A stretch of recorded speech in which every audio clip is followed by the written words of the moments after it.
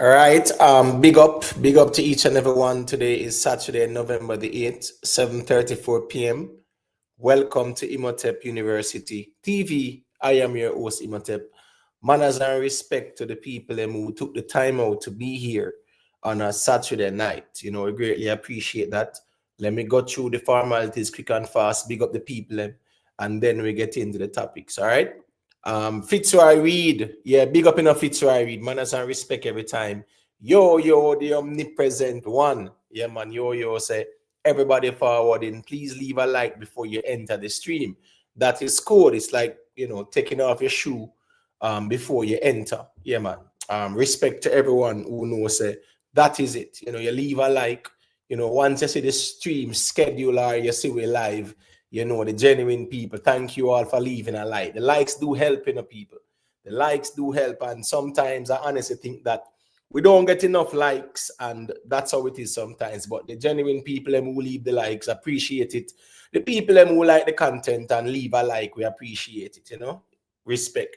Lady be official, yeah, man. Big up yourself, Respect every time. Mood man, yeah, big up yourself, mood man. Respect every time, Yeah, man, manners and respect, you see it. Mood man said, check, Imhotep University, the information king. Bless up, fam, fully. Well, so I'm not going to take the title as the information king still in the mood, man. But it go more time with us have some topics, whether it's entertainment, social commentary, current affairs, politics, whatever. And we just share some perspectives, you see it, and we're open and receptive to the dialogue. So all right, that's right there. There's always humility in general. Manners and respect every time for the continued support. Nicky Willie, yeah, big up Nicky Willie, respect every time, Gaza Ricardo, big up, Sonic Frequency, big up. Jamaica Boss. Who is this? Jamaica Boss, oh no. Is this Fly? Hold on. Which account is this, Is this Fly Eye? Because YouTube is showing me the handles them now, You get what I say? And me not really remember this a Fly Eye hour still. I'm not sure. But Jamaica Boss, big up yourself in anyway going on. Ray Will says Zaga. That is it. Big up yourself. God's X8G. Yeah, big up, I think, is this Better Days? Is this Better Days hour? I think so, But, with YouTube handles, sometimes the names that were here before is different from the handles. So, when you big up on yourself, it go. This is Rayan Williams. Rayan Williams, this, Mr. Ray Will. Yeah, man, I must Rayan Williams this, man. Rayan Williams, if I you this just confirm, and make we know what go on the next account there. You get what I say? Big up, man. Yeah, man. I think this is Better Days, if memory serves me right. I'm not sure at all, but big up yourself, man. I think it's Better Days.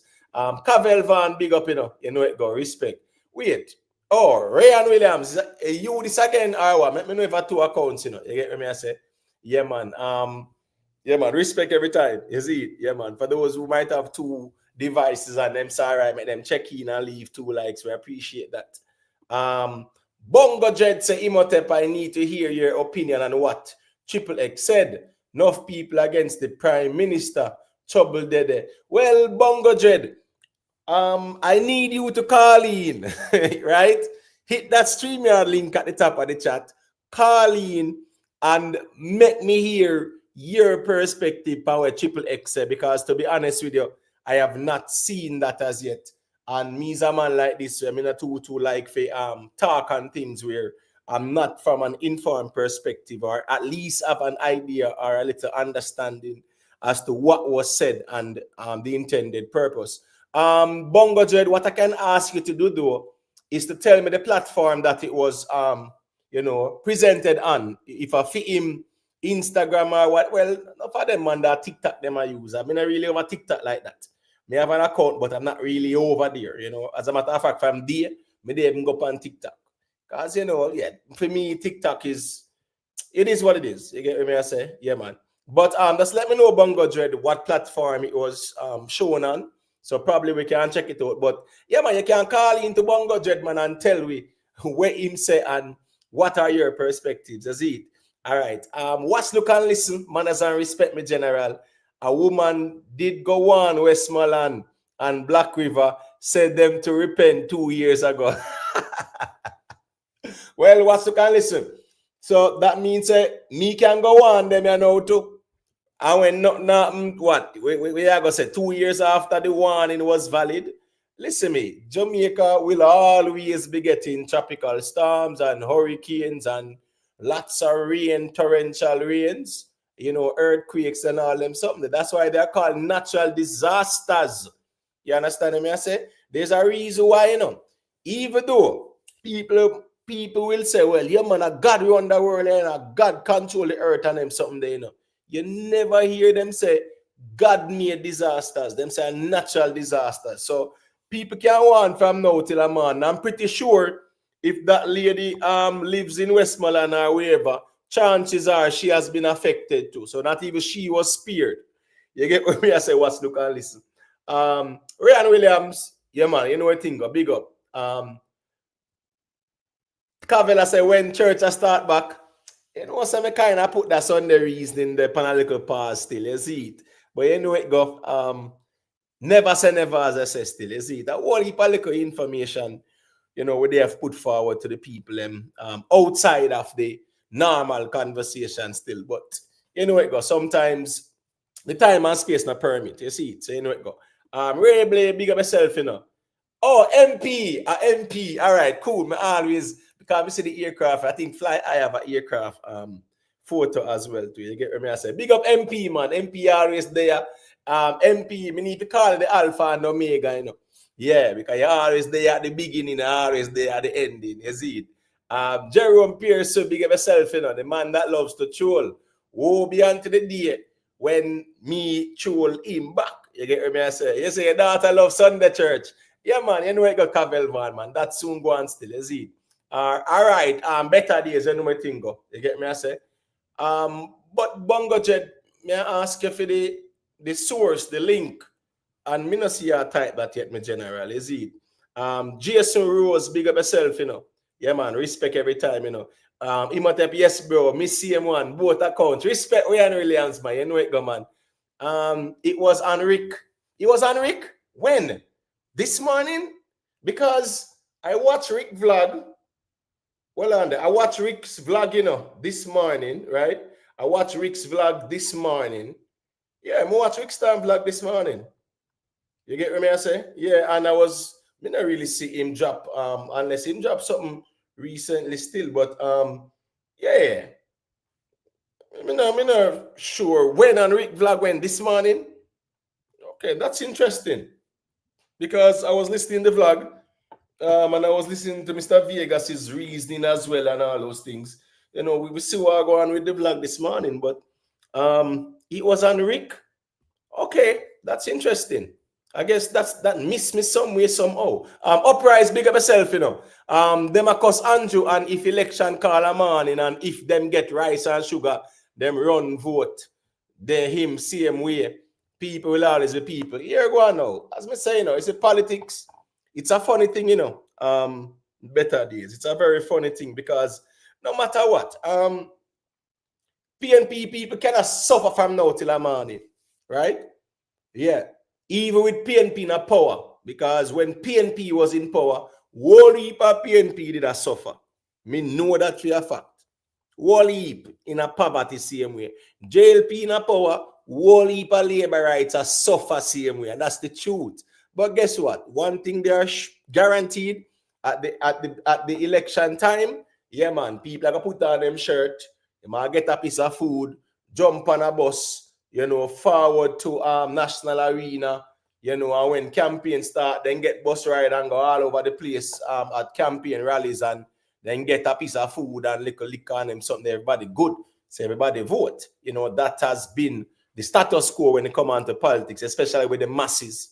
You understand me? I say it now got change people. So and the problem is that the problem I have with politics, you know, it's very tribal. Because here we go on now. You see, for the JLP people, Andrew Holness can do no wrong at all. Never see a JLP person come out and say, boy, Andrew Holness, I'm a prime minister, you know, but here we go on now. You're wrong there, so you know. You understand me? I say, I agree with that. And the PNP people, Mark Gold in them and whoever is in the PNP can do nothing wrong as well. So there's no objectivity in politics, unfortunately. But here we go on now. That's why, you know, we kind of appreciate the opposing views as well. Big up to all viewers, big up to our subscribers, big up to our silent listeners, all moderators, and big up on yourself, big up the people and wherever they're from. Yeah, man, big up the Jamaican audience, and people remember, support if you can when it comes down to, the people in Jamaica, whatever you can give, whatever you can contribute, support it. Me see Rick Storm, I promote a thing where he must send some things I had. So if you can support him in that as well too. Because you know how the thing go. In whatever way you can support, yeah man, just support. Because people really their yard now have no light, no have no water, no have no internet, right? Nothing at all. Fish out, not even food. At least a man can have food and know say, oh, light and water. Well, can't live without water still, but at least a man have food. Yeah, chances are I might have little water too. A lot of people are in certain places in the western region of Jamaica, and they are without the basic, amenities. So, let us be mindful and empathetic towards those people, and know, say, here we go, and whatever way we can support them, yeah, man, we support them. So it's a collective effort still. Can't wait for the politician them. We see the artists them are exposed all the politician them. All of them. All of them to get the flame. PNP and JLP to get the flame because here go on now. You see, me not see them put in the work like that. Them shall out every day. Yeah, all right. You see when election time come and we see the campaign go on all 2, 3 in the morning campaign rally and every politician a drive on the place midnight, 11 o'clock, 1 o'clock. Say them a go the rally there and they leave there, so I'm going back there. So yeah, man, big call back in my general. Yeah, I saw them used to put in the work when election time. So you see, in times like this, yeah, we want to see that midnight oil burn and we not see it at all. So the whole of them forget the flame because, as me say, spear politics they're playing with the people's life and well-being. Whole heap of political posturing a go on in the face of a natural disaster. But anyway, still, that's a politics. But big up to everybody with there. Big up to the Jamaican people. Caribbean massive, big up on yourself. North, South, Central American massive. Wanna big up on yourself as well. European people, and wanna big up on yourself. Wherever you're from, checking out the stream. Wanna big up on yourself and enough respect, you see. All right, I'm gonna shout out the members quick and fast. Then we get in the topics and make it bigger bigs the microphone because I think probably the first in a long time bigger bigs calling, so you know how that goes still, is it? But yeah, man, special shout out to the members, because we always appreciate the support through the membership. Boo Boo, Bad Fam, Cute Browning, One Cushman, DB, Everbless, Exit 9X, Yo, Jam One, Nicky Willie, Global Life Records TV, Moodman, Humbleman RB, Blacks All Day, Michelle Clark, Naibees, Ryan Jinjaka, Silver One, Private Figure, One Queen Lakeisha, Only Good Karma Baby, Vanny Edwards, Jerome Pearson, Sugar Nuts, Ricky Tan, The Winner, Real Simmer Music, Lynette Thompson, The Free Thinker, Stefan Henry, Vioni All, Is Addiction, Lone Star, Rick Livestream. Big up, respect for the continued support to the membership. All right, we have some topics up for discussion. Vybz Kartel Grammy nomination. Yeah, we see where the nominees were announced. I think Vybz Kartel is the only dancehall artist that got nominated this time. Last year it was him and Shensia. We are going to a little reason about it still. It's a lot going on in terms of nothing going on. You understand me? I say, yeah, the dancehall music really it's cause for concern. You understand me? I say, but we are going to a little reason about the Grammy and the music in general still. The dancehall regression. Yeah, we have to talk about it, people. I think this is one of the worst year in dancehall in terms of hit songs, quality songs being produced. You understand me? I say, yeah, man, very successful here in terms of whole heap of shows and arenas and things like that, right? Whole heap of shows, everybody, a lot of people we see doing arenas, lots of concerts, big concerts and whatever. So that in itself is a big success for the artists, but it's more like, yeah, it benefit them pocket. When an artist find a hit song, and you know, a song will cross over and song will tear down the place, that is what moves the genre. Unfortunately, from the year start, yeah, I don't think we can count 10 certified hit songs. And back in the days, all 1 week, 1 month, you have 10 hit songs in a dancer. from about August, me not see none yet. And we are heading into December. So that is serious cause of concern. But we are going to look a reason about that. Because next thing I go hear one bag of man say, I massacre the artist for the year. And I'm gonna say, all right, oh massacre artist for the year. Yo, you have 2 songs. Yeah. 2 songs. 2 songs. Artist for the year. 2 songs. Man will argue, say, this a man an artist for the year. What him do? When the music there, him have 1 song. Him have no song. All them something there. But you know the thing go. You know, we have to shed some light on the regression of dancehall. Sad to say, dancehall, and we're not dealing with the revisionist approach because, listen me, in everything, you know, there is growth, right? Yeah, and there is also stagnation sometimes, or regression, and then there's also like a rebirth or a renaissance period. But we have all a reason with that. Prime Minister takes over Odpem, Office of Disaster Preparedness and Emergency Management. Andrew Honest take it over, people, which is eye-opening in my view as well.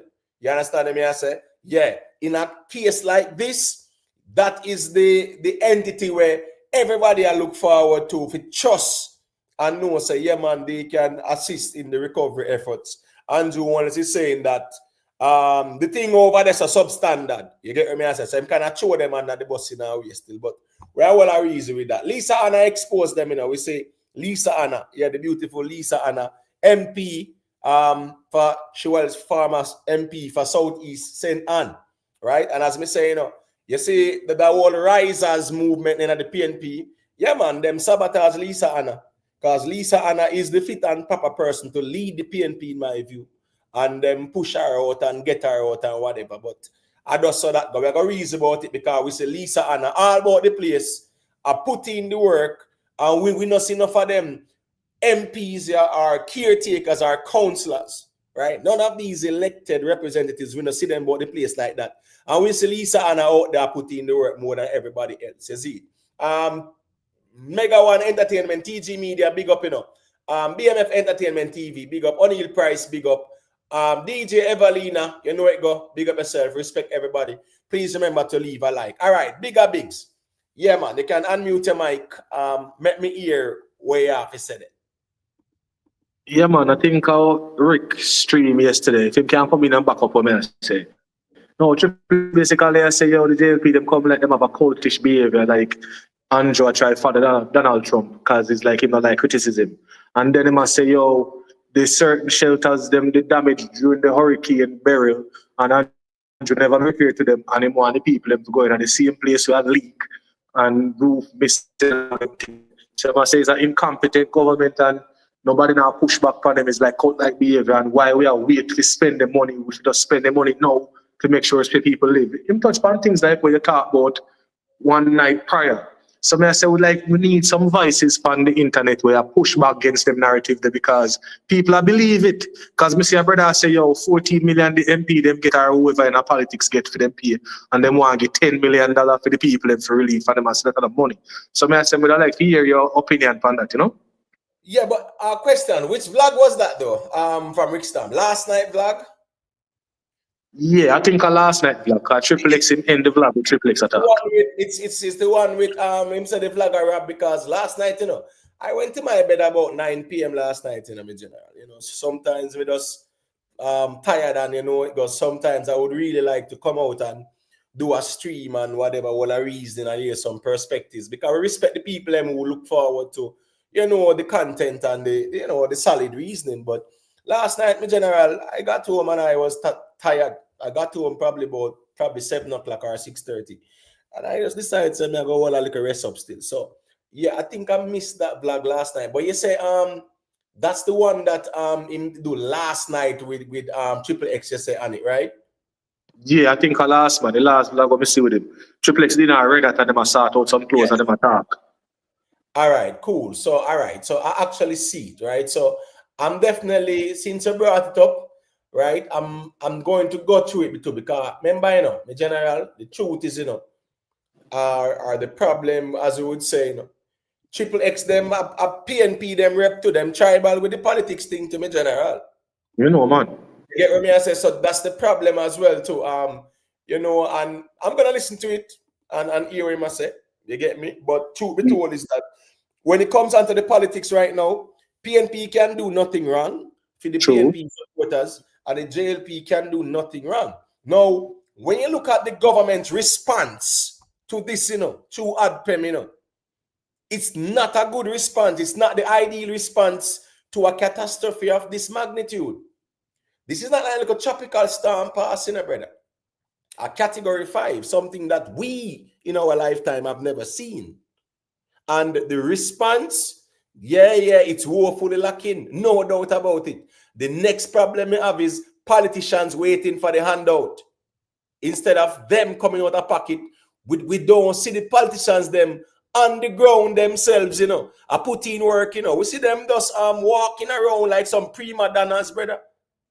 I don't know, joke thing. We see politicians going into places in their constituency empty-handed, brother. Empty-handed. Empty-handed. Well, the way how the man make it so, the man make it so like. No, I'm sorry. You can go ahead, Bigger Bigs. Yeah, the way how they make it so like the Prime Minister don't care for the people. They want to see them just drop down, you know? Because they must say, yo, if you just spend the money on no business and then later on they can figure out that. I mean, I say, yo. So the rest of the country will suffer because one set, you know? I say, nah, they did it the right way. And then they might provoke emotions. And, you know, I just don't want to see Jamaica reach a certain level, brother, because it's like a pressure cooker right now. And I feel like if Prime Minister safe too, some people attack, you see me?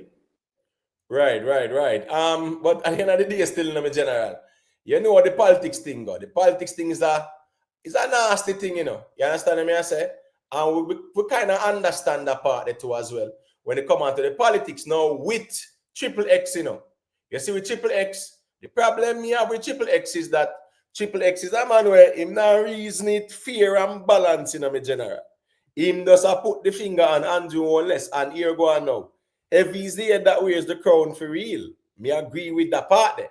You understand me? I say Andrew Wallace is the commander-in-chief, and therefore he is the one who should definitely be running this thing up in terms of the response. However, me no agree with him to take over this Odpem thing at all. I don't agree with it, you know. This is akin to like Trump saying I take over FEMA because there was a storm, a Katrina passed through and whatever. Yeah, I don't agree because guess what happened to now? In this situation, the Prime Minister have a lot on him hands, you know, Bigger Bigs. He have a whole lot on his hands. And he have got to take on this responsibility of Odpem right now. And then now throw the rest of people them under the bus. They said they're not competent enough. Listen me. We understand. No, I said I understand because you know what it's going to lead to, you know, because I'm also saying one for being in charge so you can watch over the money to thief it. Well, then give him the flame with that. Because as me I said, the amount of responsibility where a commander-in-chief have after a natural disaster, I'm not thinking to take over the Odpem because he's the commander-in-chief. So ultimately, he is the coordinator-in-chief. So in the need for take over Odpem like that, because when you do that, you know, you are showing that the people who are there are not capable enough to run the thing. Right. You understand me? I said that you show the Jamaican people in the time of a natural disaster situation. So me not agree with that, but me know say you see the JLP people them are go agree with it, nothing wrong with it and this and that and whatever. But in this time when the Prime Minister is overwhelmed with so much going on, him not supposed to tell we say Odpem is not capable of running itself or say the management structure is not competent enough where him have to take it over with a one bag of other portfolios and the whole responsibility of the country resting on his shoulders. That in my view, it don't look good, my general. Yeah, man, you're right about that, man, because a good leader is supposed to delegate, him not supposed to run and take up everything by himself. Yeah, so, as me say, you know, it's just my perspective. I mean, a man like this, my general. If PNP forget flame, them forget the flame. If JP forget flame, them forget the flame. And if the wall them forget the flame, them forget the flame. And that's the reason why I'm not too. All right, you see, if only political things are going on entertainment. Me more talk about it because the politics think tribal. Entertainment think tribal bad too, you know. But the politics think tribal because some people feel like say you can't call out the foolishness too, irrespective of who I do it. I mean, I'm not gonna lie for them still no kind. We touch on that still no kind. I say, like for example, I say with the JLP, them not like they admit nothing because PNP can say, yeah, money they taking out the light bulb scandal and that wrong. When I say if you bring up royal weed and say, boy, royal weed thief money, them I say, but them thief money too. So I say, you know, I try to use same balance. But I say my PNP still. Yeah, but the thing is that royal weed conversation. Yeah, of course, Royal with a JLP, whether we like it or not. Him a JLP and he was corrupt at the time based on the allegations when they on trial for. You understand me? I say? That's what they are saying. Him corrupt as Minister of Education. And the funny thing is, this is someone I met personally, you know. Yeah, he's a great personality. You know, when he was principal of JC, yeah, man, I met him. Trust me, he's not a man to go on like him more than nobody else and stuff like that. But to see him caught up with the whole Caribbean Maritime University scandal, him and what next on him, Fitzpinnock and whatever. Yeah, that's still corruption, but here we go on still again now. You see, you know, say that not look good in a G, right? But a real responsibility that when I think of the JLP, Andrew won't say, yes, man. I stand responsibility for rural read actions. No, brother. A rural read a quote now because of him them say to stand responsibility for him action. So me understand the corruption going about the place, brother. The traffic bureau. Remember traffic bureau, brother? Remember Manhattan Phelps and then sitting with the JLP. A whole corruption going on. Remember Operation Pride after brother. Remember the zinc scandal after Gilbert and general. You see, corruption is a thing that permeates our government and our society. And that's the truth. Some people turn a blind eye. Some people are afraid to speak up. When was the last time you hear a whistleblower say anything? When was the last time you hear an investigative journalist expose a scandal? Who all them afraid? We have them thing in Jamaica. Then that me and show him. All right, watch this now. You remember when Snowden, right? When Snowden did drop the WikiLeaks and Julian Assange and whatever. Even let's fast forward to modern day over Israel. I think the prosecutor general of the military resigned and leak one video, right, of Israeli soldiers abusing Palestinian detainees, and it's a nationwide scandal in Israel, right? You have so many different exposés. You have investigative journalism. Who in Jamaica is doing any investigative journalism these days? We are talking about exposing corruption and exposing. No, everybody afraid, as me said. And the people who are public servants as well. I'm just one who say them a protect them job and them something they still and then get them pay every month and them good. Where I no see art no leap, see I'm blind here and deaf. That's the Jamaican culture. And that's how we stay. 1 second, the bigger bigs. Nicky Skill, you know what going to big up, Kenny Marshall, respect, Yeah, man. Tolati, you get what me I say? We letting people import without duty. Some business people will do for profit. Well, here I go on. Now, let's look at, say, me not really care if the business people are going to exploit it. We just want to know, say, people can send down things towards the relief, right? And it doesn't cost them. So, yeah, you see, sometimes we have to look and see if the glass is half full or if it's half empty. And look and say, all right, some people might exploit that. However, the greater good is what trumps the situation still, Tolati. J Views, you know it going, big up yourself, Beer back, respect, you know it go. J Views, you always have some solid perspectives. We appreciate that. Ken Rye Music, big up yourself, respect everybody we check in. O'Neil Price and the ones them.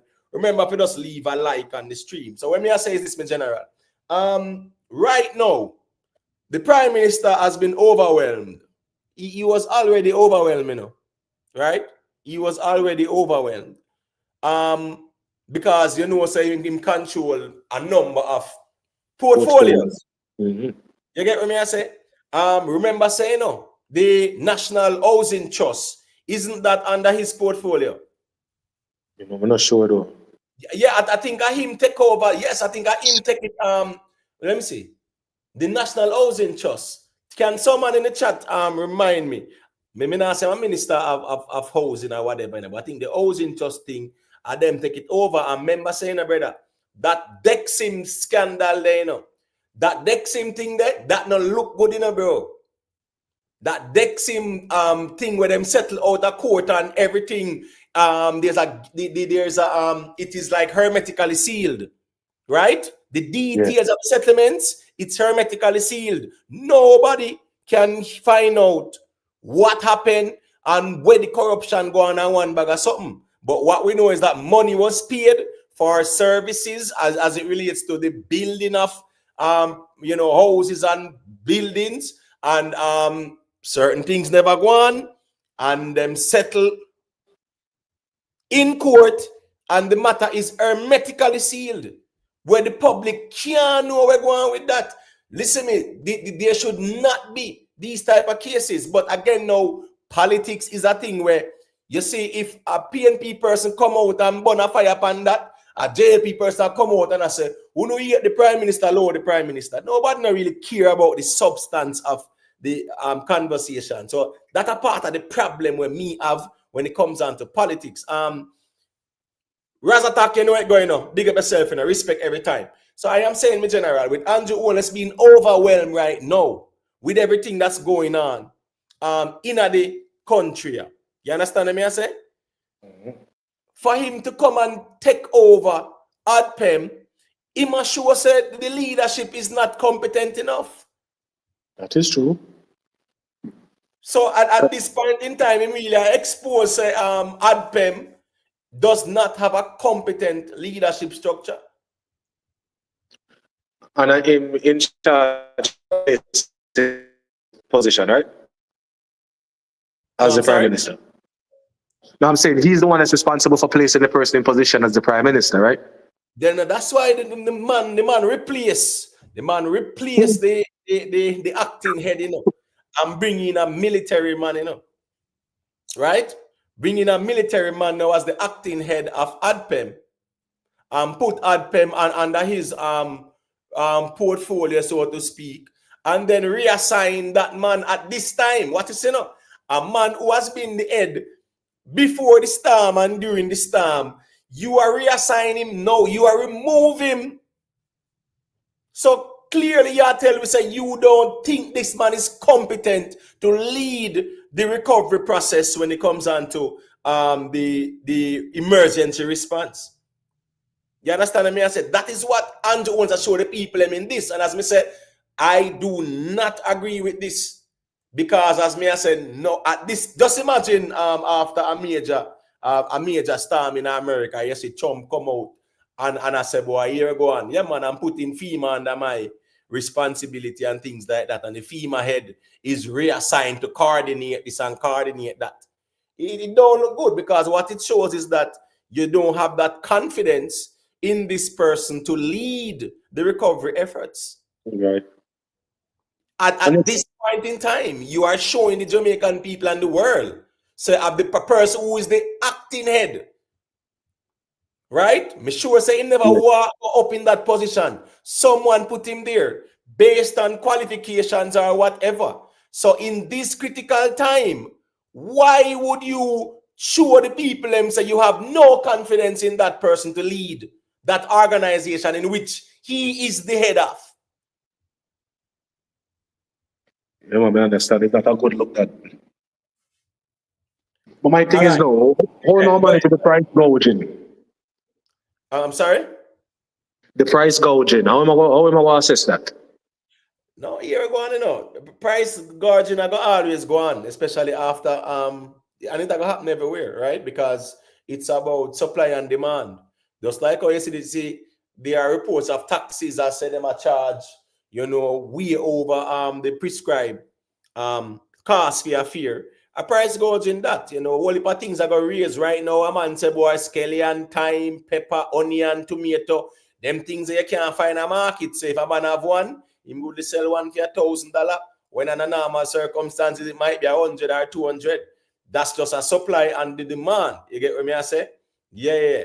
Beerback, me understand the scale, you know. But when me I say, the man who is the head of Odpem, you put him there knowing say, no matter what scale, you see him as competent enough to lead. And at the same time, again, the prime minister ultimately is the head, you know. So at the end of the day, he don't need to replace the man there and bring in the man there and take over the thing and things like that.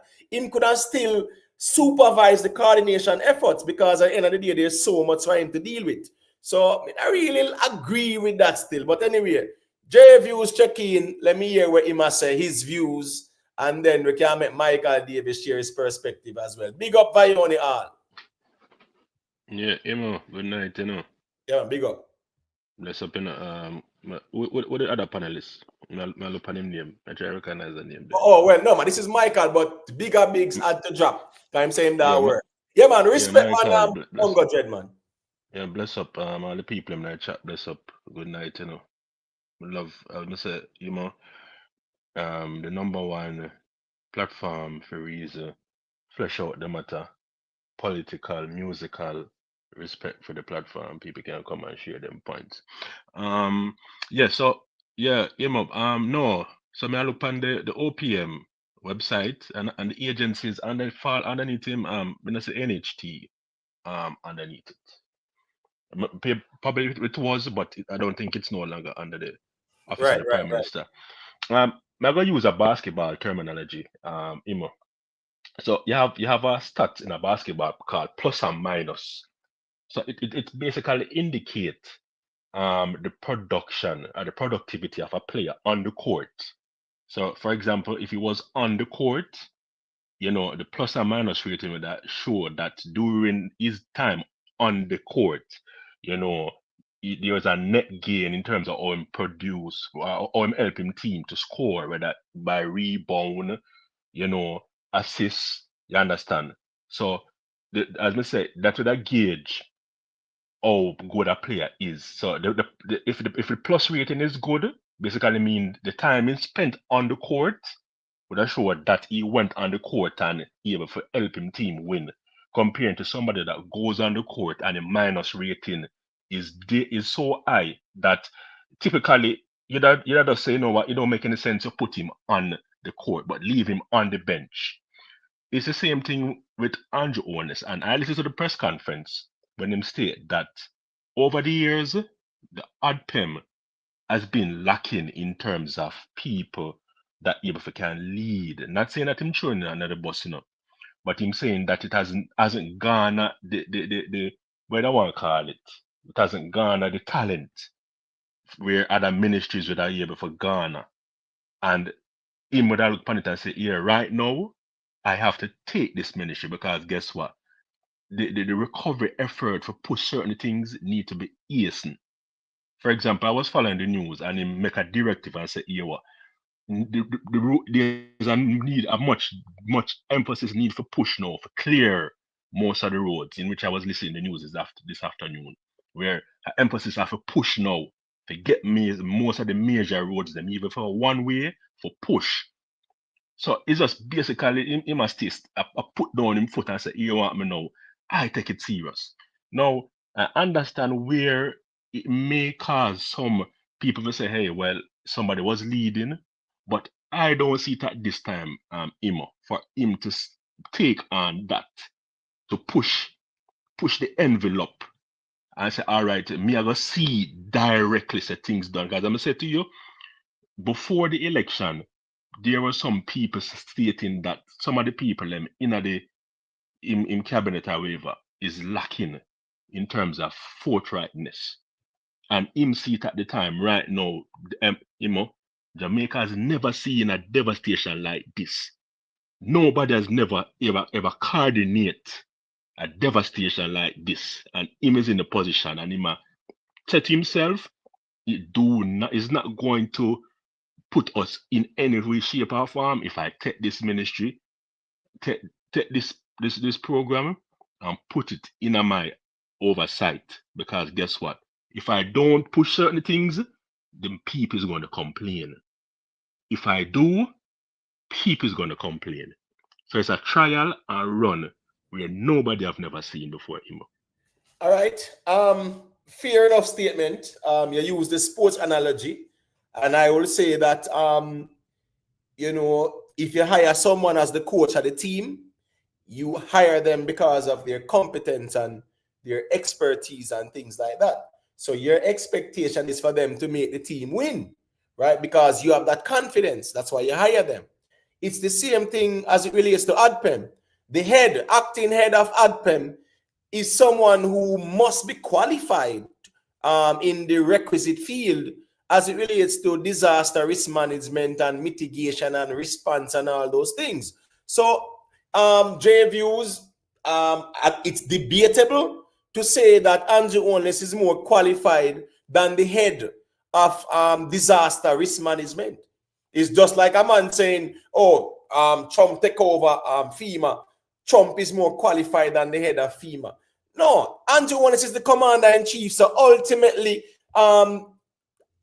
this organization has to report to him as well. He can supervise from where he's at as well. What I'm saying is that to take it over like that and replace the acting head with the next man from out of the military and things like that, it shows that you don't have the confidence in this person at a time of national crisis. So why was he there in the first place if when the time comes for him shine, you move him out and say you don't have confidence in him?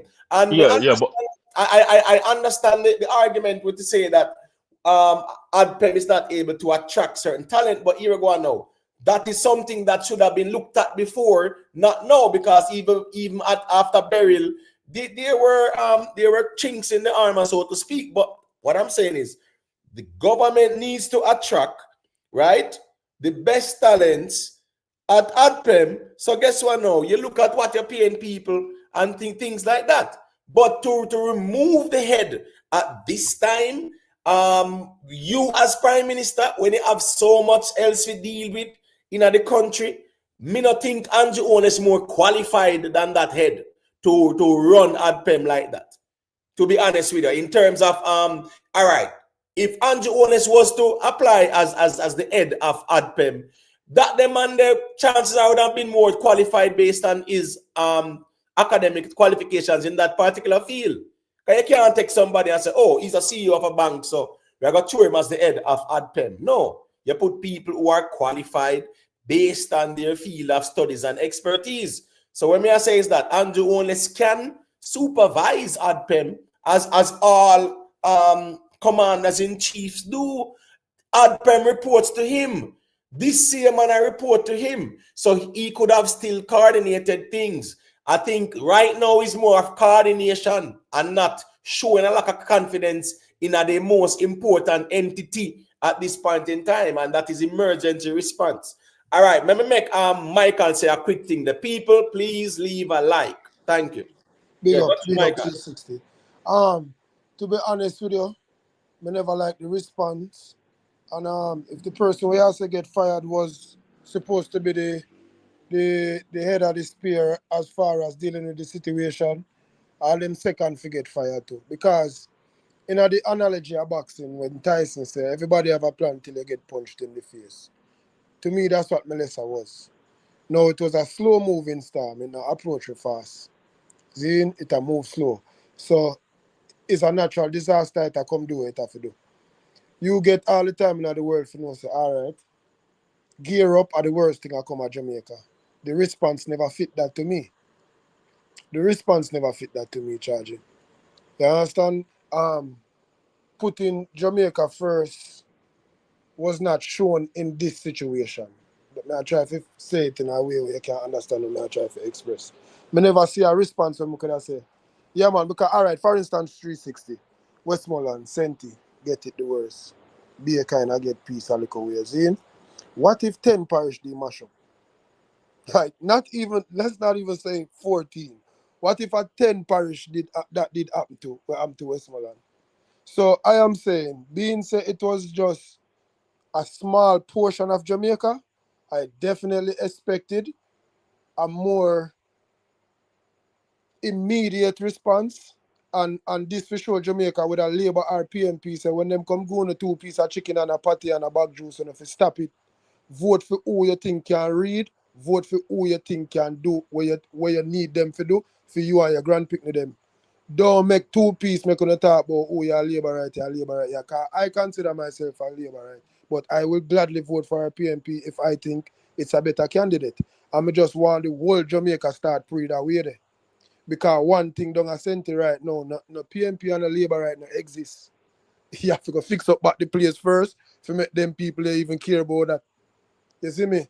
When the roof them blow off a man and help a man, him not care what him is. So it is a wake-up call to be short when the 360.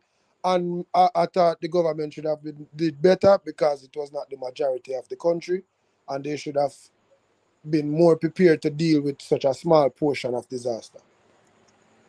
All right. Well, it's a 7.7 billion US dollar estimation. So it's $1 trillion that Jamaican. So that in itself, highlights the magnitude of the devastation.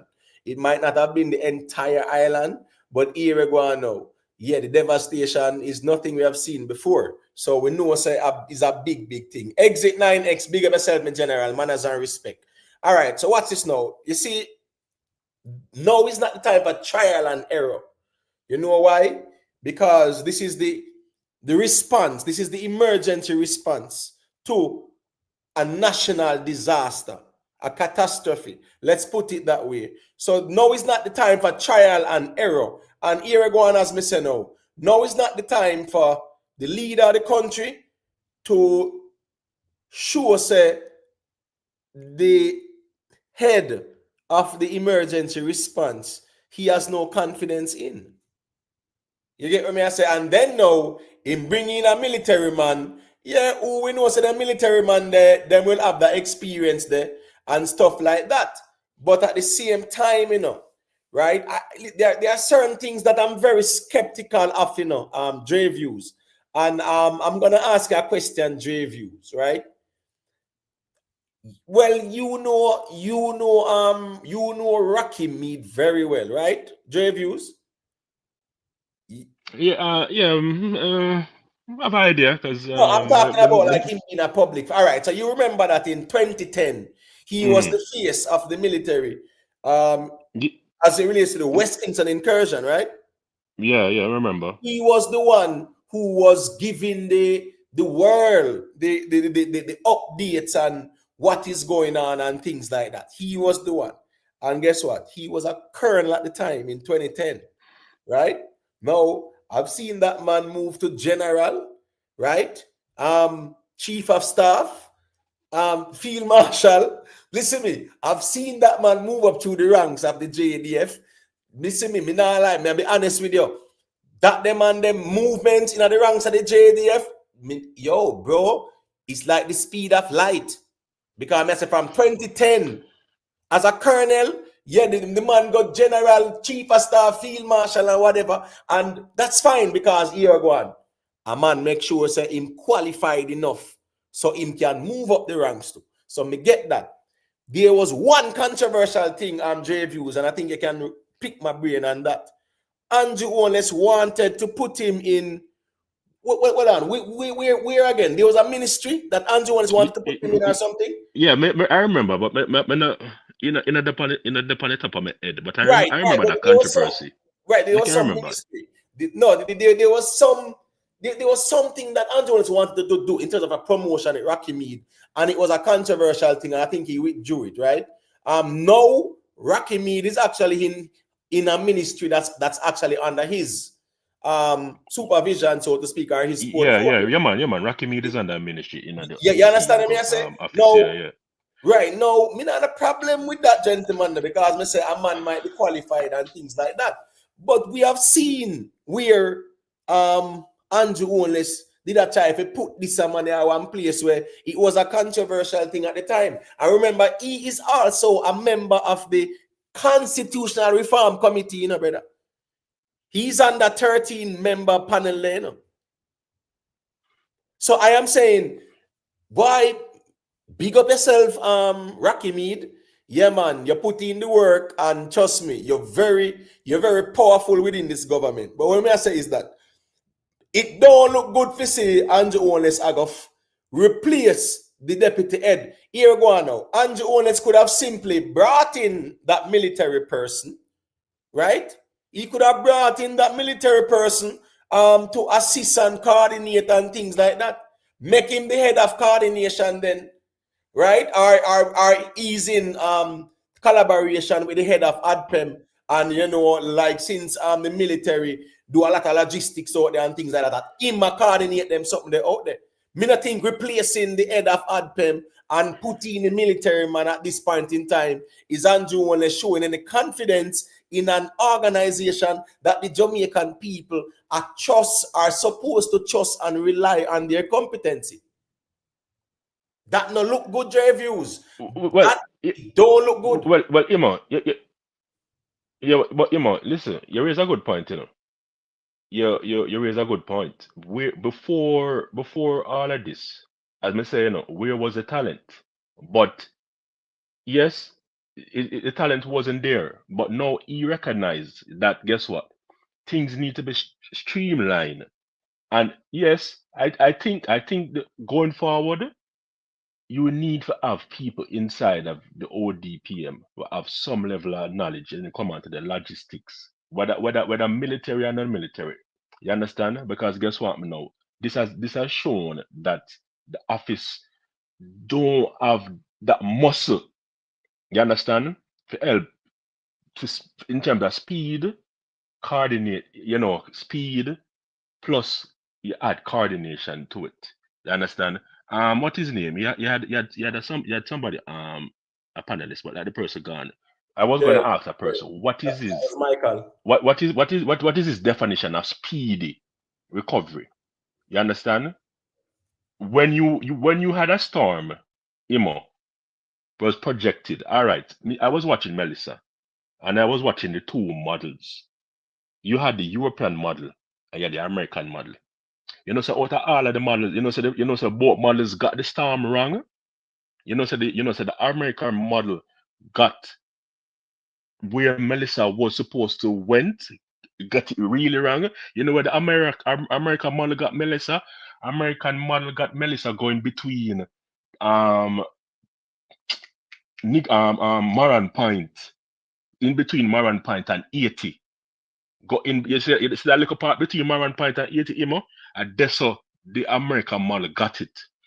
You know where the European model had Melissa projected, passing the southern coast and wrap around Niggle Point out of the sea. None of those models got the initial stage, got Melissa to make a direct impact on Jamaica. You understand? So if you don't have that in your forecast, how can you plan to say, all right, I just saw it come when few days ago, maybe a couple of days ago, they said that it was going to hit somewhere between Port St. Catherine and Clarendon, and then it shift. So it was a cat and mouse. So all right, fast forward. You would have still able, still able to put some resources in place and say, all right, if it reach down there, so we're gonna try the very best. But you can't say the response is not quick enough. When if you have look at Jamaican history, that really and truly we have not been tested by catastrophic internet, We have not, other from I think you drop out, J Views. I'm not hearing you now, If you're hearing me, I'm not hearing you. Chat. Yeah. Okay. It looks like it might be J Views. Yeah, J Views. I'm not hearing it right now. You break up. So as soon as I get a chance, I can log back in and continue to share your perspective. All right. So the thing is this now. The response so far, yeah, we see a lot of work being done, Is it adequate enough? I don't think so. Do we see all hands on deck? Me not think we see all hands on deck at all, because we see the politics at play, we see the tribalism, we see Mark Golding go down certain places, right? And what him go do? Him go make sure par with the him go make sure him go par with the PNP person. You understand me? I say, yeah. Big up yourself, Alex Rockstar. You know, you got big up yourself. All right, let me just share this thing out for a second, right? Because yeah, we see Mark Walling go down there, and him just decide say, the PNP person, him go link, right? Caretaker. So where is the member of parliament as well? No, nothing wrong. In times of these, we need the unity. We don't need no tribalism. But let me just play this and then I'll give you back the mic, J Views. I'm gonna show the people themselves from even this start, from the hurricane pass and gone. Tribalism politics start to dominate the space. The JLP MPs, them, you don't see that link there with the caretaker and the MPs. You don't see that show a unity there in the constituencies. It's like the MP do what him do, and the caretaker do what him do. And there's in some instances even some squabble where Mr. Dewey and Vaza said that's George right, take away the whole of the goods them, in other words, and gone with it, and him don't even know what going on, and him at the MP and things like that. So that's how tribal the thing is. But let me play these people, and then now I'll give Dre Views the mic to finish his point.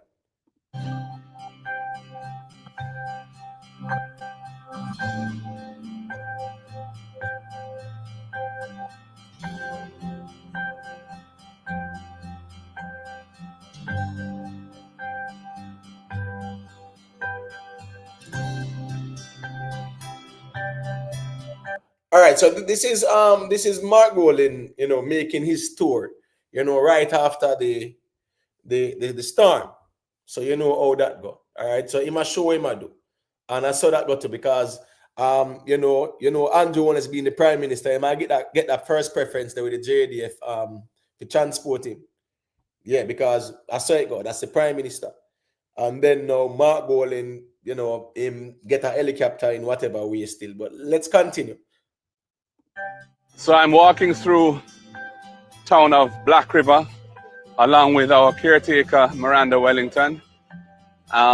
It's Saturday around midday, close to midday. And all right, so this is the first problem we have.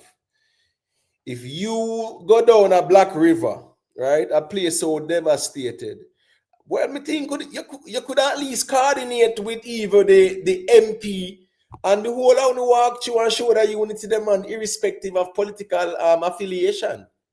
You understand me? I say, yeah, me just not feel like said as there is that need for you and the councillor.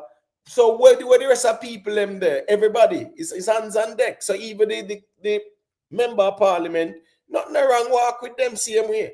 This is what we see going on right now. PNP people are linked with only PNP people, and JLP people are linked with only JLP people. I saw a photo of Dayton Campbell and Christopherton, and it's a good look where Campbell is commending Dr. Christopher Tufton for the field hospital, right, down that side.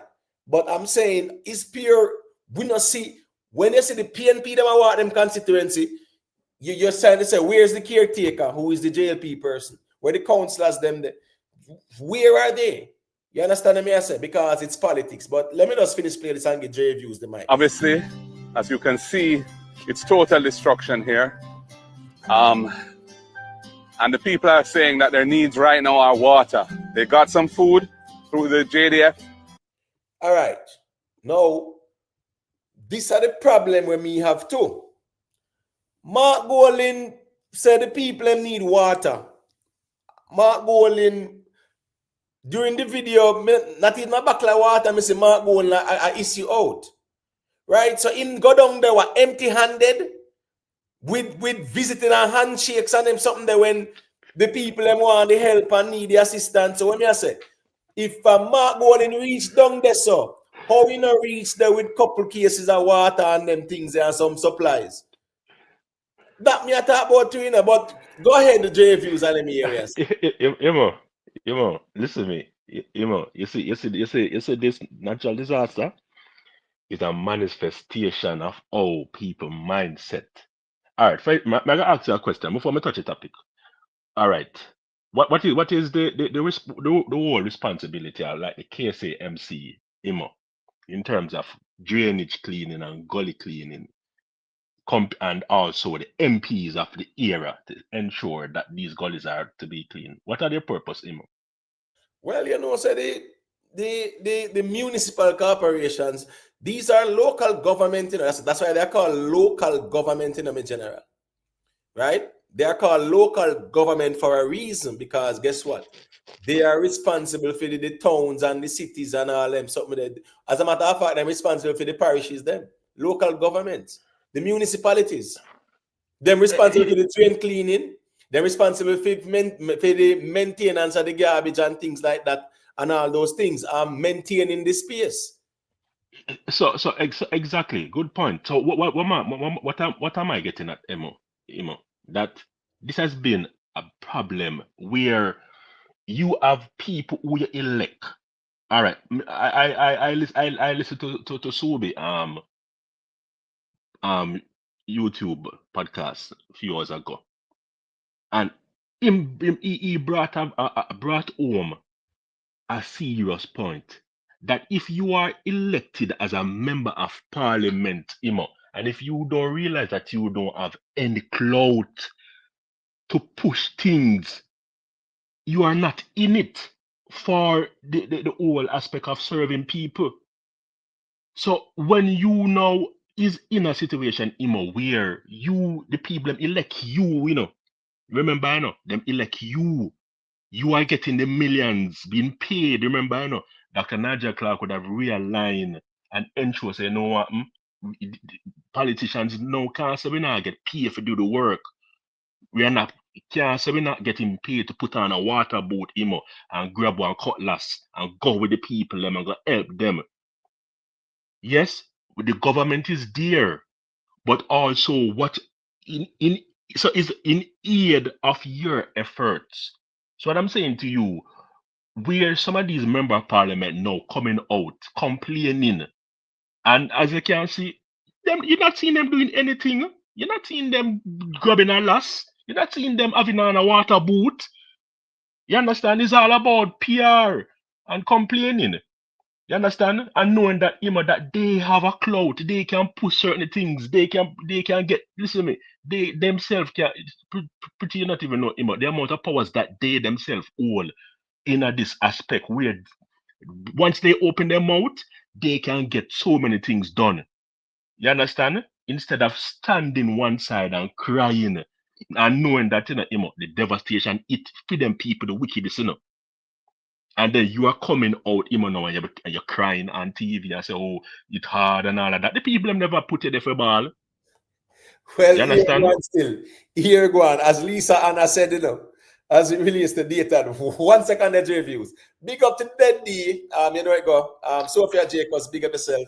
Remember to leave a like, people, respect. And if for those who are new, I might want to join the panel as well. The link is pinned at the top of the chat. So thanks to the moderators as well for dropping the link in the chat from time to time, because sometimes people are pass through and they might want to share some perspective. Them they even know how the platform run as well, because a lot of political platforms, they're not really open like this, where anyone can call in and share them perspectives. But I just saw that go. But here go on now. I understand where someone can be very passionate about certain things, right? I mean, leaders do shed tears for whatever reasons, right? Yes, leaders do that. You have leaders who really break down, or even a couple teardrops will run down them eye and whatever. So me now go bash anyone for no say here go on now. That is how they feel, because one thing I can't do, I fake the crying like that still. Well, when you shed the tears, it's a natural thing that's still in there, brother. For the tears reach your eye, you can't fake that in a G. That is sitting where you can't fake. So you can see it's a natural expression, a natural emotional expression.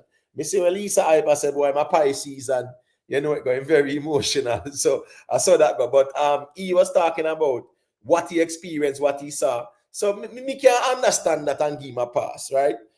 Me understand in leadership in times of crisis, you must not show any sign of weakness. But shedding tears is not a sign of weakness at all. You get what I say? Yeah, it's more of you see where you see, and you really feel a way about it, and it gets you emotional. You get what I say? But Yeah. shedding tears is one, But where's the effort you have? Just as how you come on video and I shed the tears. Where is your push to show the effort, You understand what I'm saying? So it's a balance, You're showing the opposition leader, and all of these tours running and attack off your mouth. You're not seeing the effort. You see him now. You see him in a water boot. You see him with a cutlass in him hand. You understand? You see him give anything. So you have to understand, it's all about empty talk. Where is the people them really need assistance? So yes, you can complain, but yet there's nothing showing. Nothing is showing in a little tangible way. So you really push out the effort, but just a complain. Right. All right. So yeah, I agree with that. Say ball if you want ball, But here we want to see you on the ground in your water boot, your cutlass, your chainsaw. Yeah, and I make the tree them ball and them something them. If you see I put in the work as well. And at the same time, you also coordinate things with even caretakers and other councillors and everybody, all hands on deck. Right. It is an opportunity as well for a lot of political posturing, photo ops and things like that. Watch this now. After a natural disaster like this, me want to see Andrew Holness out there too. As the leader of the country. I show the leadership there. All hands on deck. Mark Golin going out with the handshakes, not help when people want water and food and clothing and shelter and them something there. So you going out empty-handed, how that makes sense. We see a lot of MPs walking up and down the place, empty-handed, brother. Empty-handed. I remember last year after Hurricane Beryl, I think, it was Mr. Bunting out there, a quarrel about, said the National Works Agency don't come up the side of it and blah, blah, blah. And he was well dressed and them sitting, not even one last in him, and people try to chop and trill him. So I'm saying, whenever these situations occur, right? Yeah, we want to see the politicians them out there, I put in work. We're not talking about the photo ops and going around and shaking hands and things like that. So I would have expected Mark Golin to step out, brawling with him first box of supplies, with a little water, whatever. May I see ordinary Jamaican help one another. I see people like you, I see other social media vloggers ask a donation. You understand? I see the entertainers, them are do for them thing, You understand what I'm saying? You see this catastrophic devastation in Jamaica, it is going to highlight the real era them, It's when everything done and put on, one trophy. This is going to highlight, the real eras of what Jamaica has went through. Because I'm saying to you, if you was chosen, to serve, and if you don't think you have any clout by just open your mouth and get things done, you weren't in it to serve, You understand what I mean? Because the ordinary Joes, will have less. What the word? The less give me a term, The persons who can lead. The person who can what? Give me a term in terms of persons who can able to garner leadership by them presence, by them affiliation, who them know, them network, them something there. Right. So I'm saying to you, these people that they put to choose as member of parliament, and remember, when I say to you, your last podcast, when I say to you, that remember, running up to these elections, some of these politicians or MPs, would have sowed the seed to the people, like things are going to be quick fix. But see, come a hurricane that show a highlight, say, yo, things is not a quick fix. Go to the people, and tell them the real thing. Go to the people, and let them know, say, guess what? This is not a quick fix. Me giving a bottle of water today, I could probably give a bottle of water the next 5 months from now. This is not going to be a quick fix. You understand what I mean? And I don't think they're even telling the people the reality, because to be told, some people shocked still, And in reality, the majority of the masses in Ima, that this is going to be probably one next 6-7 months. Yeah, I think it might be longer. I think it's gonna be longer still. Big up these are nice, 777. Respect every time. You know it go. James Bond, big up yourself, You get me? Yeah, BMF. We saw Andrew One shaking hands too. And as me say, we want to see we leaders them with couple bottle of water and some things I carry or give the people them. I distribute to the people them. Nothing. That is what leaders do. Listen me. At least bad to bad, Which hurricane was it in Trump's first term? In Trump's first term, there was a hurricane that ravaged Puerto Rico, right? And at least the controversy about Trump was that in go down they go fling the antowel give the people them. I think of Hurricane Maria. Maria, right? Thank you. So Maria devastated Puerto Rico, and Trump left America, the American mainland, and went down there, went down there on the ground, right? One bag of issues because Maria mashed up Puerto Rico, right? Up until now, certain places they have fixed back. And Trump left the United States, went down to Puerto Rico, because Puerto Rico is a part of the United States, but geographically it's not tied into the mainland. Just like how you have the Hawaii them and certain countries, right? Guam them and them place, they're not connected to the mainland, but it go. But my point is, Trump went down there, and yes, there was a controversy. If you say him a fling the antowel, give the people them, but he went on the ground and he wasn't empty-handed. No, what I say is that Mark Golding up on the ground, empty-handed. Andrew Wallace go up on the ground, empty-handed. One bag of pulsar we see on the ground, empty-handed. Empty-handed. And listen me, yeah, we see them distributing things where people might give them or whatever, but a lot of empty-handed politicians are on the ground. Miss T, perfectly imperfect, big up yourself, you know it go, respect. You see, all the people out there want to big up on yourself. All right, what I'm saying is, right, empty-handed, Mark Golding, going down to shake hands at this time. Nothing wrong, shake a hand, but make sure you have something to give the people. And the problem is, people are not calling out these politicians because they are partisan. You cannot go in a disaster zone empty-handed. If you smile and shake a hand, how that makes sense? And then you tell say the people them want water. You tell say them want water. And at the end of the day, you go down the empty-handed, and you want to say empty-handed too. Listen to me. I saw even Isaac, right? I saw Isaac Buchanan too, I could have sworn. I saw the man walk through one area, empty-handed too. I remember at East Portland, at East Portland, him in charge of, them. That was a shocking upset, one would say, right? Yeah, one would say that's a shocking upset because, him defeat Anne-Marie Vaz and things like that. But my point is here, right? Let me look for this thing. My point is, no politician should be walking up and down the place empty-handed. And as it relates to the response, though, yeah, the response, no, it doesn't look good.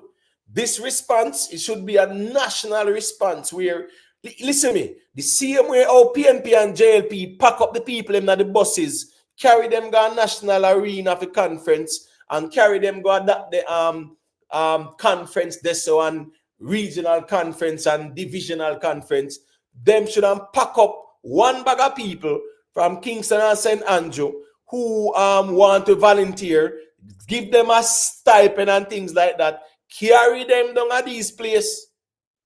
You get what I say? Carry them down at these places. You're supposed to have some son them sitting there, bust them down there at daytime. As they reach a roadblock, yeah, that get gang. And yeah, I want to line up things. People should be flooding down to these places. The same way how they can bust them around. When a politics time, that is logistics too. Me understand, say the road them block up. No, yes, but here we go on.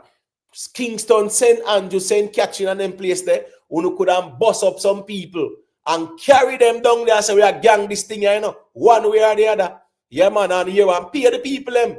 Right now, we're supposed to have 100,000 people from Kingston and St. Andrew and St. Catherine. Don't let them place there. I help we clean up on them something there.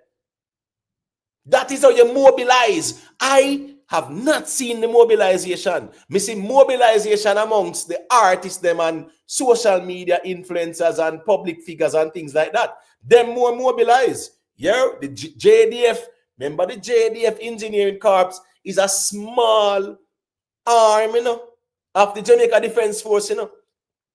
JDF Engineering, I don't even think it have 1,000 people in it, and no joke thing, you know.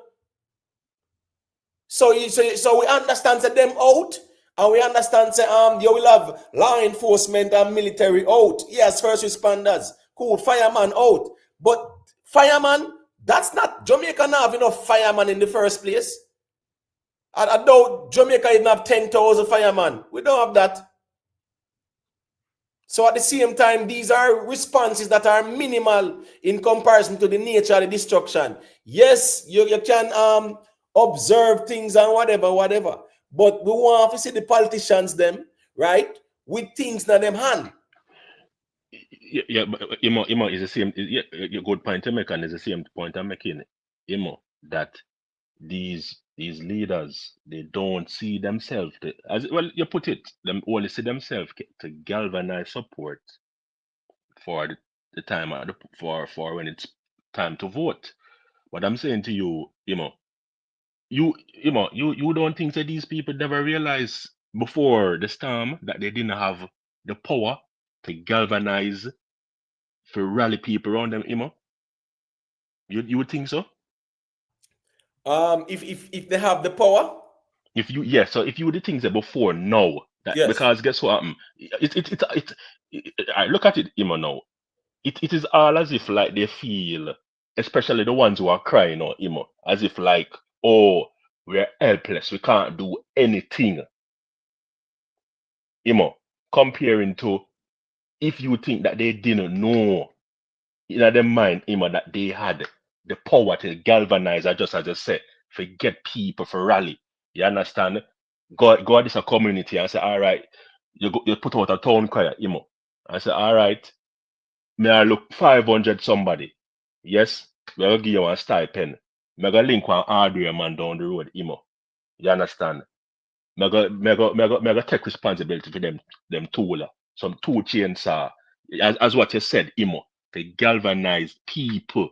So I'm saying to you, if you don't think they had it before, and now the situation now is showing, that really and truly, they never really in it to galvanize people, other from getting votes. If you understand what I mean. Yeah, man, I was just about to say that election day, I think them say, well, over 400,000 people voted. Right? Or something like that, them say. Yeah. Right. So it was about what? 33% of the registered voters. But the point is they could organize and centralize and galvanize the voters to come out and vote for them. Right? Whenever there was the election campaigns, you see the buses where them do what? Organize and centralize and galvanize the people to go to these conferences. So what I'm saying is, in a case of this magnitude, this should have been all hands on deck. First thing first, buses galore, JUTC buses should have been transporting people. They should be saying, right, listen me, we will need people quick and fast. We're not talking about I must say when. No must say Wednesday or Thursday we hear Minister Green just say, no, them a create what they call it, like what they call it again, man? People who want to volunteer, right? Yeah, they can sign up and things like that. I'm just saying this is an emergency response. So here we go now. People, thousands of people should be heading down there at those places. And a joke thing. Government a bust them and everything, carry them down there, give them some cutlass, give them some garbage bag, give them some chainsaw. Yes, man, I want to go and put in the work too. And a joke thing, because we see where the artists, them, and the social media people, them, were able to reach certain areas before government and them, something that we're talking about, like people are leave and I say, yo, them are go help. So I am saying, my general, you see, the way in which, I mean, not talk about no government, because listen me now, when it comes on to a situation like this, Mark Golding supposed to come out and pocket and spend some money to fiend pocket, right? Yeah. Fear say make him go and help. Andrew One is supposed to come out and pocket too and spend some money out and pocket to brother and say, I'm gonna do this for the people. Yeah. So for those who might be arguing and say that's not how it works, and it's a procurement process and checks and balances and government money can't spend. So we're not talking about no government money. We are talking say in a case like this, nothing wrong for them. So all right, I'm gonna take $1 million. You understand me? I say, yeah, I know. So I'm gonna spend this out of my pocket. But you touch a good point. Say there were actually people on social media. Make I speak in general, YouTube, because I'm a big viewer of YouTube platform, and say there were persons from YouTube would have gone to affected area to assist even one person than the persons them who is elected that is in the area that they serve and go help a people before even the member of parliament of those era, would have even go out and did anything. Right. And these persons, I travel from maybe like from Kingston, St. Andrew, and then put gas in their car, and then throwing them chainsaw. And as I said, them reach a roadblock and 2-man jump out and roll out that stone there. 2-man bops and 3 cut down and 3 move, and then find them way and they say, all right, the first person I see, I give them something. And the persons them who is elected to serve the area, I wouldn't know if they're in the area or not. But these people reached there before them. And I help. Yeah. So I'm I say to you, say, yo, these people did not see the opportunity to go into the trenches before the storm. You understand? Before the storm, these people did not see themselves as these type of leader. You understand? These people never see themselves say, you know what, other from the government resources, Cutlass. Have you ever know anytime last and cutlass and machete shot in Jamaica? No, sir. All right, my general. And I can better say there's so many arteries right now, you have them plentiful. And maybe some of these arteries that would have hit by the storm, and because they can't open because of water and light, and some of these arteries that have closed. These things are inside there where you could have get them to use to able for even bring back some of these areas back online, because say you need to clear some of these roadways so GPS can go in. You understand? So I'm saying to you, it is a multiply effect. Where, as I'm saying, these people sow the seed of, guess what? I'm a member of parliament, and it's all about waiting on central government, and I feel helpless. I don't need to do anything else until government come.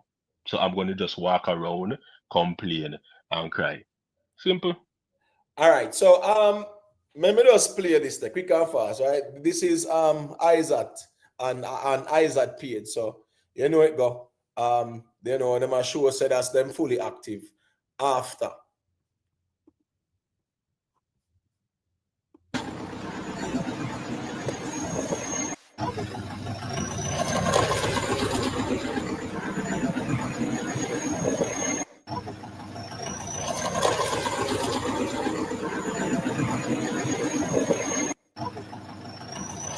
All right, so this is Isaac. That not show nothing. This is Isaac a hold on the front of him backhoe. Just for a photo up, as a matter of fact, wait a minute. One man of a saw. Cool, me like that, right? Now make me look and see what Isaac have. We are looking to see what Isaac have,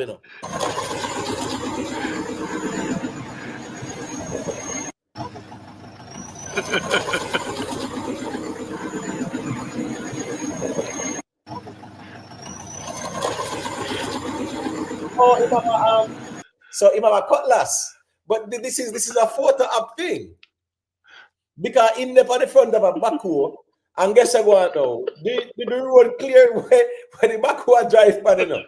Right? So I'm saying when the him carried it, somebody couldn't take that space the pan backward. And it's dangerous, it's a dangerous thing that. But this is But him on the front of a backward, just for a photo up. But 1 second the J views. Let me just play that part. yeah.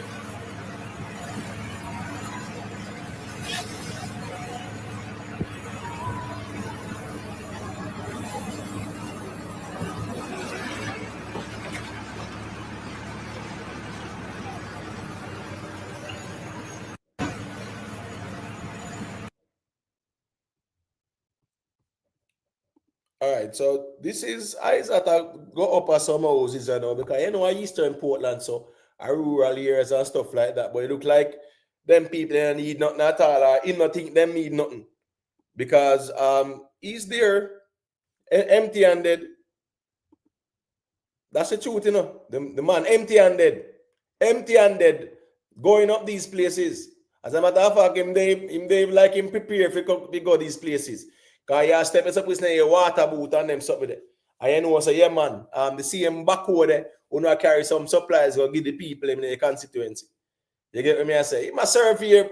Then give Andrew a mark the same Grace no say them a survey damage. What you mean survey damage? A survey damage, one stone to kill two birds. When it's supposed to help out on the pocket, the whole of them can help out of them pocket. Everybody are wait on the public purse. We not talk about government money because a taxpayers' money. And we need to stop saying government funds. Taxpayers' money. A taxpayers' money. The same people who are affected are feed them money. And everybody is sitting down waiting on that money. Nobody now come out of pocket like that. We spend no money. I ain't no joke thing. The whole of them. Andrew Only, Smart Bowling, all 63 members of parliament, them should come out of pocket and spend something. And stop squabble over how much you must get on them something there. Of taxpayers, the public's purse. There's some other problem, J views. But you know, that few little video footage that I set, but that don't speak much because I'm not seeing no much devastation where I'm going. Where I'm going look lush and green. Yes, me see on the roadway maybe 1 and 2 banana tree, but that's not the what is portrayed to other sections of the media in terms of how the hurricane that ravaged Westmoreland, St. Elizabeth, Manchester, Hanover, and these places, Trelawney, Montego Bay. You understand? So you have to see, you know, still, you know, Imo.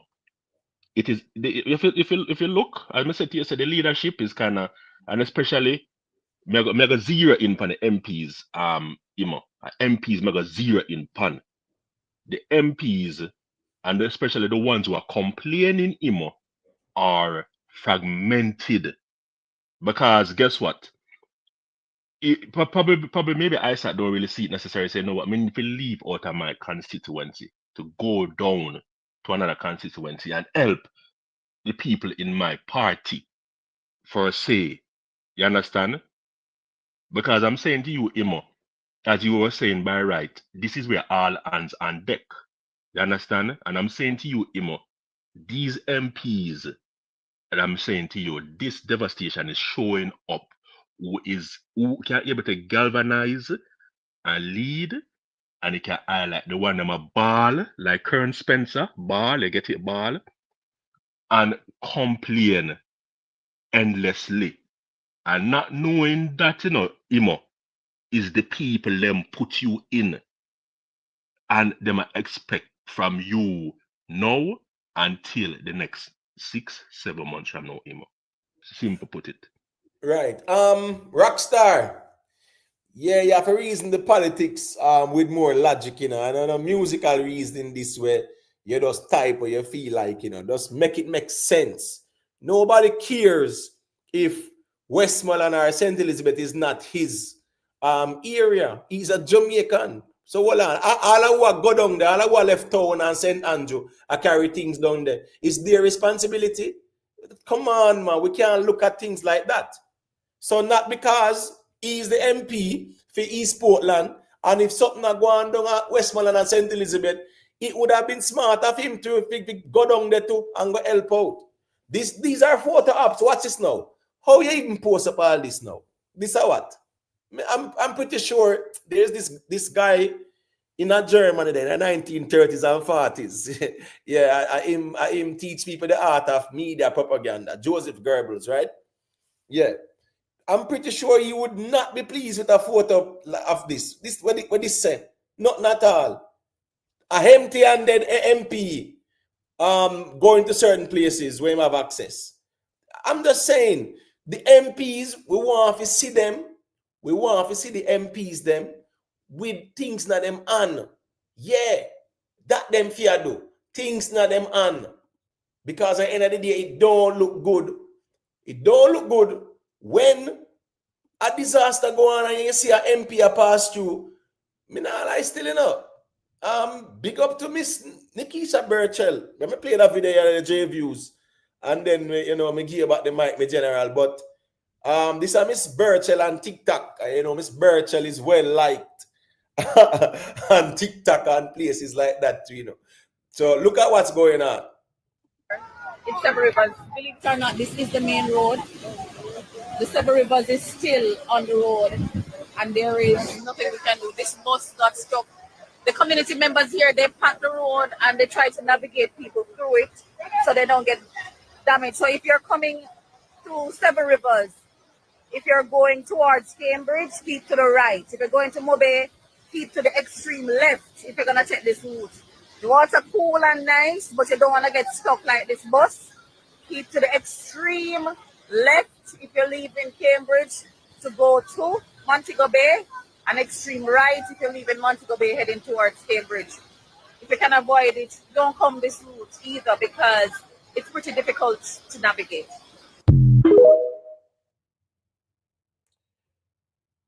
Yeah, so as me say again, you know, I love to see Miss Burchell, man. I used to see some care package on them something, man. Yeah, man, at them videos I want to see. Me understand you pointing out the road and what's going on, where the river is on the road and things like that, you know. You understand me I say? But we want to see the MPs them I put in work. And as me say, the notion say, oh, it's not my area of responsibility. Everybody, this is a case of all hands on deck. This is all about Jamaica, right? The people them who are in corporate where I send how much money on them sitting there. Are their responsibility?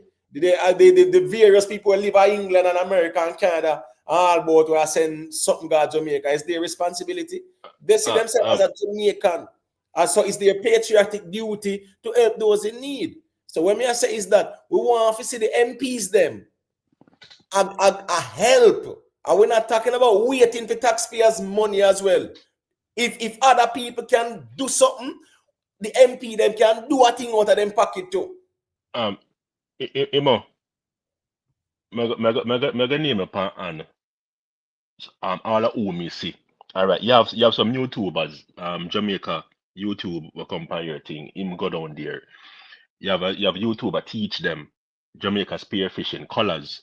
All of these people, you know how far them people come from? Most of these YouTubers, are in a town, them who live in a town, St. Andrew, live in a St. Catherine, and they would have able, to galvanize. I'm gonna use the term, they galvanize, able to coordinate support, by them phone, by the use of telecommunication. I said, I pitch out to some people over the diaspora.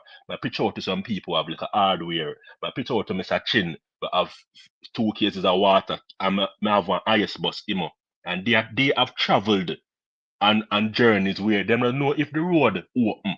And then I say, all right, boy, I'm gonna travel upon a road there, and I know if it's black, but I'm gonna reach. And the first set of people I see, I'm gonna able to assist. And I'm talking, these people are coming to areas where they don't even know. Not saying them want to travel at St. Elizabeth and some of these places, but because of how the network of the road, they want to know how these main roads stay. So some of them may take shortcut. Some would have probably traveled from morning. I would have said, yeah, what? And maybe 6 hours it take me, 7 hours before it take me, but they reach comparing to some of these MPs, that in the area. That in the area, not doing nothing. Yeah, these the people them are not highlighting. Yeah, the thing in my view is that you see, when it comes on to politicians, right? I think them get to it so much, in terms of accountability, right? You represent a constituency. You actually represent people, right? Who are your constituents, and you represent the constituents, right? Who are the people? The constituency is, pretty much the geographic location, right? Now you have a moral obligation. You also have a legal obligation to these people, So, right? So you going into these devastated places, empty-handed, do just for photo apps and them, something they still. No, them thing they can't write, because what's this now? Jamaica YouTube, a Portmore him living, and him find himself at some place at St. Elizabeth where him say him have to walk must be about 10 miles or whatever. Nothing wrong, What's this, The same way, Jamaica YouTube was determined for each of them place there. Yeah, man, if they carried on some determined people, what heap of people would have reached these places with aid and assistance. And a joke thing as well. The problem is a lot of rural areas, the priority was just not there for them. The priority is just not there for them in the rural areas like that. I mean, understand the whole logistics, right? Road block and some road impassable and all those things. But you have some other areas where if couple 100,000 people did gang that and head down there, just like when I want big conference I keep down there, everybody in a bus start head down at them place there. If we mobilize, I don't think we mobilize the mobilization effort, it's not adequate. I don't think it is by the government as well too. The mobilization. This is a national disaster.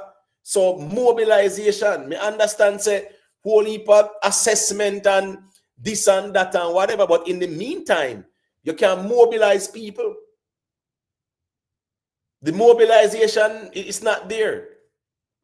All right, I'm going to play this little video here where Lisa said she knew a date a long time and in Bali still, but I'm a Pisces, so I just saw that go. But we see Lisa Hanna. Lisa Hanna look what Lisa Hanna is doing. Watch this now. And if you don't know him, he's a Pisces, and it's easy for drunk Irish. But I know he's somebody for the people. So when I saw what happened in Eastern Westmoreland and could help, I had to come and help. So there are 2 container homes, and some things I won't say what it is because I know how the needs are great, and he will determine because he knows the families. He's been on the ground, and we're just really happy to help. Whatever all of us can do at the levels we can do it. So happy to help. Friend, just continue. Right, so Eastern Westmoreland is the most affected constituency. Landfall was made here, and the eye went across the entire constituency. I believe we have about 4,000 houses that have been total. All right, so the audio quality is not the best, right? But what Lisa Hanna did, she brought some container homes, right? And you realize that there is that idea is floating again about the need for container homes. And one would say, it is a good temporary place to really say shelter in and live in until you can rebuild. Because there's somewhere where you see the same way because the criminals are out the same way. I think I see where someone say Andre Stevens say him get robbed. J views, are you anything about that?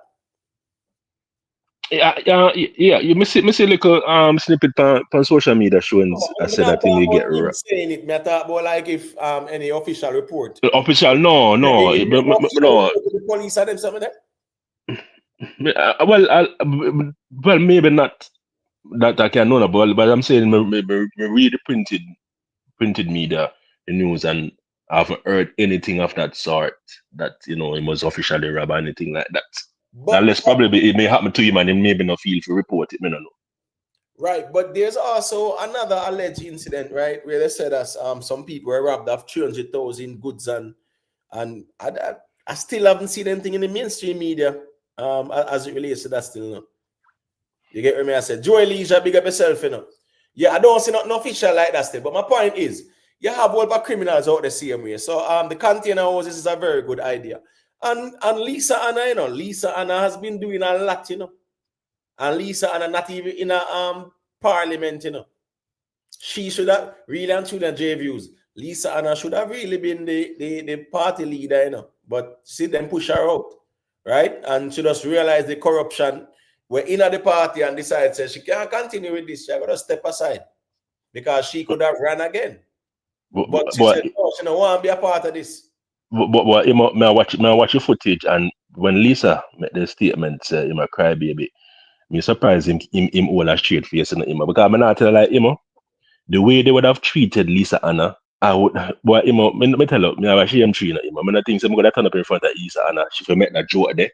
I know all the way I would have treated her politically and stand up beside her now. As you know, she a come assist him. And the thing, the thing, this footage, is like the opposite, I should be in the position now, for I reach out. So who look like more the alpha in that picture, Well, now Lisa Hanna. Oh well, you know, seminar. If I understand the term of pushing forward and show that guess what, I'm still not in that role, but I'm still able to can push out level of effort. You understand? So what I'm saying to you, as I said, this show them that they're not really ready for leadership. A cracks, bro, a cracks and jeans data in a man. You don't expect to see all the data with all a water boot and so one lasso, one shovel or something like that. You're not gonna see that, work and him sitting there. Me understand. You're not gonna see that, He might have collect the things them and Lisa Hanna say some supplies in it. I'm a whole heap of sitting in it. Lisa Hanna does not want to talk, right? Yeah, but what on the email? I saw the footage of Lisa Hanna with her cutlass, and I even remember Lisa Hanna. I think that she have some footage where she was in a space, and some of the people them there say like as I run joke, and Lisa Hanna say, "You're a country girl." And Lisa, they show Lisa Hanna lift up some bedding. I think she's in one of those trailer houses, like places where she have things stored. And she lift up things, and I show she see she have no footage, no camera, a grandstand and a complain and a highlight the people them struggle. No. Right. Yo. Okay, you did a live explaining it. Okay, so here go on now. As me say, right now, all the criminals out there. And you see, the problem again, is that some people, based on where they are, you have some people that meet all the people and will give you the aid, all 10 times for the day. Some people get aid. And some people who are in certain areas now really get much as well too. I know Jamaica YouTube did highlight that as well. You understand what I say? And you have people that look for rob and thief as well. You have people that wait for people from town to come down there to try and rob them and them something there as well too. So people have to be careful and kind of see how best they can coordinate things. You get Mrs. Spicer go down there and a police escort and them sitting there, whatever. So I mean, if people are going down to issue out, stuff, at least probably you can either pay for some private security for escort, for the time where that now got cost an arm and a leg, or trying to get the police assistance, but we have to be careful out the same way because a whole lot of wicked people out the same way where just dead for rob and them something there. You get what I say? Yeah, so the thief them out the same way, so they can't go around that. But my point is, people have to just know, say, if you go certain places, make sure, say, kind of feel safe, Don't just feel like, say, a free for all, walk go Westmoreland or take vehicle go Westmoreland and carry supplies and then you left your head back careless. You have some criminals out there where wait for rob people and even for rob people goods. Listen, I remember the gas riot. Views, that was what, 99, right? That's what I was. Yeah. 99 gas riot, brother. And here we go now. Brother, yo, me tell you, say, remember say, wholesaler tear down left, right, and center, bro. Yo, me see a man come out with a half a pig pan him back. And as the man come out of the wholesale, says the next man that with a lasso slap him and take away the pig from him. And the place open up, everybody are going to take out, they can take out, And that them and they wait for that them and they go in at the place to take what him a take, to take it back from him. And during that time, a lot of that took place as well. Whereas meaning say man juke down people and take away them goods, take away them bag of rice, take away them bag of flour and then sitting there. And at the same time, looting a go on east, west, north, and south, and the man couldn't just walk up on a wholesale. And at the same time, too, the police them, they were overwhelmed. So when I say my point is, the door then if the man walk in and grab what him want grab to, you know, him just a wait for your next man come out for him, take where him go take. So these things are going on down at the place as well too. You get what I say? Because I just saw we stay more time. A man just a wait for rob a next man goods and them something there.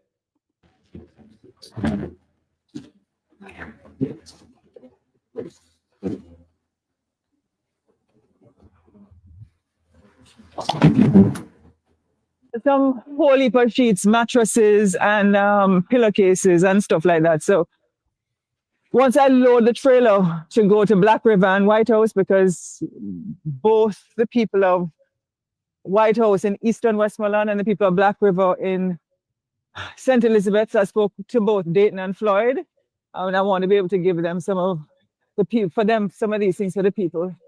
How you say? Hold on. Some whole heap of sheets, mattresses, and what happened was sometimes I see these auctions. Yeah. And I buy the things from like on the auction of the hotels and see it, you know, it come in handy. You don't know why sometimes you do things, but sometimes you just do them for the right reasons. So I had mattresses, beds, sheets, these roll beds, some other little things, and so I'm in my warehouse.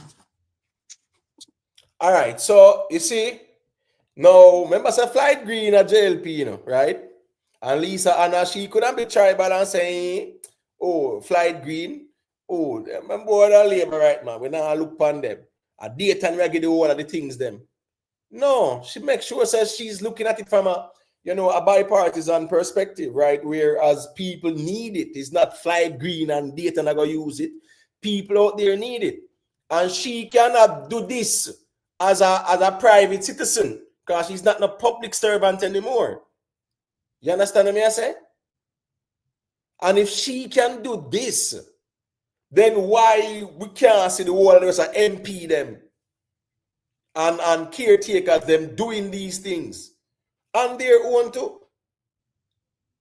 Yeah, I understand so they might have wait for the public funds, but yeah. So because now wait for the public funds, that means what? When the constituents them are go what? Suffer like that? Even when you know that they are already in a state of, you know, them in a bad state. But you know, so there's so many things you can learn from just a little footage of Lisa Hanna. You know, one thing you can ever learn from this footage is all about gathering surpluses in a time of need. Because I can probably tell you that maybe these stuff that you see of Lisa Hanna have is probably not by default. Probably she maybe designate time and effort. You know what? As a leader, I'm gonna put these resources at a central location because who knows? Maybe the same people them who am I serving, they may want this sometime down the road. And that's what I'm saying, leadership calls for foresight, You understand? And I can better say probably these resources are not probably from Lisa Hanna. I know these probably are from supporters, donors, over time, you say, all right, as a leader, all right, you know, me I say out of all of this, is if I was a member of parliament in a these devastating era,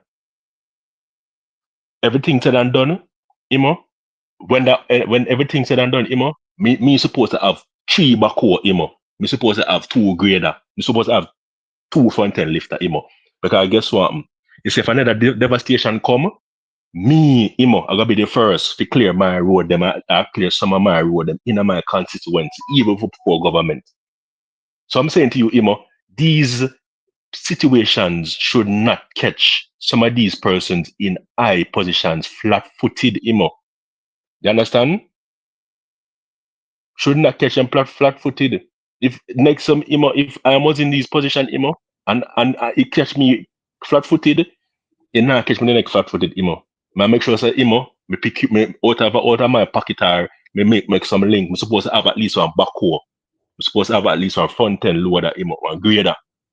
You understand? I'm supposed to say, all right, I'm gonna have probably around 5 answer ready for standby. To march out, as I say, So this will show you Lisa Hanna is a prepared leader compared to the ones them know who about. All right. So with Mark Golin, right? He has a foundation, right? Right, J Views? Yeah. But I think the foundation. I think the foundation are something to tie with the foundation of where father, the legacy Right. of the Sir John Golin. That's fine. That's okay. Yeah. That's fine because here I know. Remember, say he's a custodian as well of that foundation. So Yeah. what's going on now? Andrew wants them a foundation too. As a matter of fact, even West Central St. Andrew have a constituency, I think a foundation where them the humanitarian things. So when I say we see 1 million artists who have foundation step out, brawling and support the thing loud and them now wait. Them not even wait for no donations like that, brother. Them just know so them are gonna do them thing. Right? When I say want to all of these foundations where them leaders here are run. Why these foundations not fully active on the ground? Right now, out of them pocket or out of the foundation, whatever money in the foundation, and then put them money in the foundation to add some additional funds for the effort. Them can do that too, you know. And that we are talking about as real leaders, you know. As real leaders, you know. Me not talk about just wait for squabble over taxpayers' money, because taxpayers' money is still not enough. $1 trillion. Remember, you know, this is not something where a month ago, you know, the government had $1 trillion just sitting down waiting for a disaster to happen. No, them have to go somewhere and try and find these billions of dollars. They have to take them from places that they never planned to take them in the first place. And even these billions could have been better spent on social intervention programs and social welfare, infrastructure development, all them something there. Yeah, a couple more schools can build and hospitals can build on them something there. Trust me. So this is monies where it's not like this they put on. So the magnitude of the devastation, everybody, it's a all hands on deck situation for the government, the ministers, them, and listen me, all them politicians we have foundation to. Yeah, from this time done, them should have out a road with them foundation and go at them constituency. If them a caretaker, them supposed to coordinate with even the member of parliament. But guess what? Them not like each other. Them tribal like that too. I really think me I tell you. Let me tell you something. Just 1 second there. Yeah. West Central St. Andrew, Patrick Roberts was challenging Andrew when it's what? Probably about 20 years, you know. Right? For West Central. Because West Central St. Andrew was a PNP area. Andrew wanted to come and flip it. And from him flip it, it's like, you know, yeah, no turning back. And my point is, brother, you never see all Andrew when it's on the Patrick Roberts board, them walk through the areas where, because watch this cinema, I show you the politics of Jamaica, brother. You see, when you are an MP for a constituency, right? You are an MP for the entire constituency. You have constituencies where them have the red line there, where you have labor right areas and you have PNP areas. In a lot of cases, the MPs, them not go in at the PNP areas like that. In no matter what go on, them not really go in at the PNP areas like that. And guess what? The caretaker as well, him not go over on a labor right constituency where there's a labor right MP. No, it's very tribal like that. So there is no coordination in the constituency when they come out to certain things because they are that divided within the constituency. I tell you. But watch this now. Dayton Campbell in the out. Where is the caretaker, the JLP caretaker? for him and data and for walk and a coordinate and do things in the constituency where the councillors them there and them people.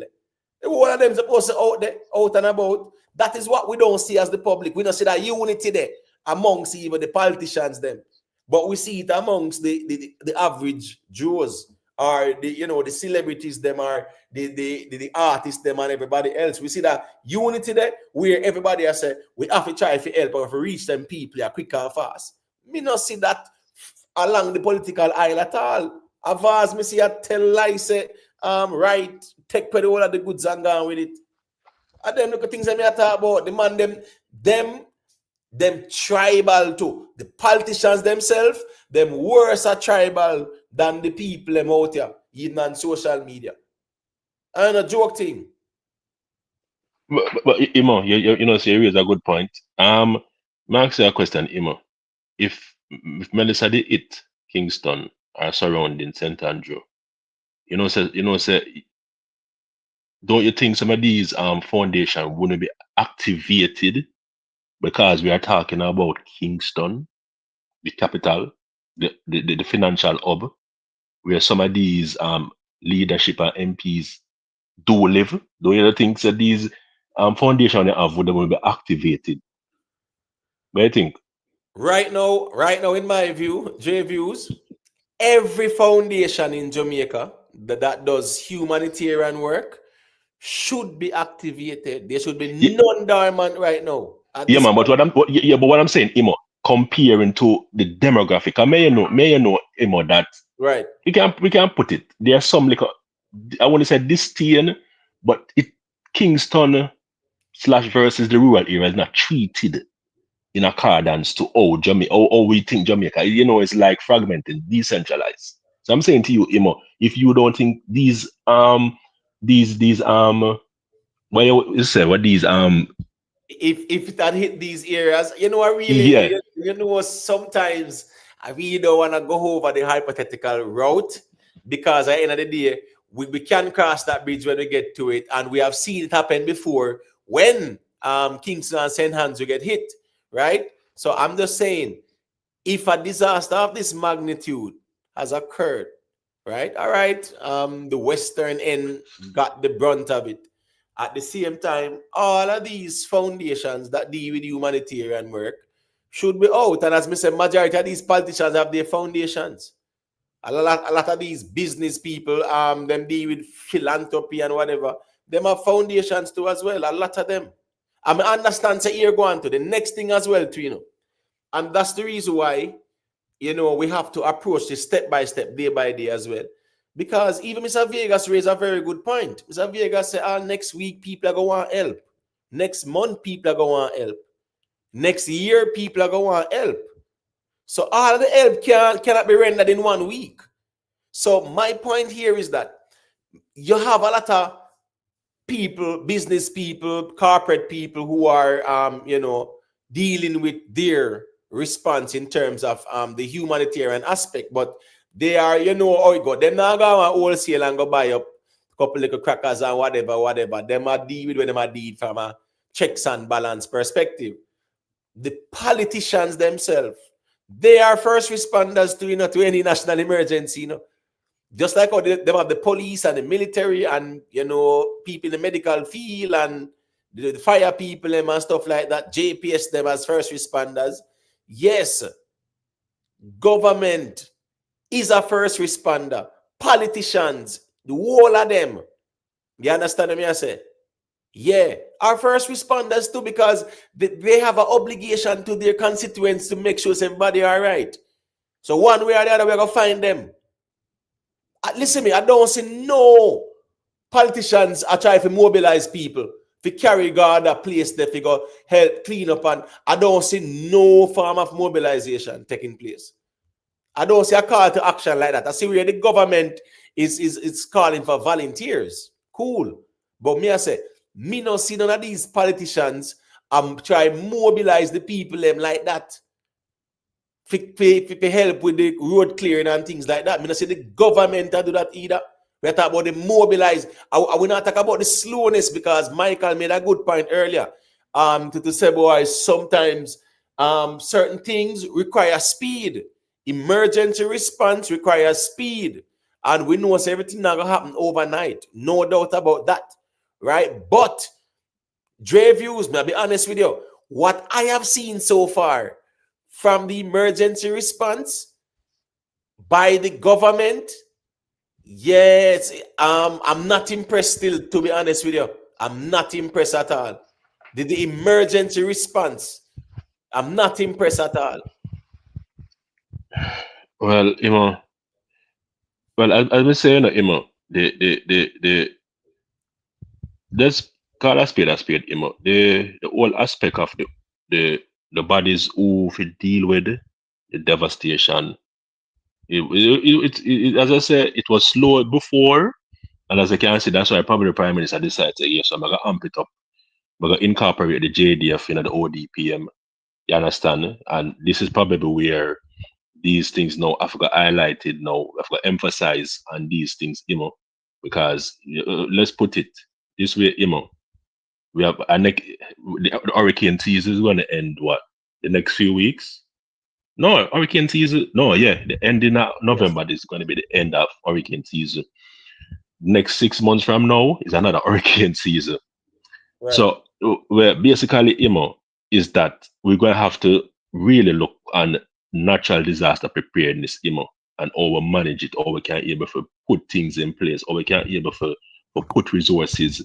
You understand? So we're going to put some resources down here, so we now put everything one place if you get it, we're going to stockpile some here, stockpile some here, so in case of able for coordination, knowing that guess what, there's a possibility that the road network is going to be devastated, we have a block. We cannot get those. And then remember, we don't have enough helicopters, because I don't understand people complaining about helicopters. Like JDF, they have 12 helicopter put on in our hangar. Right. You understand? Yeah, you understand what I mean? If we can't able to do certain things. So we have to call it a spade. Yes, it catch we off guard, is a devastating storm, but we just have to learn from it. But as I'm saying, yes, government can take certain blame, but I think the people them undergoing as leadership, can take level of responsibility, As I'm saying, looking at certain things, if I was in a position, so we're gonna be balanced now and start get some solutions, I would implore some of these MPs, especially those in the rural areas who, some of these terrains, you have a lot of hillside, lot of tree, try and whether if a procurement aspect, whether if a public, try at least having some heavy duty equipment. Not saying that and I don't think it will hurt, if some of these leaders and MPs, they know what I'm gonna invest, in our backhoe. So at least, when natural disaster hit my area, we can roll out 2 front-end loader, 1 tipper truck, and we can clear 2 road, and start from there and highlight and say, all right, we're going to put on stack. You see that footage already show Lisa Anna? There's so many can tell from this footage from Lisa Anna. So Lisa Anna actually prepare, put things in place in case that there's a devastation. Yeah, you can learn so much. Right.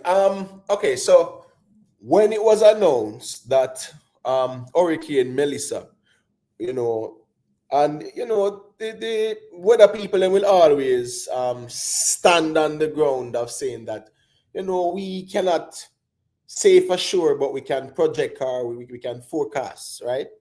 So therefore, yes, there's certain projection, and that's why it's a projection, because if it was like for sure, you don't need to project, you just tell and say, yeah, that's it, I go hit and things like that. So even with Melissa, she was being erratic even days before, though. You understand me? I say, but days before it hit, the whole island was under hurricane watch, and it was a viral thing globally because it's the biggest storm the people them see, right? So there was a lot of concern about Jamaica and the category 5. Remember, even the Prime Minister had come out and said it's not a joke thing. We see where the meteorological service. And what is funny about that too? We didn't see a lot from Odpem, You notice that? Prior to, you know, like you would have, say, Odpem being like one of the chief government entities where coordinate and this and that. We saw we saw the guy there from the meteorological service. We see who? Diana Maris Dixon, and who is the next person? Again, I think it was Mr. Mackenzie and whatever. But my point is, right? We didn't see a lot from Odpem. Now, when it was announced that the storm is a direct hit to Jamaica, it was days where we know it's a year gone. This thing is serious, so we have to prepare because based on the projected part, it's going to hit Jamaica. We saw a lot of cleaning up of the gullies going on. Now, me see one gully where Mark Golding them a clean up. Me see Andrew Owens took a walk down to Sandy Gully, right? And then what a garbage were in it and things like that. In his constituency, right? I found that walk very unique to, you know, because you know why? That show me, well, he went to the Sandy Gully so them can assess what go on. And you know, work did that go on, like trucks are clear out garbage and things like that, right? You see you see certain places them actually use backhoe to clear out grass out of gutters and things like that. Now, when me know for a fact, based on those observations, it wasn't in June or July or August them grass they start grow, right? They have been growing for a while, at least from last year. Now the problem is the election we call, no whole heap of preparation no go on for no storm J-views, no gully cleaning no go on, and no debushing no go on. Everybody talk about election, but never care about no storm either. Election. So there was no preparation. Normally, you would hear more awareness about the hurricane season. You would be getting hurricane tips and all those things. You would be having debushing and drain cleaning during that time. That never go on because everybody are run up and down during the election, brother. But Imo, as I say, you know, yes, we still have a zero in panic. Imo, you know, so some of these areas, Imo, some of these areas where, all right, for example, the Sandy Gully, all right, and you see the area where the Sandy Gully are that section they were cleaning.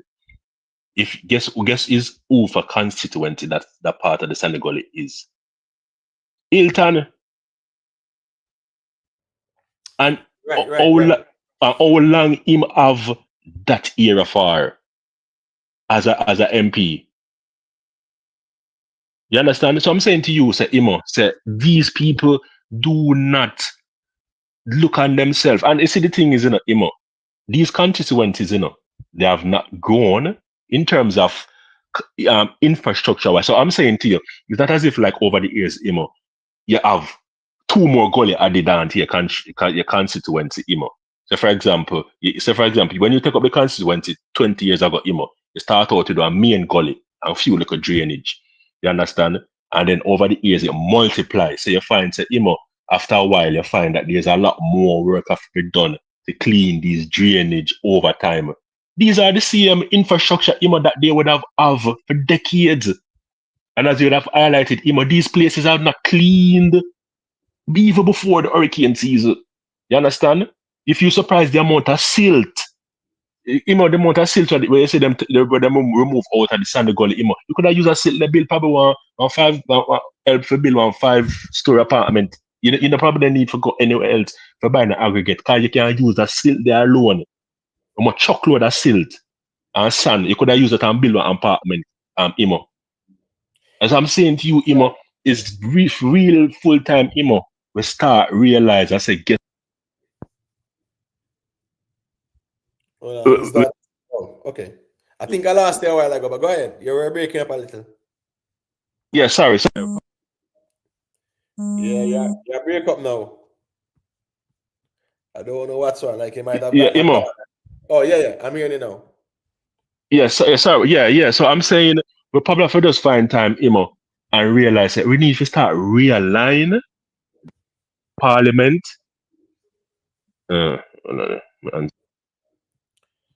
Well, here you go now. Until you chime back in, right? The Sandy Gully, right? And someone can correct me on this. The Sandy Gully start from way up a Barbican side there, you know. Right? The Sandy Gully. That gully they run all the way down to Casha Park and all them place there, you know. It's a huge gully, you know. Remember that run through let me see. That run through Merle Grove side them too, you know, man. Yeah, man, right through even Constant Spring Road. They got through Constant Spring Road. Go through Dunrabin Desert, go through Red Hills Road. So it's the Sandy Gully, and that go all the way down Casha Park side. Go down where Andrew Wallace was, that was Jews land side, so that's his area. And that gully, right? All right. I've been in that area, let's say from 93, right? 93, yeah.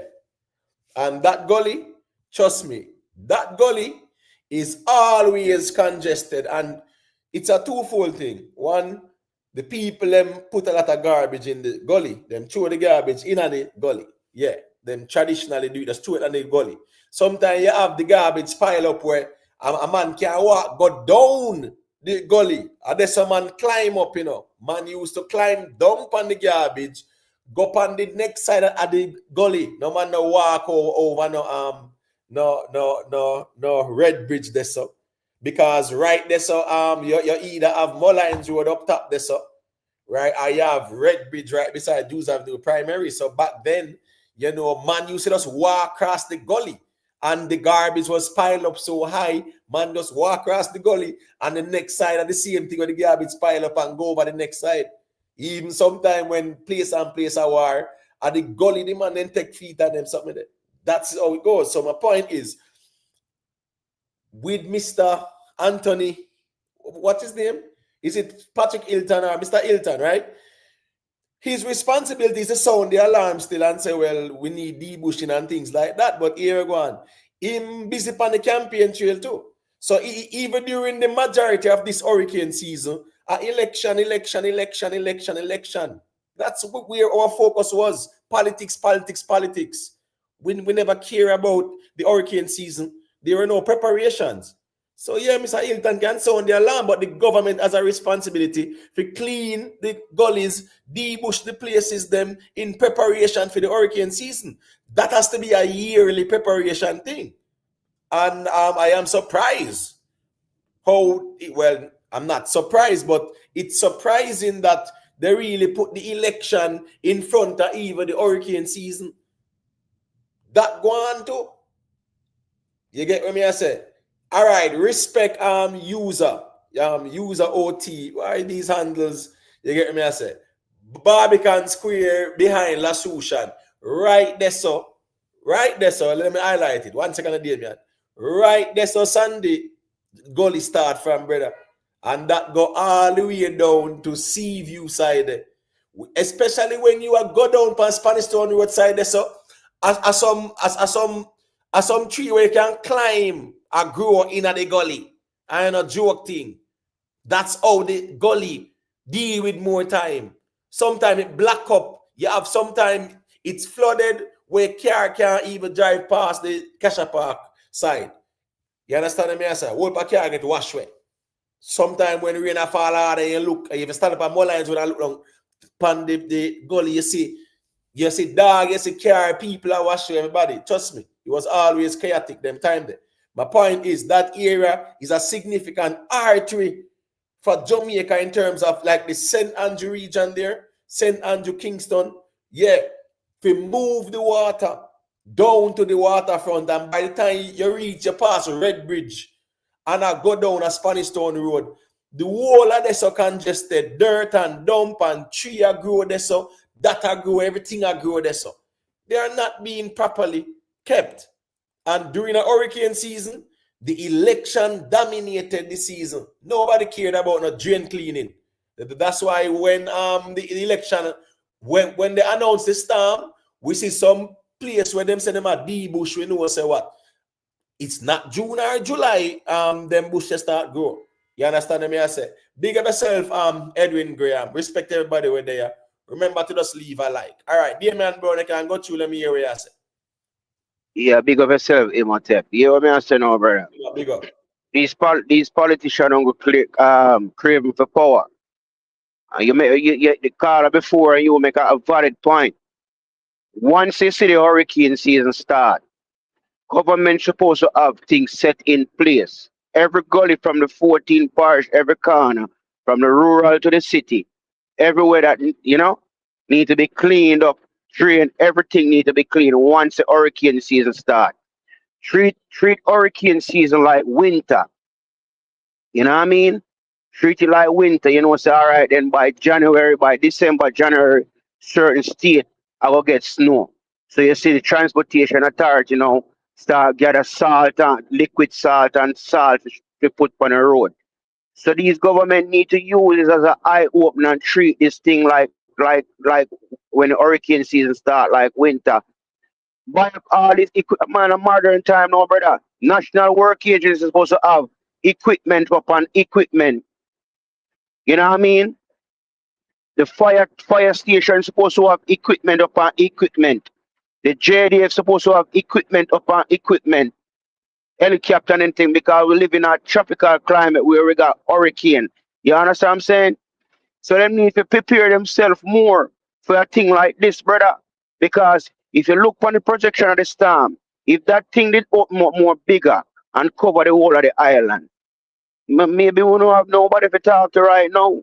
Maybe we don't have even the government with the last communication for back home. You get what I'm saying? So them need to use as an eye opener, brother, and do the right thing and stop pay politics and stop point finger upon this and stop point finger upon that. Yeah, and earlier we want to make a point. The man them need to step in them pocket, brother.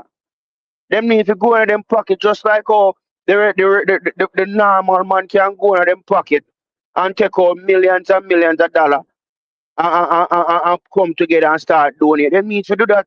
You don't need to wait for the purse because you have to sign up on this and sign up on that. No, them have money, can do it. You understand what I'm saying? Them have money, can do it, brother. Going on the pocket, so many foundation, all of them, all them politicians have foundation. Go in the money, in the pocket and reach out.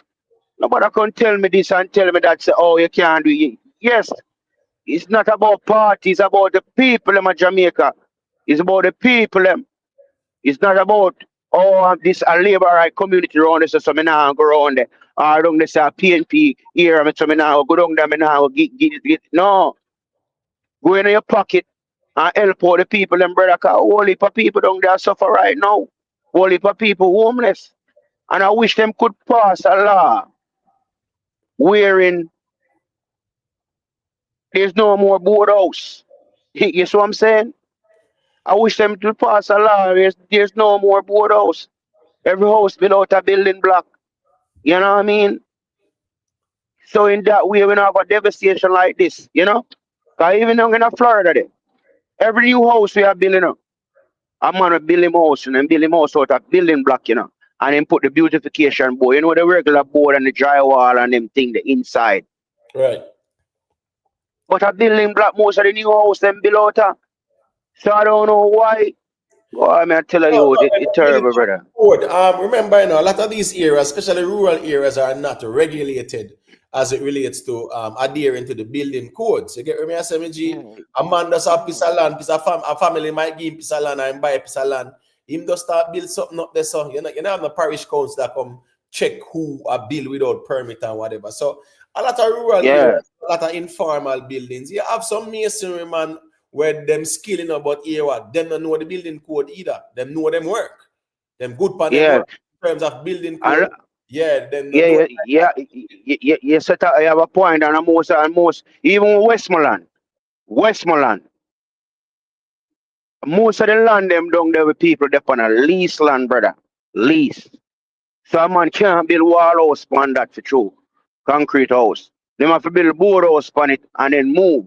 So this new inefficient thing when we see them come with a container where we can fold up and move and them thing there. Put that in place, so all right, then if a man lease a land, him just buy one and put it down for the lease land. And if the landlord for the land decides, say, oh, I'm going to grow on this and move again, because they're most durable. You know what I mean? Because me say, them withstand through the hurricane, the category 5. I don't know what true it is. I don't see nobody come see that. But last time I scrolled on the internet and go through with them website, them page. Somebody make a comment and them comment, the person comment back and say, yeah, it can withstand tested through category 5 hurricane. But I don't know what true it is. I don't know what true it is. No. But it, Remember last year, you know? Was it last year or earlier this year? Let me see. I think it was last year, man, with a lot of fanfare too, man. I think Andrew Wallace was there too. They were actually announcing the container homes, right? yeah. And yes, and they somewhat stepped away from that initiative because one, you see, container homes, it must maintain health standards, and the whole heap of metal is a lot of lead that. You get me? I say, even what is now, even in America, you know, what is, you know, you can't go on a Home Depot or in a Lowe's and say, oh, I need a gallon of lead paint. Lead paint stop make, but guess what go on now? In the 50s and 60s and 70s, whole heap of lead paint, brother. You understand what I'm saying? So now even a lot of the older houses that were painted that way, them are deal with that lead remediation now.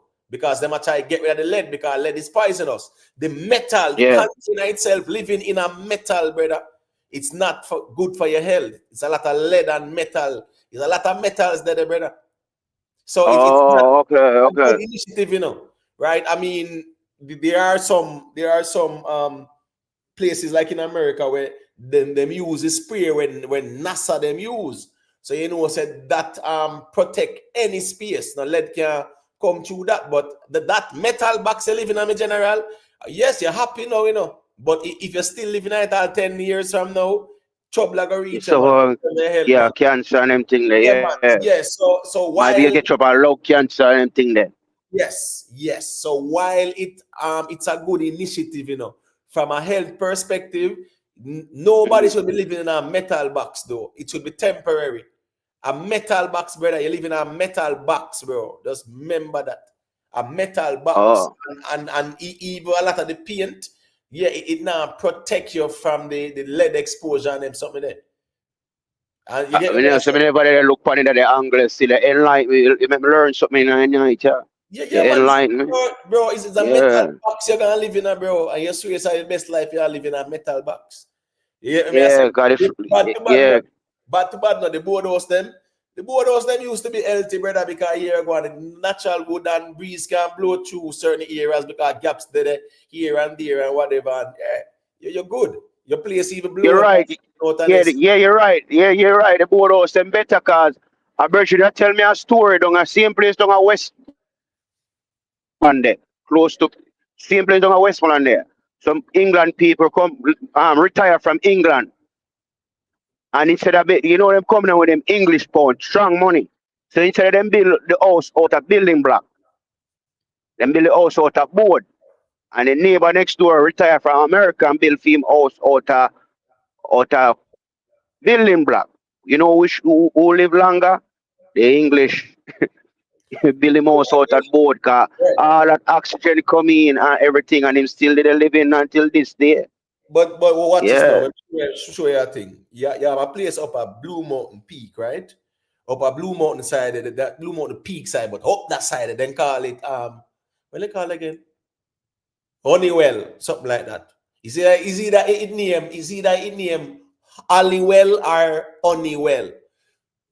For those who know, right? You see up there, and where the rich and famous and the billionaires them and the big wigs them, and up there them have like them vacation home, like in the neck of the woods. You think say them money are down in a town every day, brother?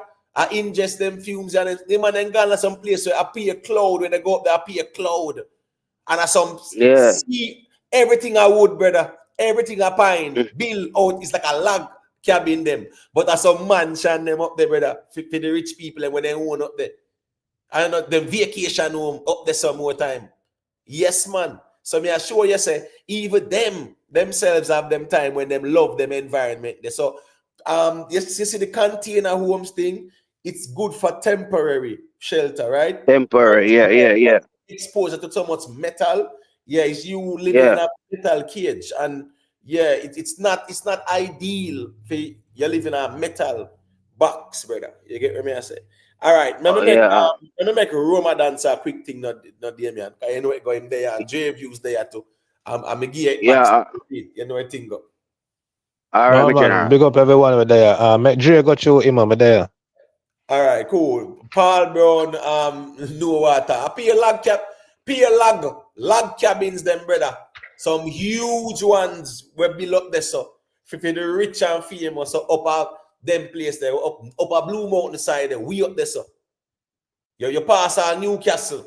You pass Newcastle and go way up there, so. You understand me? I say, yeah, man, up there, so. So something you can't see the road, that was pure fact because that's how high you're there, way up. You can look over and see all Portland and St. Mary. And a joke thing. Yeah. So as me say, them, I hope they saw them go more time. Not fit for them vacation home or when they want to get away. Trust me. Enough people might not know about them place there, but yeah, that's the reality. Even them people want to enjoy them environment there. So you see, as me say again now, and everybody are gonna be able if you can build certain type of houses too. You know, it's not take time. But at the end of the day, still, the government have to just know say people who are built back, yeah, them have to go regularize now. Just like how people used to always a thief light and you know them try them best to regularize because at the end of the day, when it comes down to these incidents, yeah, whole heap of thief in light and wire pop and this, that, and electrocution, all them something they go on. So at least they try to regularize that with JPS, whereas these areas where we don't have quote unquote thief light, yeah, they will get them connected to the grid and things like that. There was some kind of concessions being made. You know, you get a electrician to wire your house up to them code and standard, and then you know, yeah, man, you could call and make them connected to the grid and you go and pay your bill. So that was a way to regularize the informal people. And you have a lot of lease places for real, you know, especially in the rural areas. Them one family did own all 50 acre, 60 acre. Then look from Pinnacle. Look at the big controversy with Pinnacle. Because the people who own Pinnacle. Remember, you know, the people who own it, you know. And you know, the people them I say, I try to seal off the whole item, and the rest of them I say, but listen me, Leonard Powell birthplace, this and whatever, sacred ground, this and thing. It was a big controversy, a big thing. My point is that one man who own whole heap of land. A lot of these politicians, the amount of land where them own, and you say, hold on, how they own so much land? I remember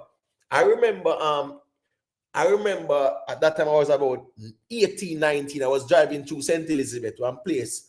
And the person, he knew there very well. And my first time I go to St. Elizabeth, I was Sunday morning, right? And I tell you, say, the person point and say, that politician there, and he on the whole of the hillside, they come straight round the mountain there, and way over there, so, right? And then they show me one next piece of land where one pastor own. Me I talk about probably one 300 acre more. And another joke thing, huge 1,000 acre. And another joke thing, where them own. And you say, wait, wow, them own that. So sometimes you have people who own a lot of land and them lease it out. So people, part of the agreement is that you can't build a concrete structure upon the land. So all them little things, you know, the building code part, you know that go. It will definitely have some issues. So we just have to know some people who are built back. The government have to definitely engage with them. If say here now, yeah man, we will subsidize the black. If you not buy some black, yeah man, we'll subsidize it somewhat. Like say, help you to buy the black them. Yeah, because you definitely help them with the buy black and steel. For those who are affected, yeah man, you give them a voucher. You don't have to give them the money. Give them the voucher. They go whichever place, whichever hardware store or whatever, you give them a voucher, then go to the hardware store and then take them steel and them black and them cement and them something like that. At least you know said then can't run off with the money like that. Because first thing first, Mr. Chin can't give them the money like that. Where a man say, oh yeah, me not take 100 black, I take 20 black and Mr. Chin give him back the money. No man, a voucher Mr. Chin I get. So at the end of the day, as me say, those are initiatives where them can look at and say, all right, yeah, man, let us see who we can help the most or who need the help most. Because you have some places right now definitely need the most help. As I said earlier, the lack of preparation for this one and the response, the response in my view at this point in time is considered inadequate. You get what I say? A whole heap of You're right. You're right, Demotep. The response slow. It's a slow response. A yes, lot of jog foot, and them thing, the brother. You know what I'm saying? yeah, man. Government can pull money from any angle, any resources to make sure say adequate food and shelter to the people them. All right then. When you say a thing earlier, come here, listen, So me just try me. If you don't get almost much bus load of people, to go down a Montego Bay at the Paris Square for campaign, block off the whole of halfway tree, you can do the same thing with the same people them we campaign within election time. Help out the people them that well but affected like White House, Westmoreland, Darlington, Beeson Spring, Betheltown, all them here there. You know what I mean? Put them up in a hotel and everything like that and pay them by the day, how much a day you pay them. I said them people as a helping crew and them collect a check every week because you have people up at town don't have a job. I know if you got paid, they say, oh, you get $5 grand a day to come down a west. You get accommodation, someone for sleep, plus food. And you get $5 grand a day to clean up. Everywhere, all main road clean up. You know what I mean? And then you can send in the mark team now to go for the dead body them. What did they? And who say, you know what I'm saying? Yeah. Jamaica It can be done, brother. Jamaica is where them say what 10,000 and add what square kilometers or square miles or what? Oh, it go. It's over 10,000, right? But it's not over 11. Now, when me I say how we are make it look like say certain places unreachable. Like we're in the history of Jamaica, we are say places unreachable. As if say is like Brazil or this is Venezuela or this is Guyana and a one place where in the Amazon region where you know say huge piece of land. Because remember say Guyana by geographic landmass is bigger than the UK. Guyana bigger than the United Kingdom. And the United Kingdom have probably a 90 million population and Guyana don't even reach 1 million yet, right? But my point is the land size, it's huge. Now, Jamaica is not that big for we as if it days and weeks we can't reach people, brother. No, not as a government, brother. No, bro. Jamaica not so big. Fear tell me say a week to take for reach people, bro. They make it look like Jamaica is driving from down south to come up upstate New York. Right. I mean, Jamaica not that big. Where you take your day and a half. You can take one day, or a day and a half and drive through all of Jamaica. We take a day and a half to drive from down south. From Florida, it take you 2 days or 3 days to drive from Florida to come upstate New York. Jamaica not that big. So these me not reason this like a music. Both sides have dropped them foot. Both sides need to come and unite together as one and help out the people them. And stop pointing finger. Because when you point the finger upon him, you point it back upon you. You see what I'm saying? Yeah, but the thing is, Mr. General, I'm gonna make J-View say a quick thing. You get what I say? Big up to Lynette Thompson, Yeah, man. Respect Invest for the check-in. Yo, thank you for your response to Alex Smith because I don't know why we are talking about apple, we talk about oranges and them sitting there. But then I talk about quick fix, right? Where we are saying is that Jamaica, we should not be saying in 2025, that we have places in Jamaica where we can't reach for days and weeks after national catastrophe. No. Somebody have to reach them. Whether the military or the police, right? Somebody have to reach them, man. That's the truth. So I'm just saying, and then now the mobilization we are talking about, public mobilization, like how some people are doing food and this and that. Yes, mobilize, get the JUTC buses them up and running. Yes, Get the school bus too. And the school bus them load up people, man, and carry them at them places, man. Yes, we have them parked for. Yeah, I want to give them a stipend and make them know, say, this is for your country, you know. But you know it go. And a free labor thing, but this is for your country. And you get thousands of people gone fast, brother.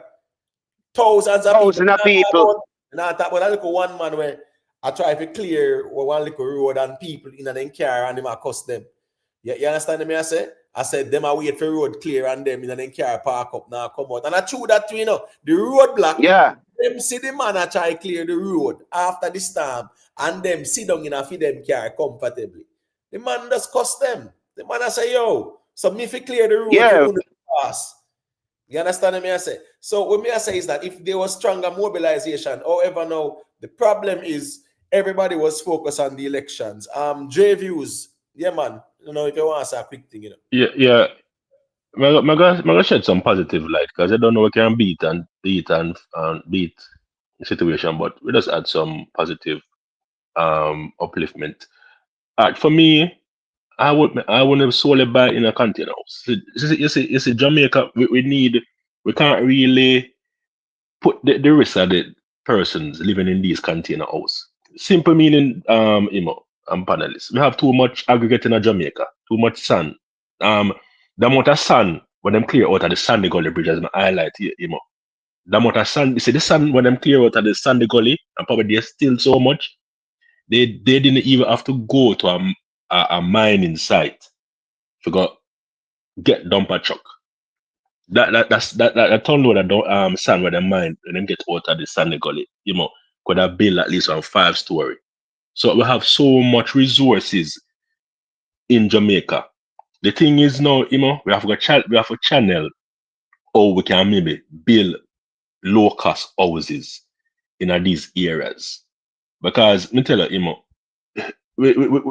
I must say, this hurricane, we can't do things anymore different. We can't do things the same, So we're going to have to see how best we can probably get people for bill. We know it's a cost of living, material, steel, block. But we're going to probably have a channel and see how best we can facilitate and help people for build affordable housing, take people slowly out of the board mindset, right? And see how much person we can get for move alongside for living in a structure. Because maybe now say it can withstand a category 5, but something we can hold up to maybe one category 3, and then we take time build out, and then we get more people. And then guess what, now we try for the building code, and we give the municipality them teeth.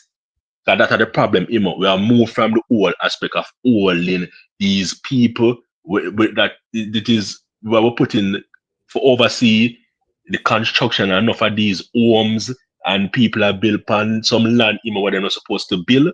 And then guess what? When things happen, them are called upon government. These are the things that have been dug in Jamaica, for years. We need to stop move from them something. People, man, just go build up on house on one little hillside, No road, no light, no water, and then you have a complaint that government need to step in. But yet, the rules of government and the municipality, them, they are lacking. Because they are not the one going to enforce and say, how comes you build upon this? And when you look, the person, build one bedroom. I better take into a mansion and then build upon it. Let me ask a question, the J views, right? Because even with the Kingston and St. Andrew municipality, right? How much inspectors you think them have? We're talking about building inspectors. So they don't have no much, These bodies haven't grown much, Is the same like a small institution? Them we have a govern the place, and I say we develop, You understand? And you have a small amount of people in these organizations. to go around and inspect and ensure that people follow due process in terms of building code. I'm a little one man, a little two man. Right. And more time, some of them more time, them can't cover the ground. And then remember, I'm saying to you, it's not as if like these constituencies are growing, like the boundaries are expanding, It's inside the walls of these constituencies, but you have more projects. You understand? So you find that these institutions, they come like one Doberman, not the teeth. Just back and make up be nice. The thing is, in a lot of these rural areas, there's no inspector coming up there to inspect nothing. And say, oh, who built this boardhouse here and where them permit there? No, there's no such thing going on. Right? Exactly, but I'm saying, we can't continue. What is, you who are going to build, right? You can get the architect to do the drawings, right? Or them can call them renderings and whatever, right? And then now you can take that to the parish council, and the parish council will approve it or not. You understand what I say? But the parish council are them deal with the approval process and things like that. So here go on now. That is not going on right now in a lot of areas. So a man just know a mason where him good power where him do and him build. But that no means that him know the building code or him build the houses up to code where they could pass an inspection. That's the reason why all of them places, you see them are tear them back down, or KSMCs say Manabilal, one big plaza there, so have to tear that down because at the end of the day, yeah, that's not what them did apply for and things like that. Let me say something. But is a good same topic we are saying, but we're not straight. Let me say something. Is the same conversation we're having a couple days per your podcast, a man a build a roof, remember I build a roof with the rafters and two before. Yeah. And him not even put on hurricane strap, No, him not strap them. Even that simple hurricane strap, No hangers. No hangers don't depend on it, So that I'm saying to you that we have to look on the broader issues of how we are building things. Because and guess what? The problem is to, a lot of the rafters them, what they will do? They will use nail guns, right? And nail them in. Cool. So you can put a portion of nail and then the rafters them. The one them where I go pitch the roof or whatever, right? But here we go now. If you don't have the hangers them, after a while the nail them will get loose, just like when a person do subflooring and use plywood. If them use nails, yeah, sometimes the nails start get loose. So I saw that one more time when the man build the roof them and not using any hangers or no straps and them something like that. That's why most of the damages we see go on, you will see buildings standing up, but the roofs them gone. Because the roof them not do up. Yeah, but we're not cut your wisdom say, but one question I want to ask. How often do they change this building code? Because in America, building code change often projected, often each time the year goes by, it change. How often do they change building code in Jamaica? Well, guess what now? You will have changes to building codes, but you have some things that are standard. If a man go build a house and he might build it on a hill, the foundation, yeah, that got the footing, is definitely need to be much deeper. He might go build like a retaining wall and them something there to protect the structure from landslide. All them something there because at the end of the day, that is making it a safe environment for him. Now, up at them place, when the man build the roof, them and a lot of zinc roof or shingles, a man just put on a little roof, bro. And again, now it's a category 5 too again, so not nowhere. It's not slab. It got left like that, brother. It got drag off everything, man. I don't think it's a building code is a problem. It's a shortcut. It's a shortcut nature by some of these people building house. It is the tendency for some of these people to see the shortest avenue. As I said, for save a little penny. I see him a dime, but it end up costing you thousands of dollars because you never do it properly. You understand? So I don't think it's a building code is per se the problem. It's a shortcut nature. You understand? For example, you say the foundation for be at a certain width and distance. And the man said, sure, You can't bother if you go too far. I'm gonna shortcut it and save time. Because I have to make an extra day for dig. You understand? And I'm gonna just left it there so. And what happen? Problem come. So it's more of to me the shortcut nature and also the whole aspect of governance. You understand? Because really and truly, these institutions don't really serve. We talk about like a KCMC. KCMC to me, you know, have no teeth. Some of these municipalities, it's like that. Them like them are just paper soldier. Simple. All right. So what is now? But JA, if you stop, what on the Imhotep, but you stop these shortcut thing, These parish councils them need to hire more inspectors to stop the shortcut thing in the for the long term. For if in case something like this happen, to make sure say, if a man come with him blueprint and you pass it, you have inspector they go check it every other week or every other 2 weeks to make sure them go with the code that the standard code, not a shortcut thing. You get what I'm saying? So that's the only way you can solve the problem. Hire more inspector. That's you know what I mean? The thing is, right? Majority of the people in these rural areas, them not know about no getting no architect for do no drawings for them when they have to spend one bag of money to get an architect for draw the design, and then them are gonna take it and carry it to the parish council for approve the design, and then to get a contractor who is licensed and who can pass the inspection.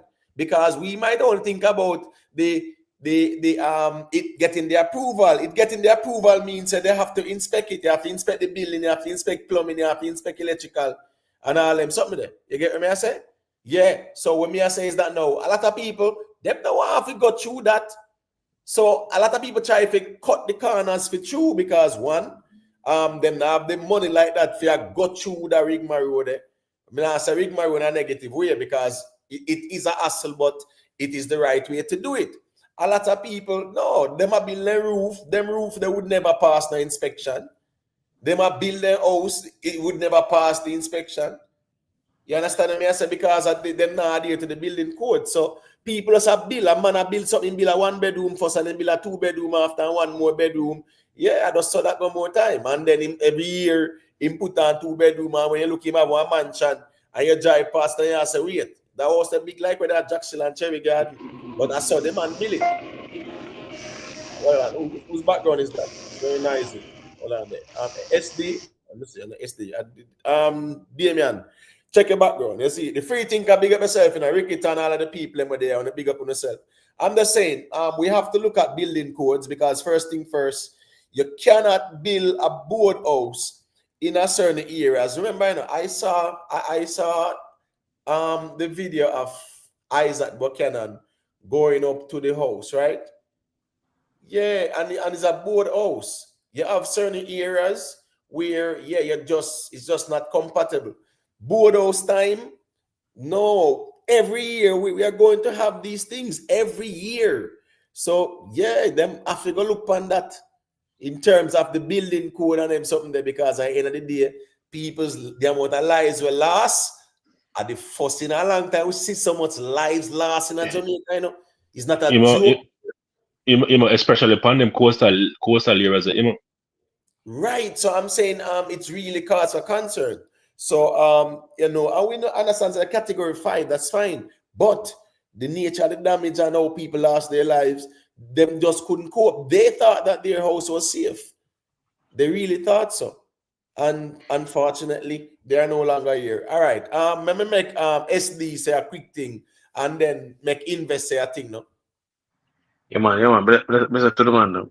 Yeah, big up.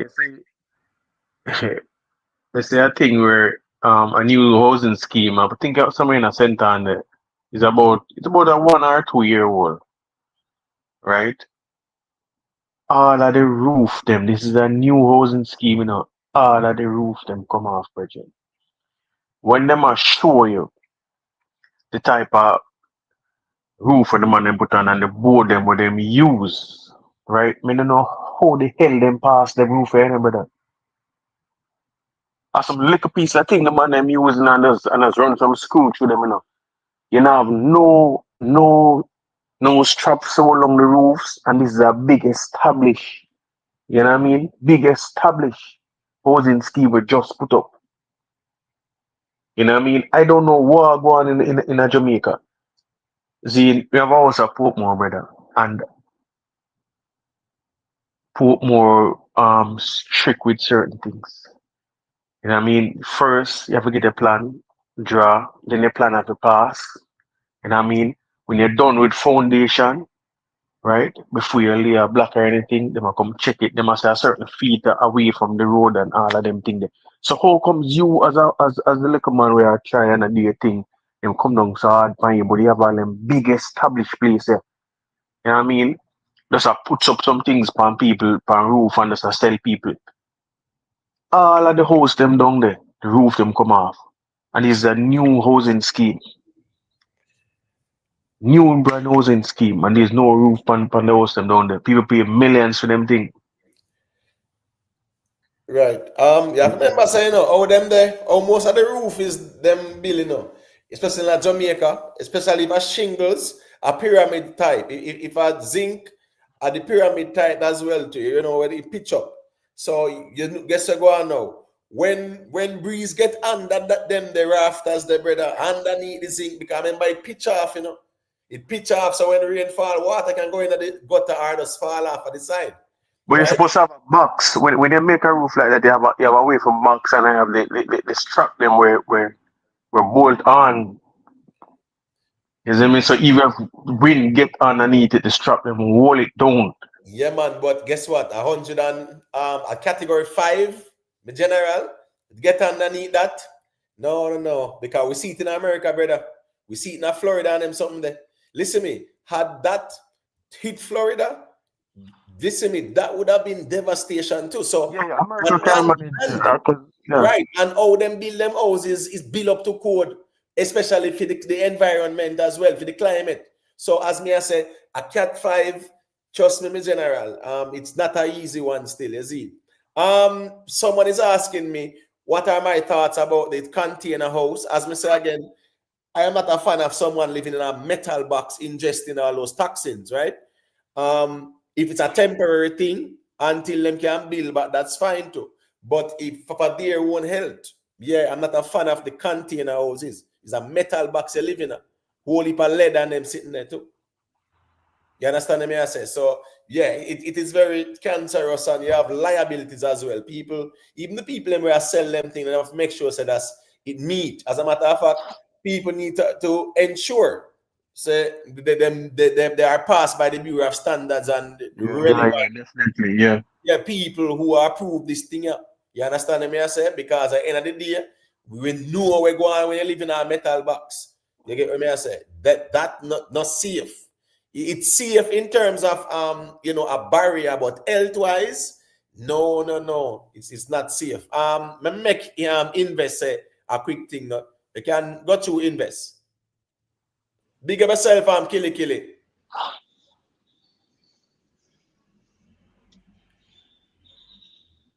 Hey, greetings, Imhotep. Can you hear me? Yeah, man. Big up. Loud and clear. Yeah, man. Bless up, everybody. Greetings. I'm in the chat. Hope everybody doing well. Over the years, what I've observed with Jamaica is that we have an affordability problem. And I hear, I was listening for a while and, we talk about code and all these things. We have to face the reality, okay? I've seen it all my tenure working in various parishes. And this just even opened up to everybody to see. There's an affordability crisis, okay? I own my own house and I've also purchased land in Jamaica. If you buy a piece of land for 5 million, 6 million, 7 million, the amount of fees you pay millions of dollars in fees alone. Valuation, survey, lawyer's fee. Majority of Jamaican people can't afford that. They just can't.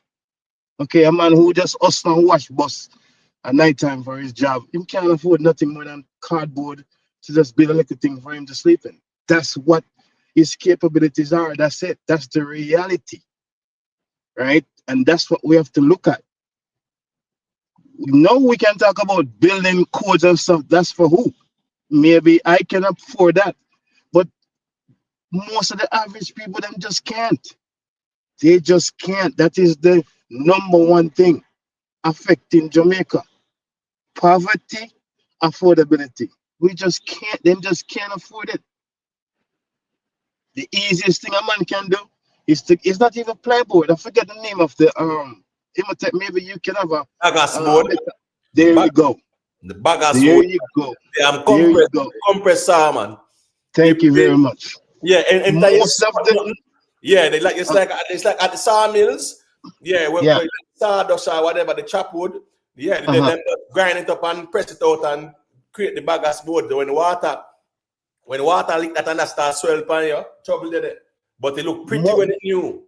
Most of the homes that have gone in over the years, you can't even lean up on the side of the wall. You're gonna be caved in because that's just the reality, right? So how can we fix that? People talk about, oh, no more what do you call it, board house. For who? Who is that message for? Who is that message for? Have you, the person who's saying that, have you ever been a structure in Jamaica from ground up and see how much that costs? And see how much millions that cost you to build a structure from ground up, concrete and black steel. Sometimes yes, we can say anything, but we have to look and face the reality. Right? That's the thing. How can we solve that? How can we solve the affordability crisis that we have? How can we solve it? If we can't solve that, we're gonna revert back to the same thing because that's the only thing somebody have. That's the only way somebody can shelter from the elements, based off his capability and his pocket. That's the only thing he can do.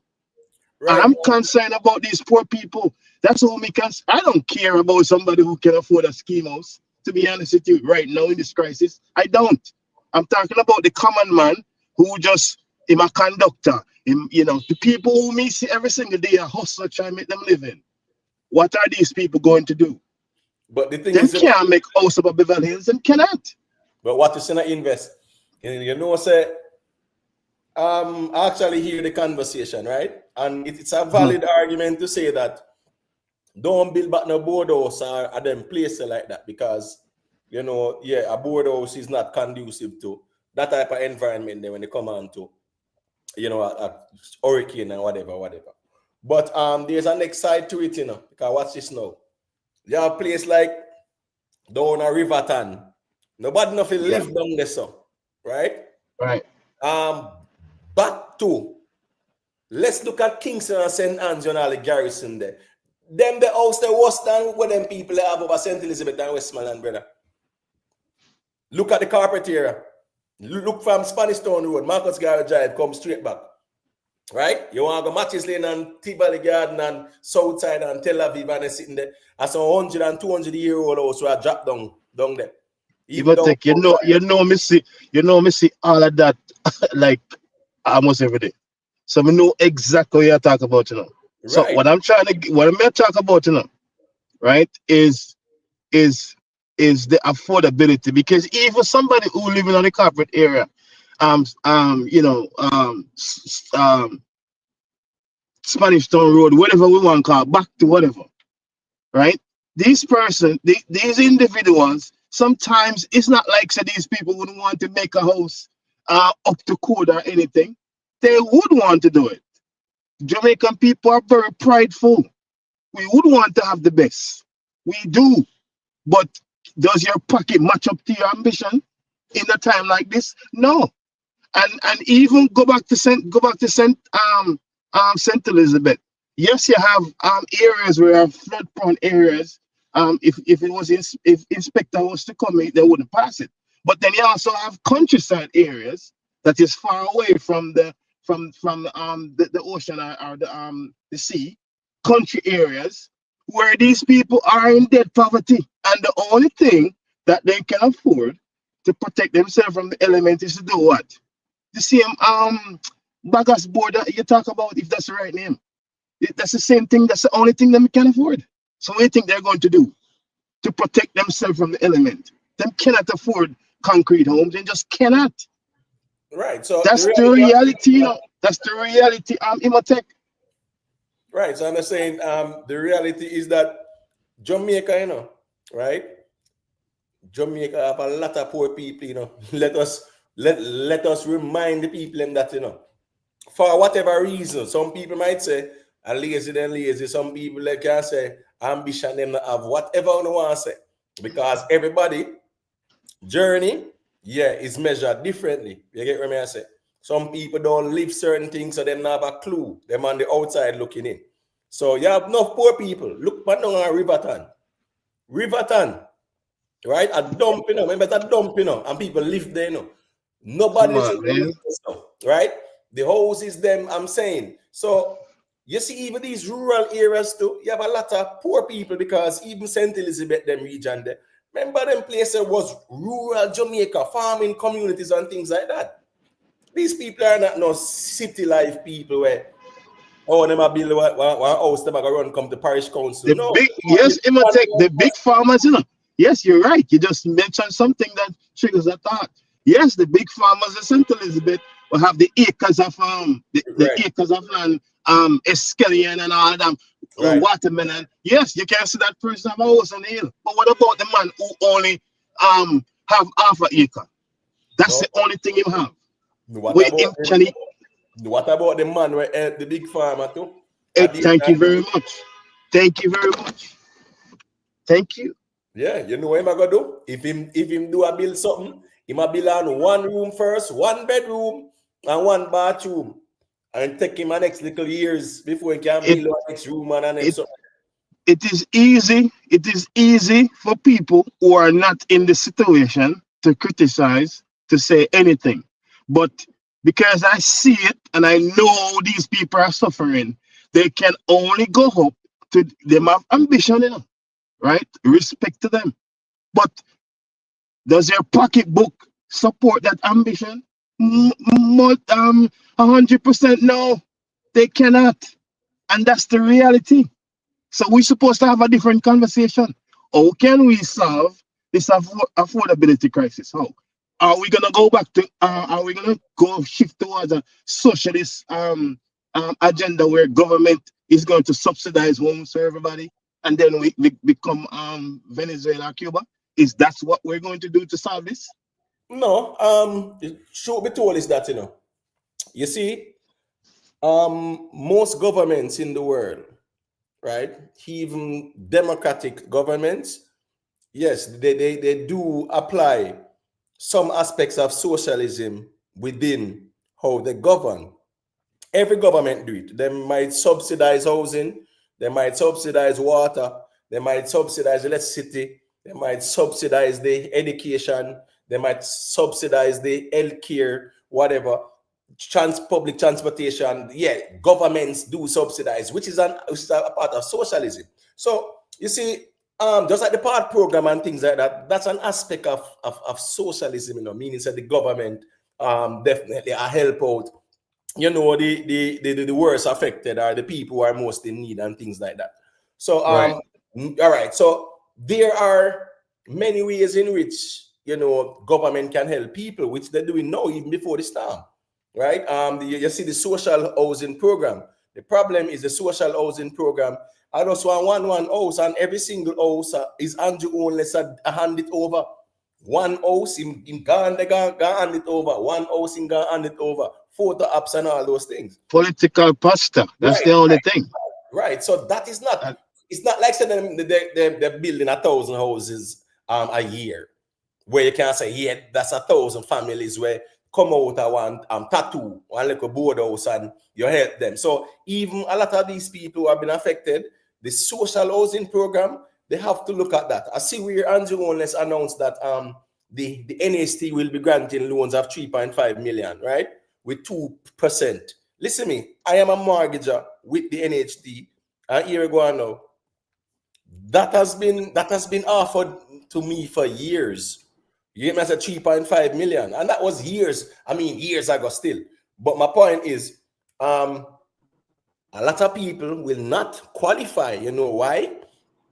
Because them have to go run and see your contributions to the NHT. You have to contribute. You have to be showing contribution to qualify. Right. So a man in the farm and that building little house or somebody will lose their house. So them cannot go at NHT and not have no contribution. None of them people don't even have a TRN or a NIS more time. And they don't give the $3 million. They don't give the $3 million one time. They give it in phases and then come and test and check to see what's been done before them grant the next portion. And most of the time, that's still not even sufficient to do anything. Once you come up from foundation and come up to the window, that $3 million just evaporate. Evaporate. That's nothing. The thing is, a lot of these people affected will not qualify. What on there? Ramadan. You want to say a thing, let me know, and then me can make Ricky answer a quick thing to and then give back the mic and invest. J views me know say you're still there. Cause you're dep on the ground and see what I go on. Delroy Stewart, big up. Big up yourself, Annette Douglas. Yeah, you're there, Ramadan? Alright, look like the G might have stepped away. So here go on now. Make Ricky Tan say a quick thing now. Ricky Tan. Yeah, man, I can go through. Yeah, man, then I want to look bad signal place, boy. But bless up everybody. Bless up. What me do you want to check? Yeah, you know now hear me. Signal, my signal mess up, man. No, it's a bit distant, but we can hear you though. Can hear you. Go ahead. Yeah, the housing thing me did a call upon. What me try to say is if you build the boat structure properly, it can hold up to the hurricane, It's just that say people them just build it, but them not build it proper. Them build it and build it because they want somewhere to sleep. And we have to remember say, as we invested as everybody else say, it them can't afford it. Most people can't really afford it. Them just want a roof over their head. Anything them catch right, them go work with. But if you can build the board structure and build it good, it will hold up. But them food for the poor house, them house where them build it not go hold. Trust me, them house not go hold up. That's my point. Right. On the whole. That's a great point still, because what's going on now? Food for the poor, right? They'll definitely probably they might evaluate this and say we need to look at certain houses in certain areas. Yeah, it's not gonna be our model houses. You get what I say? Like, we can't take up a model board structure and say we put it at one location where it then near the water. You get what I say? Where it's prone to flooding or something, or it is a place where you never know we can't go on. But a lot of houses in a Kingston need the food for the poor houses them too. Yeah, man. Me a build line when me the Jamaica, and them work them do, So me build up them board houses, so me can tell you. You know what the problem what me see is with most of the board houses them, you see the type of roof for them use on them, the hurricane go blow off them roof all day, every day. All them have to do when you get the house is change the roof and straighten the facial board them, like straighten your facial board, like make sure your foundation strong and try to tie in your facial board them with your foundation. Because if you notice majority of the house them are really turn over, Some of them turnover is not really like, if you just look on them, you realize say, okay, so them structure you just lift up half of the foundation. So you see where the problem is, majority of the problem is when it come on to the house them, the board house them. No, but all them have to just change it. Yeah, but the thing is, Rickitan, a lot of our houses, even the houses with the shingles, them, right? I remember a lot of them are built with a pyramid type of design, right? It's more like a Spanish. Which is the best? Which is the better roof? The umbrella. Right. But my point is now, watch this now. You see, remember, somebody I go buy a house or build a house and say, yeah, man, I turnkey this, so it's ready. Once me live in it, yeah, it's either me just buy it, and me know say yeah, it's ready, or me just don't build it and it ready. So somebody living at them type of house there, right? the shingles, you know, they don't really use a lot of fascia boards on those type of houses. You know, you actually have that design there where, you know, even wind sometimes can even come under the roof. Yeah, because them not build with box eave. Them not build with no box eave. So, but it all depends on how them do it. Still, you know, Imhotep. It all depends how them do it. Cause some people do it with the piece of pitch at the end where them join the board at the end. Which me think majority of the one them where you see lift off are the one them where have the joining at the end at the board. Like it have the pitch out at the end. Them not fi build it. You fi just use the one straight raft and come all the way out. Or you can build. I don't know if you not hear me good enough, but come here, signal real bad as so many. Yeah, man. I hear loud and clear, man. So the one them we join the board at the end where them cut the board them and join it to the end. Them roof the hurricane can lift off them roof there easy. Because the way or the wind that go hold the piece, the end they like the piece that come over the box eave piece, will come over, it easy if you rock it. So if it can get all it needs to do is pull it. If it can rock it, it'll go pull it off at some point. But if you use a solid 2B6 or 2B4 whatever and come all the way out to become the facial, it's hard to take off a roof like that. Once you have the proper bolting and the proper hurricane strap. If you have the bolting on the wall where you use both on the facial board them and you have the hurricane strap on it, it can't pull off a roof like that. And not even category 5. Unless something lick it. Let somebody roof come lick your roof, and the only way that your roof will come off. Somebody roof have to lick your roof, then your roof will start to give way. All right, so I understand and I agree with you. But if you look on the screen, right?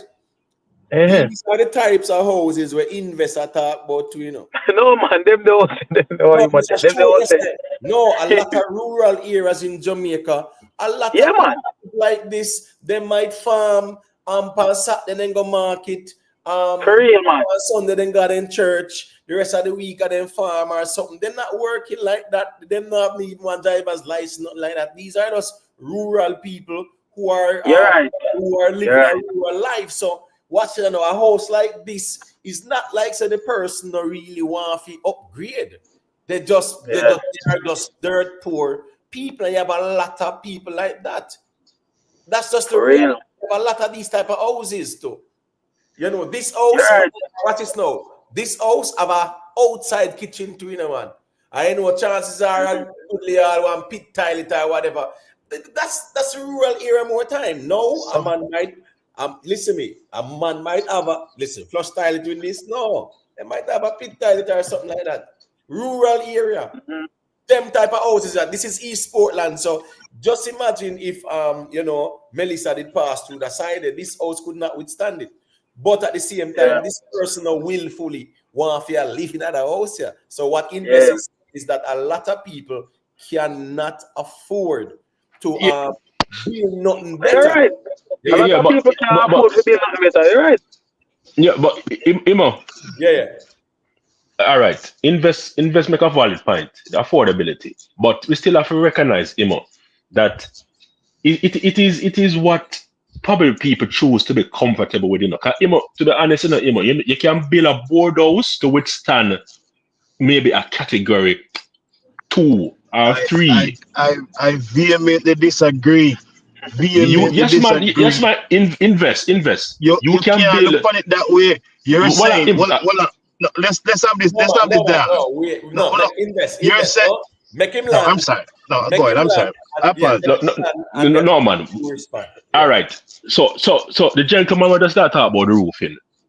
You can build housing, board structure, even at a minimal stage where it can withstand a category 1 or a 2.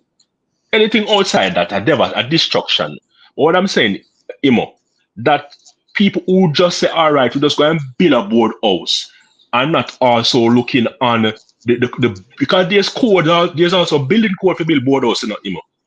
You understand? For example, Imo, if you're gonna build a board house, Imo, so the best way to do it, instead you put down just the rafters alone on the ground. You can build a concrete base. You understand? And then guess what, you your rafters or your two before, you can go and anchor them too, or bolt them too. The concrete structure. So you see the plate them, watch this now. You build it, you do the footing, right? You build the It's foundation. with the concrete, Imo. Right, with the black and the steel. And then now the foundation we're talking, and then now yeah, bolt and everything in it, steel and bolt everything. Then you can put on your strap, then you have a strap. But the thing is, as we are saying, a person living like this, like a photo, yeah, them can, and I like say them want to live like this, they would gladly do that, if they could.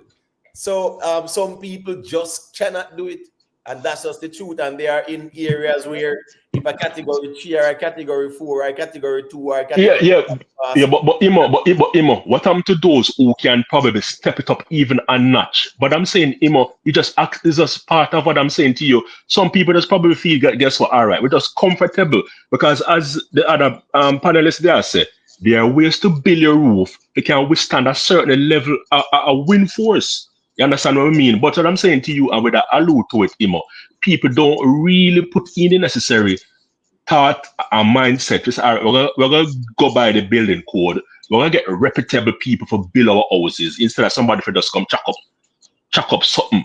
You understand? I will just love a shortcut way. Because I'm saying to you, some of these people, not saying you don't have people who can't afford, but you still have certain can probably stepping up a notch and say, all right, we're gonna build a board house and build it a way, to able to withstand even a category 1 or 2. That's what I say. Yeah, I do agree that you have board houses where can withstand, because guess what go on now.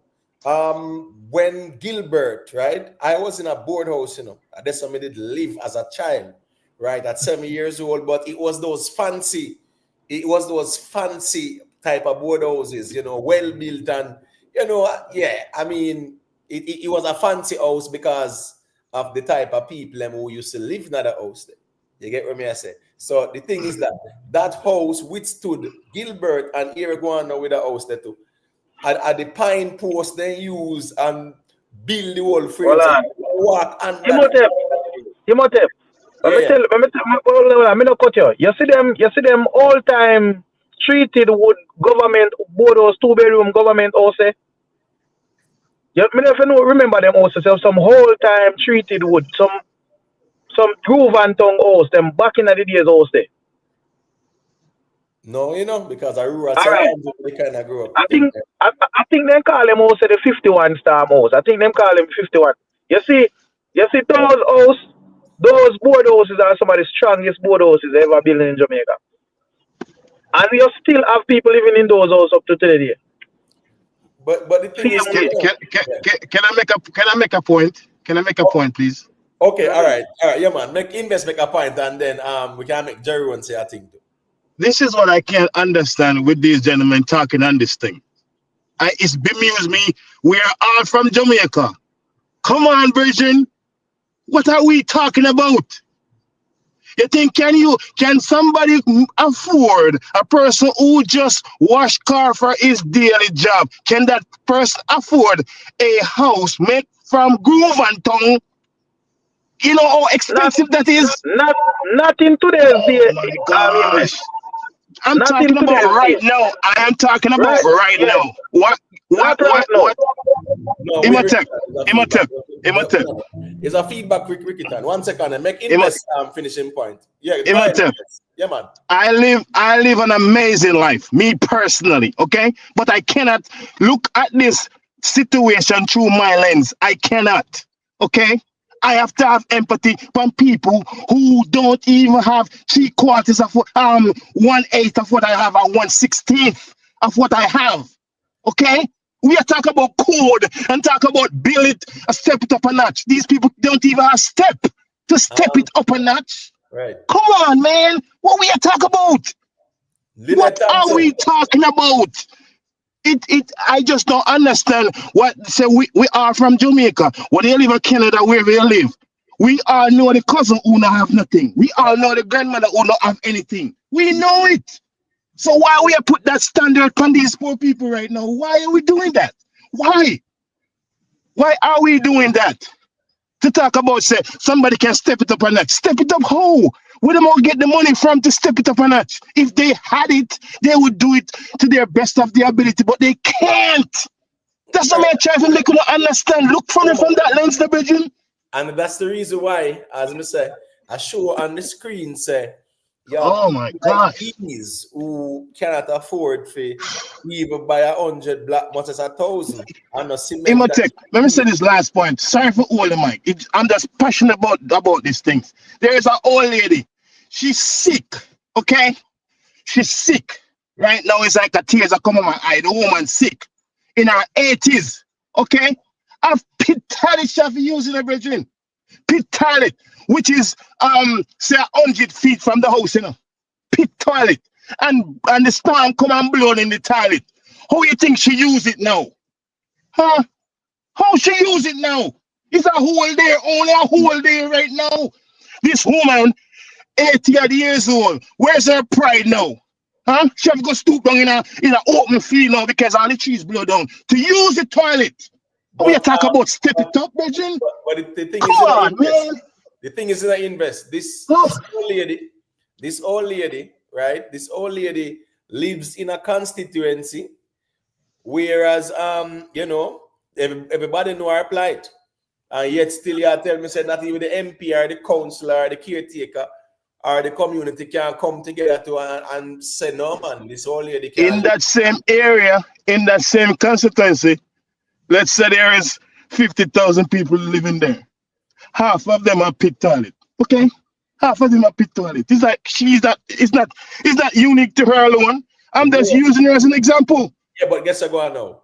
Those things have to change, you know. You get me? I say those things have to change because one, you know how it go. It's not say when you look on the environmental aspect of it, where it's a community where a lot of people live and things like that. Yeah, I mean, there should be initiatives to eradicate, just like how they said they want to get water to everywhere, because in 2025, everywhere in Jamaica, they have no water, brother. Water. There's people who have to catch, who have to go on pipe and go on river to catch water right now. Right. Okay. So like, the pilot thing, you think they should really take on that to assist people, because people have it because they're poor, them can't afford. We can always talk about we know you are a builder Imhotep. Ricket and a builder. We understand if somebody can give you somebody wants to build a house and you can build it the proper way and you give them the budget and the person can manage that budget, then the house has to build perfectly. But these people don't even have budget. They don't have anything whatsoever. So how can they get a building to the proper structure? They can't. Yeah, when we that's what I try to say is like, what lens are we looking at this thing through? We understand the severity of the thing. We understand say building's supposed to be up to code. I understand it. I wouldn't want my house to be designed and not with the proper code. I wouldn't want that. But guess what? There's people less fortunate who that's the only thing them can do. I get the beggars board to build something structured so they can lie down and rest them head and protect from the rain. That's it. It's almost like a hut. It's almost like a hut. Right. And I just don't can understand what lens are we looking at this thing through. Well, like what lens? No, I think it's very crystal clear, you know, that you have a lot of people living in poverty in Jamaica. We can't go around that. And we will talk about the West right now because that is where it's impacted, right?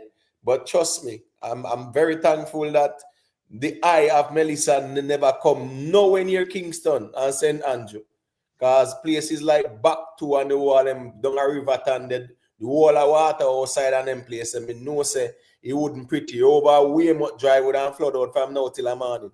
You understand me? I say? Yes, the whole place would have mash up.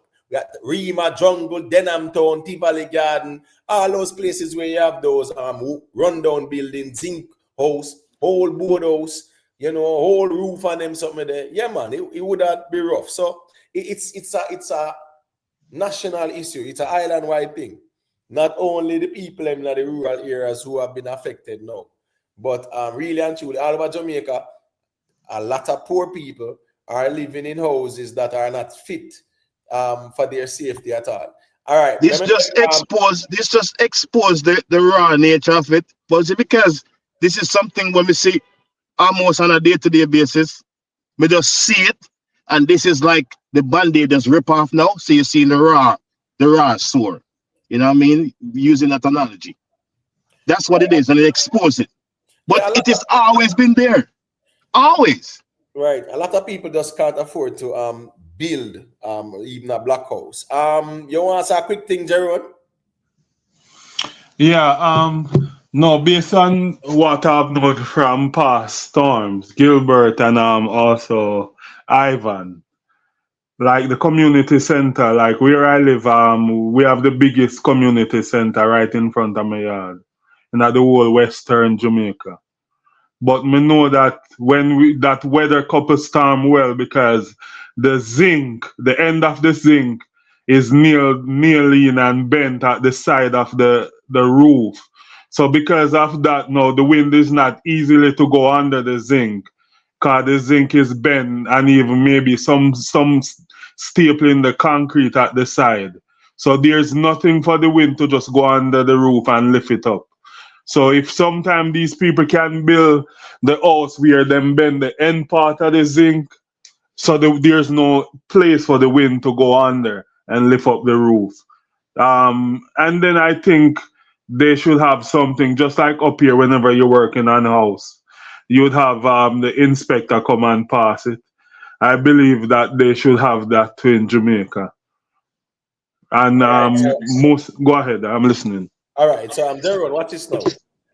I hear your argument about the zinc, right? And that's a good idea for a person who can afford to build the best one and whatever. But you see the structure, yeah, that's a very important thing, because you can bend the nail all you want.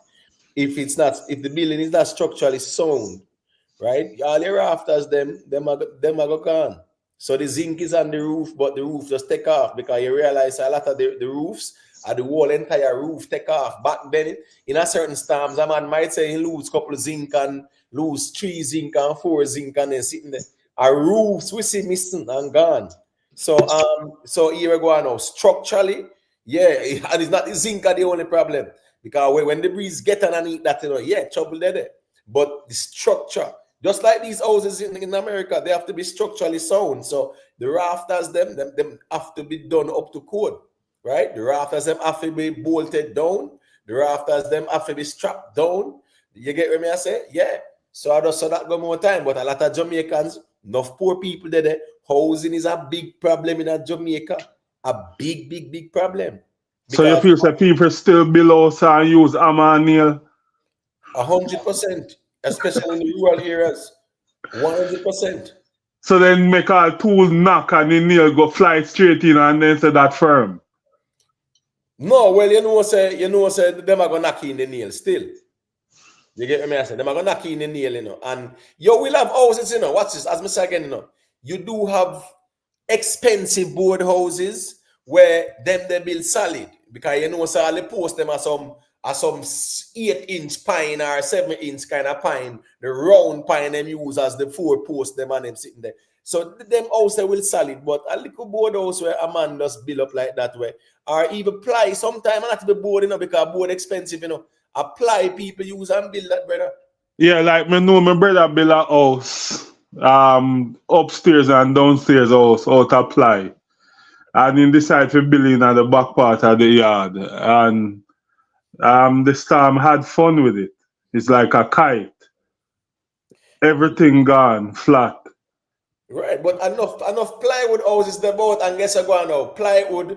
Plywood is not exterior like that, you know, because once it's exposed to water, a problem that's the reason why even in America they make sure say what they also have a wrap, even though a plywood that they use on the exterior, they have to wrap them, because any of the water touch them like that, brother. The expansion, man, especially them compressed plywood there we see them I use. Yeah, so even the plywood houses where they are Jamaica, they are exposed to the elements, especially sunny areas where with rainfall. A trouble. You know, it go rotten out and expand by your kind of stuff. Yeah, you know. So Me Yeah, see somebody post. Me see somebody post at the group about sun blast or sun dash, and I can tell a person there that my four parents in a St. James, they right. have a house. They have a board house, and those days them used to sun dash, a matter of fact, sun blast, especially the exterior of the house. You understand? And that you able to do now for like seal any joints or any crack in a those lumbers, and we didn't keep out moisture and actually keep the integrity and the strength. You understand? So yeah, we can say that maybe that the days of people or them building things, there are some like a shortcut. Yes, we know affordability, but as I'm saying, the ones who can afford it a little bit, rather than just all right, just box up a little thing. We probably have to just look on it and say, guess what? Just put a little more emphasis and build it properly. Right. And the funny thing is, I grew up in one of those type of houses, the Sandblast one, and it was a unique design, and it designed because, as me say, who did own the house in terms of living there and things like that. Yeah, that person was very influential. So the type of house, trust me, man, you see the design, trust me, I wonder if it's like whoever built that house, they were very skilled because the craft and the art and the sandblasting and everything, them type of house that was built, but the house that they was probably built probably 190, 100 years, brother. I'm not joking. But a solid sandblast kind of house, like them flashy sun or whatever. Then they never have no equipment like that. Then just flash it on and just render it. There was some way how them build them type of house. And those houses were the same type of unique houses to where the craftsman them from the UK used to build in Jamaica too. So the sun blasting now was definitely a thing. So yeah, I am familiar with that still because but that was design. Oh, Rockstar, no, my brother name rap house. I mean, then just build design and paint it and inside them try to make it look extremely nice. But nobody no really rap house like that in Jamaica. true that. But me hear somebody, somewhere I was watching something and a man said, boy, him have a house 200, over 200 years now. I mean, passed down from great grand to him grew up and used to live there. What 200-year-old house could have withstand this storm from Melissa? Because I see some house where it used to be 100-year-old growing up and chichi and termite used to just go through because them never even used to have pressure treated stick back then. Right. So and that's what I think too, that most of these houses they build them but them not get the stronger material for use. So instead of them used by a 4x4 strong and firm post, maybe them just use the cheaper mahogany for the corner post them. And then normally them only use 1 or 2 braces and then them just put ply around it and that's it. Normally, you should bolt down all the foundation with some thick posts. Bolt them down with some big thick bolt, and then you cement it. Or you even have steel where come up out of foundation with cement. Then you bore hole and drop them posts there for foundation. But me not think them build them like that. And everybody, as me saying, remember, if you build something like that, you have to have black. You have to have black foundation and black and cement and sand and steel are one bag of money that. So for the average poor person, remember, them have to have black, them have to have sand, them have to have cement, them have to have steel, just to do that foundation there, and then put down the plate them and the black. The next thing is that when them are put on the plate, them not put no pressure treated plates. You get me? I said them just put the regular, because remember with the termite them, right? Them most time them will start from what? The foundation, That's why you see them use pressure treated, like if you're doing framing, right? Pressure treated must anywhere concrete and wood are gonna meet, pressure treated it should be when it comes onto your plate them in America. you will fail an inspection if you use the same 2x4 where you use and frame out the place. There's a reason for that too. Yeah, the plates are pressure treated. You get what I say? Because the termite then can't go around that so easy. The pressure treated. Yeah, them not like that at all. So, but anyone then get access to anything else, then will deal with it. But in a Jamaica, the man now know say, oh, a pressure treated. The man just know say him get some 2x4 and him build where him build. So a lot of poor people are in Jamaica and they don't understand building codes and things like that. Them just want a place, a roof over them head, and you know, look food on them table, close on them back, and they will worry about the rest, brother, because that's all them have. Them not the money to buy no black, no steel, no sand, no cement. That's just the truth. Because those things are expensive in Jamaica. If a person, let's say a person see a piece of land, let's say $6 million, for example, right? And the person don't have the 6 million, but they want a loan from the bank. The first thing, you have to have 10% deposit. That's the first thing. So 600,000 off the bat. Just for that. You have to get evaluator. You have to get your own surveyor. You have to get your own evaluator. You have to get your own surveyor. You have to get your own lawyer. You have to pay the registration fee. You have to search for the title, your own title search. You are responsible for all of that. Where these people are going to get the money from? Where? To buy a piece of land. That's what I talk about, you know. I talk because of the same thing with even buying a house, right? Buying a house, you know, brother, is the same thing, you know, bro. The amount of money where you spend, we're not talking about the cost for the house, you know. We're talking about the whole process, the lawyer fee. You understand me? I say, as I said, the surveyor and the next one, the evaluator. And I don't know why the surveyor isn't the evaluator. It's the same thing. There you go. And also registration. You have to pay registration. You have to pay interest to the bank as well. Yes. You have to pay an interest on it. You have to pay the interest up front before it even. That's what I'm trying to say is like, me understand everybody input, but we are talking about the affordability issue. That's what we have to talk about. Most people cannot afford it. True. If the land is for $6 million and just to borrow, just to get a loan, you're coming out of your pocket almost $2 million to get the land for $6 million. No, but where people are going to get that from? No, right. And even $1 million, the majority of these people living in rural Jamaica, in a while ago, 1 bedroom or 2 bedroom board house, them not have $1 million sitting on a bank. No, if they did, they would definitely upgrade a little bit, no doubt. Sometimes some people, it costs a lot of money, you know. Listen to me, even if you live in a rural area and you want to build one like a 3-bedroom, say concrete house, you know, 3-bedroom and 1 kitchen and bathroom, a couple million, well, you look on this.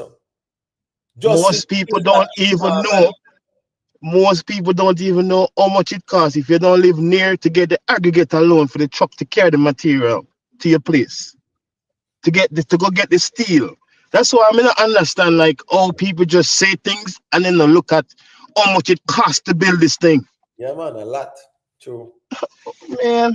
No, man, it costs a lot, man. As myself, to build a 3-bedroom house with a kitchen and a bathroom in a one little informal area, one of them rural area, they just to build it and just render the outside and them sitting there, right? And do a slab roof and them sitting there. Because you might have plans in the future to go upstairs. You have a couple millions well you spend this, so I'm not joking that.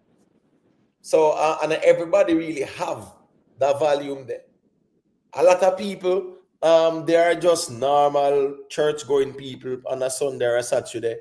Them tend to them farm, them go market, and that is their life. Trust me. Simple. Just go buy the hardware to get some zinc, some nail, some 2x4. So you want to build a pig farm or a chicken coop or whatever. Just go down to the hardware and tell them what you want, and then give you the price. You understand how expensive these things are. You understand just to build a small thing, much as you build a house. hundreds of thousands of dollars to build just the roof. Right. And if you notice too as well, right? With everything that's going on, you have a lot of people. It's like how Lisa and I issue out mattress on them, something there, and all kind of things where she knows that people can sleep on or whatever. I think I saw someone was saying, you will have the mattress and rain or wet you see when you need a roof over your head. Yeah, you need a roof, but you need the mattress too, a place to stay until you can get yourself back on your feet. You understand me? I say you can pick up a couple zinc and cover off one side of the house and you have a mattress to sleep on, because remember, when your roof blow off, everything soak. And the worst thing that as well, a wet mattress. Mattress soak, it done the same, brother. Because say that not dry. That not dry if you put that outside, when that go dry. And you have enough of them mattress, especially if a sponge and them sitting there, that swell up on you and them sitting there, man. But once rain wet, that trouble under them, man. So, a lot of people, you see where people are improvising, Yeah, it's not only food stuff, because people need a roof over them head. People them still need a place to stay, and that's why I am not against container homes being used as a temporary thing. But if it's a long-term thing, a sales pitch thing, it's not healthy. And listen me, the government know that too, As me I say, I am all for container homes as long as the Bureau of Standards approve them and show the people them by what standards that they approve these metal boxes. Yeah, that's the truth. Because I think some subsidization have to go on, but I don't want it to be like Cuba, because Cuba is atrocious in terms of the living condition of people. It is awful. I don't want it to be like that. But in terms of the amount of poor people that we have here, I honestly think there's some subsidy have to go on in terms of, for example, maybe subsidize 4,000 blocks, or 50 bag of cement this month or something like that. There have to be some way where the government can help these people, build something. It have to be, else it's just gonna be revert back to the same thing. And because people need shelter, right? I see something where somebody just get a piece of zinc and put two stick to make the zinc slant, and spread sponge, and that's how them asleep. Understand? That's it. If it rain fall, them get a little bit of shelter. So that's how people are in need of shelter right now. So there have to be some way where the government have to facilitate some form of subsidy for shelter right now. I don't know how. I don't have the answer, but it's really terrible. Well, at the end of the day, still in general, there's a lot of assessments that has to be done, and a lot of things that have to be done to mitigate against a recurrence of, like this devastation, because you can't stop category 5 hurricanes. You can't stop category 4, category 3, category 6, whatever. You cannot stop them. You can't.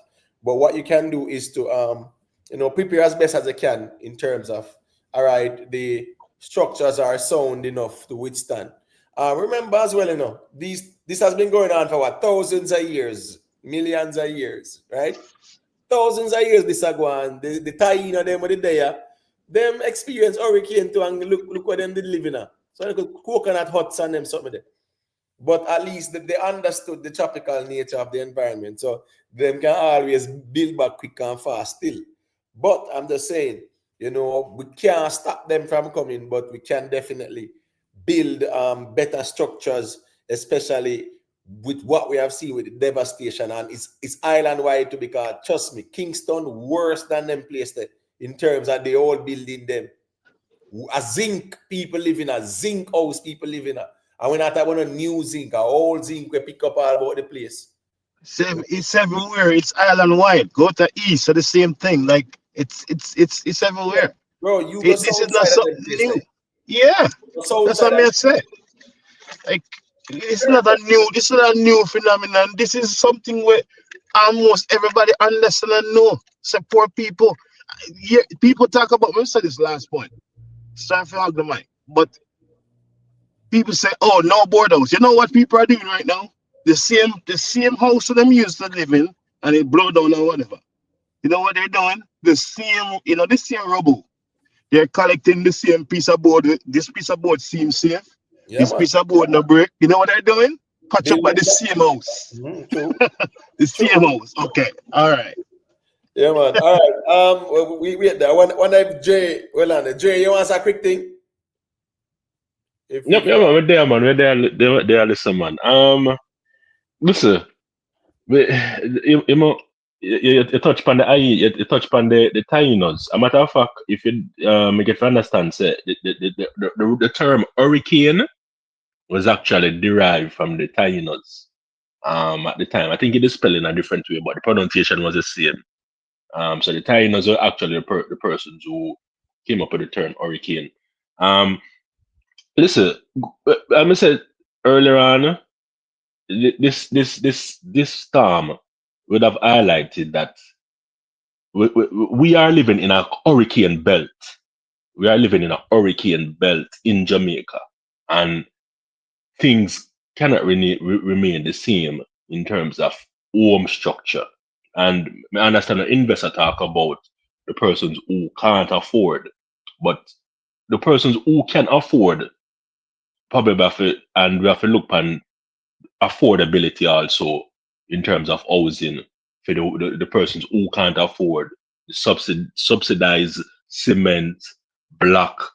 As an investor, even if you say, you know what, we're gonna get some local aggregate miners, and you know some of these black factories. 'Cause you have some black factories, local small black factories. Them are really big like that.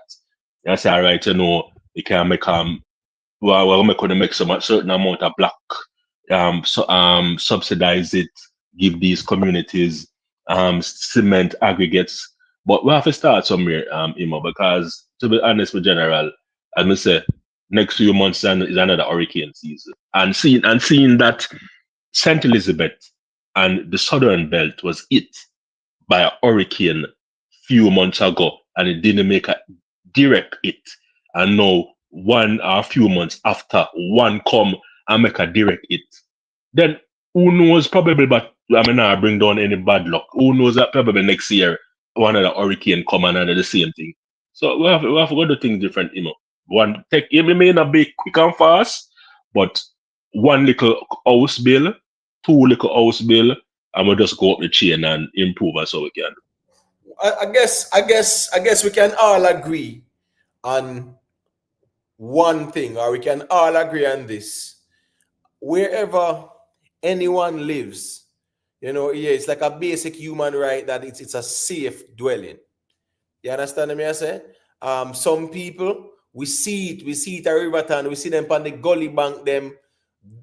As a matter of remember, these houses should not be on the gully banks, but guess what's going on now?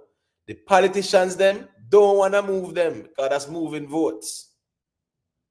That is the reason why the houses them stay up on the gully bank them, Nobody moves them, because of what? The votes them are going to move to. So you will never see the politicians them say, oh, these gully bank, residences are not safe because it's right beside the gully and it is a flooding. Yeah, man, lots of lives will be lost. No, they're not moving them because they're not moving the votes. So you see, it's a lot of hypocrisy in it as well, and it's a lot of things to look at. Not only in the rural areas because we just had this hurricane, but at the end of the day, you have a lot of areas where, trust me, no human should be living in those conditions, and the government them know that too. So but so if you put the discuss up on the ballot, say likely if you're not getting a ballot at the boxes, you know that. Yeah, true. If me say, if you vote for me move away from yourself. Yeah, man, relocate to somewhere else. As a matter of fact, I would not be the MP nominee. No, I would not qualify. Once me saying my aspirations is to move all these people and carry them somewhere else. All when All when me say, I'm going to be building 1 2-bedroom for each person and they want to go and build on the rest. I want to meet me halfway. No. The party would not agree with that because those are the voters leaving. And the voters, them have to stay. No matter, I could have even in a Riverton dump. Yeah, man. Them, the politicians, them happy with them people there. And them no want them leave. Because you know that go. Godfrey Goldberg, big of yourself. Yes, Lynette Thompson, New Haven, you know, yeah, that's a flood zone that, you know, New Haven, you know. And the funny thing is, you know, New Haven is right beside the Sandy Gully, you know, right out upon Washington Boulevard, cut through New Haven side and them something there, you know, right?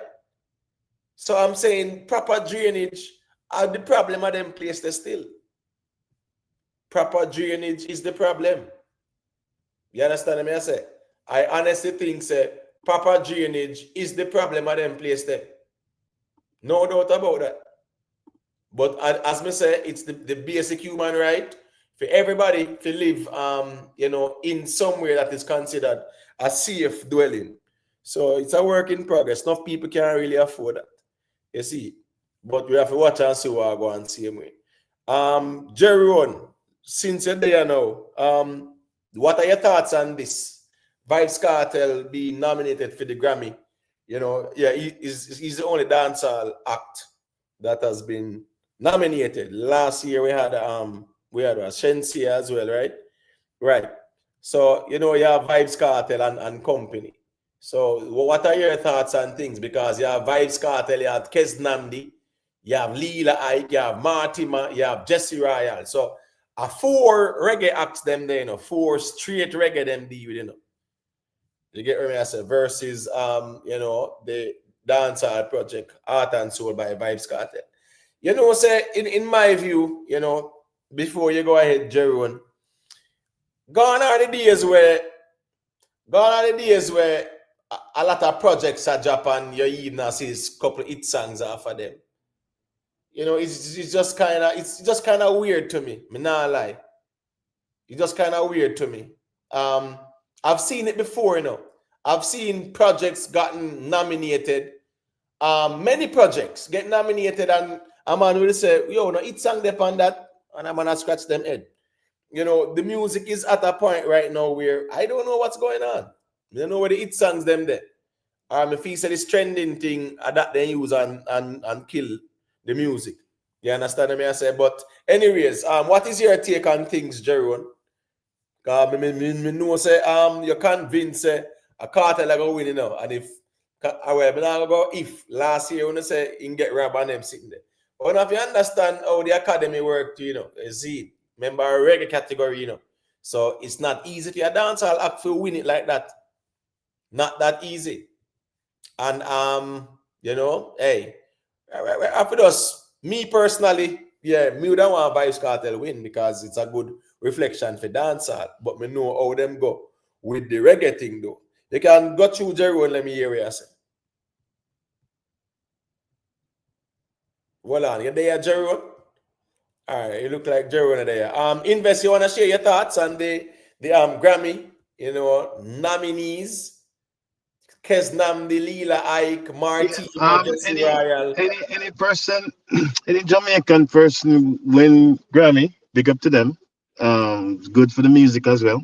I think I was reading something where I think the Grammy said they're changing up things this year, and it might be this Grammy season, and it might be some surprises or whatever. I don't know what's the motive behind it, but if Vybz Kartel win Grammy, okay, cool. Hey, mom, I don't know you not hear me. No, I'm just hearing you now. Okay, no, I was saying that it's a landslide victory. It will be a landslide victory for Vybz Kartel. Me just know it deep in my heart and my soul, you know. So it's gonna be we're not gonna be surprised when him win it because we expect it. And that will happen. Is the project Grammy worthy? or just because it's Vybz Kartel? I mean, Kabaka Pyramid never project Grammy worthy when him win because none of we know that no song on that album. This Who said album where that? Vybz Who Kartel said put that? out. I'm sorry, please.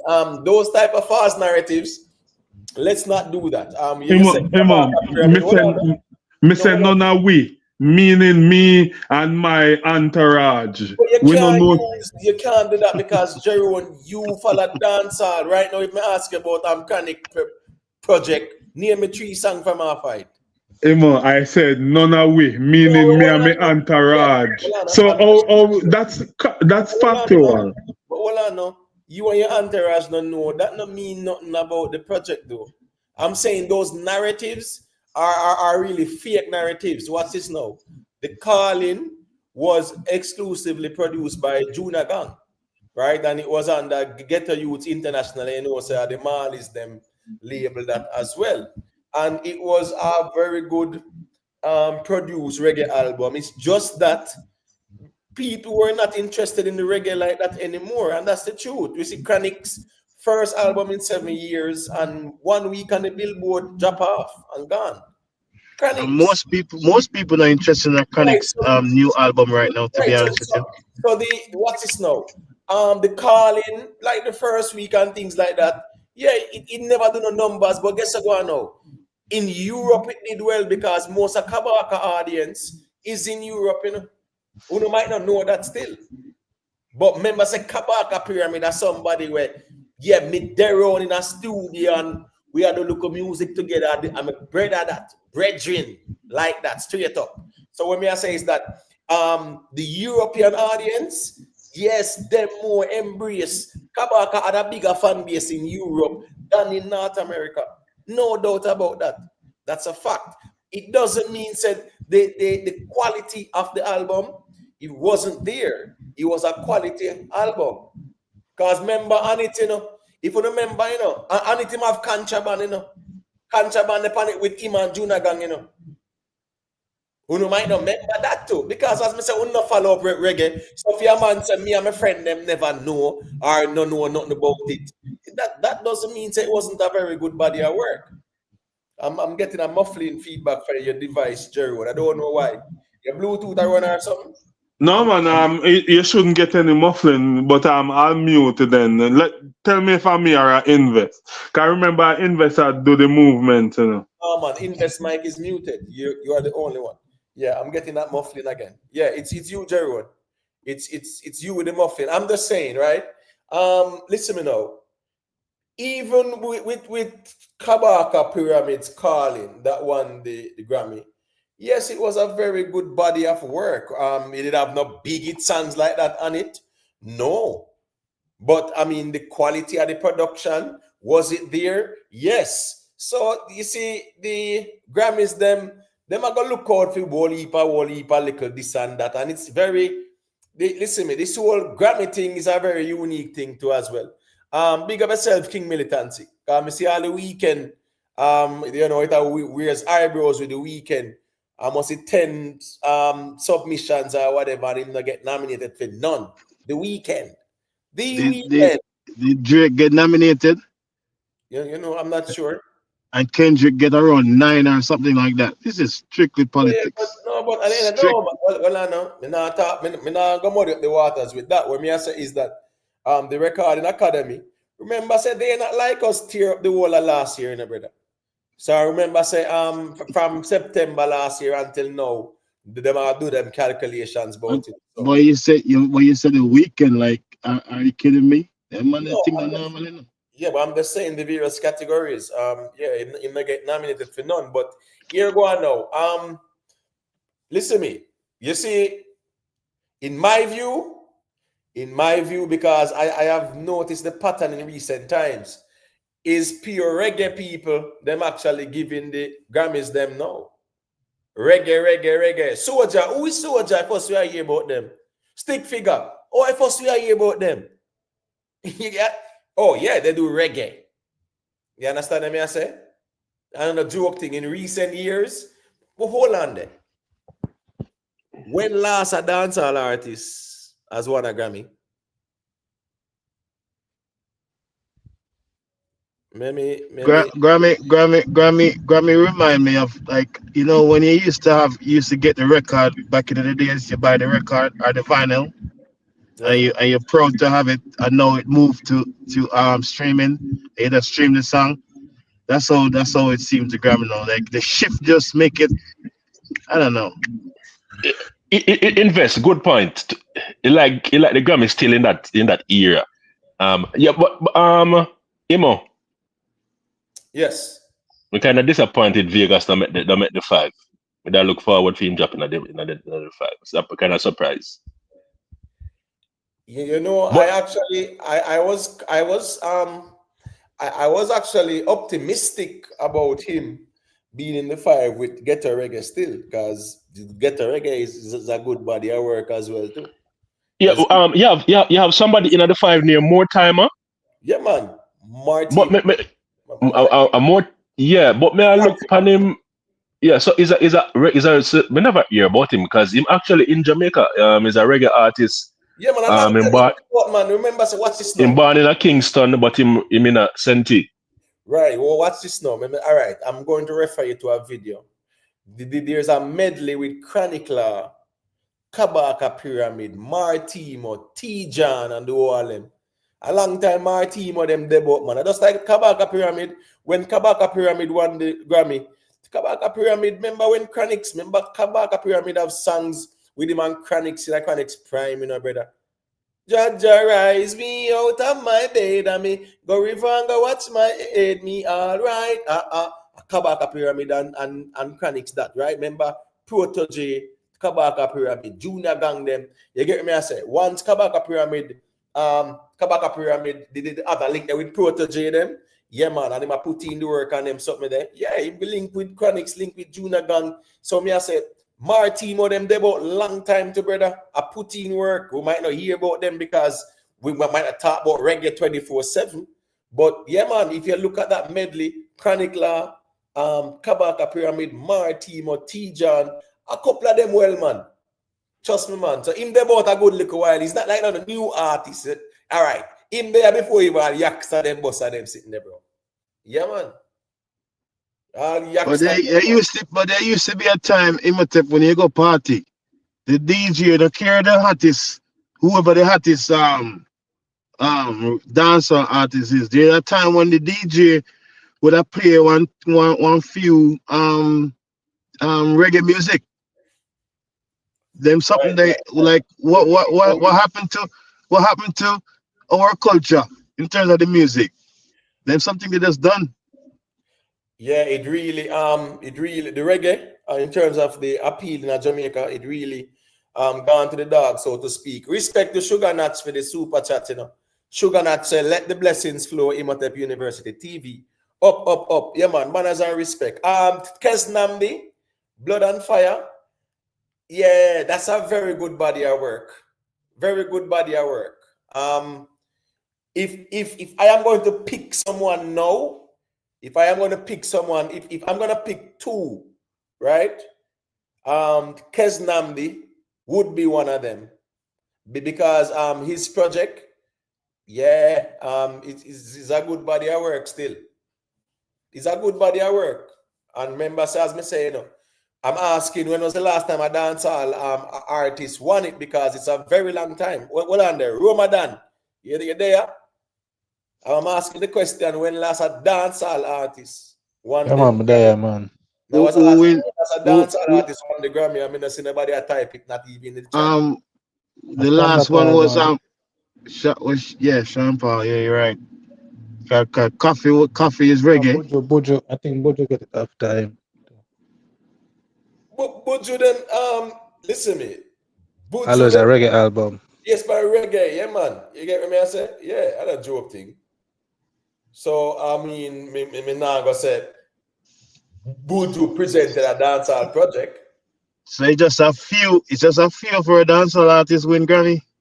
Just a few. Well, Sean Paul, Shabba, Beanie Man, who else? All right, so what's this now? You know what I said technically,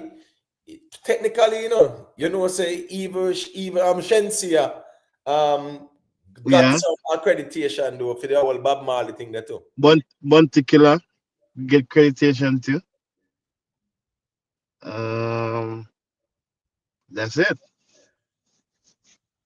Right. So as me say, if we really look at it, dancehall, no really I get no winnings from the Grammy at all, because as me say, this is a reggae category. Then put the dancehall in to accommodate us. We cannot ask for no dancehall category because we're not doing no music for move the numbers, right? We're not leave out nobody else. In Ramadan, may I leave out anybody else? As far as dance, no, officially, because Bujo was a reggae project. So as far as what him would say, a 2003 Dirty Rock, the last dance album. Yep. Yeah, man. Oh, Imo, we can ask a question. Them 5 nominations. All right, other from Vybz Kartel. Them all of the 5 nominees them are Jamaicans. All right. Yes, they're all Jamaicans, man. Yeah, man. Okay, all right. You know the reason why I asked? I can remember years. Soldier. Yeah, all right, Imo. I can remember years when you used to have Grammy winners, and people just say, but all them people are winning Grammy, and we not even know them. You remember those days with other? Yeah, man. When Soldier and Stick Figure did I win Grammy, man, and man, as I first them I hear about them people and them thing there. But remember reggae. A pity we don't understand how much more reggae artists the outside Jamaica than when they inside Jamaica, And a joke thing, If you combine every Rastaway in a Jamaica, more reggae artists outside Jamaica than Rastaway in a Jamaica. Yeah, because the influence goes wide. Yeah. That you can't stay there. A whole heap of reggae artists out there. They are just not native Jamaican. But yes, this year. Yeah, Lila Ike, Jamaican, Kesnam, they are Jamaican, Jesse Royal, Martima, them are Jamaican, Kartel, we go, Jamaican as well. So 5 Jamaican still, but 4 of them, are reggae acts. And as me say still, Kesnamdi, yeah, if I'm going to name 2, yeah, his name would be my first pick. You understand? Imo, who is he? Give a look at profile on it. Kesnamdi, them popular, man. That's just not, as me said, the ones that might not hear about him before and whatever. But up to recently, a couple of months ago, in job is Project Blood and Fire. You get me? I say, have some very good songs on it, man. So blessing to be thankful. You get me? I say, yeah, man. Him have a good body of work. That's so good body of work. In my view, he would be the one where me look on. His sister, what's her name again, man? His sister is a social media personality as well now. They're on TV and them something there, Have them restaurant and as a Rasta vibes, Rasta thing them do, But I like some uptown type of Rasta them, Them uptown, but yeah, Rasta them deal with. Remember at one point, a lot of uptown Rastas. Remember that whole reggae revival thing there? I want bag of uptown Rastas in our way that a lot of uptown Rastas. When you look at Protege them, listen me, Protege them, at Dan Carly one them, listen me, at Dan Carly one sister, Protege mother, and Protege mother, what's her name again, man? I do one big artist, man, in the 80s as well too. So him have the musical connection there, and him a uptown youth them. You get me? I said, Kabaka Pyramid, them are uptown youth them still. You get me? I say, the couple of them, well, where you take on the Rasta thing, I will for uptown youth now. I will for like a ghetto youth like that. You get me? I say, yeah, and a ghetto youth like that, where rugged out of the ghetto. Like it's like Cape Town and Sizzler, them man they come from certain, poor areas and things like that, or St. Mary and them something there. Yeah, Protege them, them are uptown Rasta, Kesnam did them, but them embrace the whole reggae thing there. And trust me, Kesnam did, if people check out him work, them man have hit songs, man. They man have only by hit songs, man. Yeah, man, them man have by hit songs, man. Trust me. Hold on, I'm trying to remember if I know the recently, Yeah, recently I know say him and Sean Paul do a collab too. But him do collabs with other artists, man. Trust me. Yeah, man. Trust me, man. As me say, Blood and Fire, in my view. Yeah. What is reggae doing now? Here we go on. What is reggae doing now? Bob Marley is still up there, selling our 11,000 units a day, where not even a dancehall artist can pass him. So that says what reggae is doing now. When you look at the Billboard reggae chart, yeah, you see whole heap of reggae. Give thanks for Sean Paul and Shaggy for you hold up the fort up there so we dance all, but a reggae dominates and Bob Marley is at the pinnacle. So if you ask where reggae I do know, yeah, Bob Marley answers that. Jerry, I was getting a feedback from your device, you know. I know if you might want to log out and log back in, you see. But whenever your mic is open, make me get that feedback there. But when you look at reggae in Jamaica, yeah, of course, reggae is on a decline, but dancehall, in my view, dancehall is I don't know what's going on out here with dancehall at all. We really feel like it's a lot more. I just a thought based on my observation. So let's say compare Jamaica to overseas, any country. So like somebody in America, maybe them play the music through Spotify or what's the other platform, Pandora or whatever, and play the music. But here on the ground, every coaster bus, right? Every taxi, they're playing the music, They're playing the music from various artists every single day. These songs are getting crazy rotations, But there's no way to calculate these spins because somebody burn a CD, somebody download the song on them USB stick, and them have the music separate from what will be calculated to move the music in terms of numbers. So I think from the fact that we got into the space of not buying the music but to burn the music, I think that's where the disconnect come in terms of calculating the spins. Because if a coaster bus start work at 6 o'clock in the morning and him work all the way till 9 o'clock, and let's say him play him have one CD, that song is going to get multiple rotations through the entire day. But it's not being calculated by the people who do the calculations. It's not. So that artists miss out on those calculations to put them up in the numbers. Yeah, but the thing is, that is not counted. And all right, cool. That's a little bootleg thing. But here we go on now. That a couple, all right, max a couple 100,000 people at, right? When you look at like those numbers, when you look at the artists, them, right? Artists used to win a Grammy with a multi-platinum album. You understand me? I say? Yeah, an artist when I win a Grammy. Yeah, that's true. That's true. When Sean Paul won with Dirty Rock, Sean Paul had a multi-platinum, triple platinum, multi-platinum project, brother. We are talking about platinum, going platinum, multi-platinum, and yeah, it's not good to compare living in the past, but now we have projects being submitted, and we are saying where the hit song there in even one of them. Where is a hit? Which one of them have a hit song? Just one hit song among them.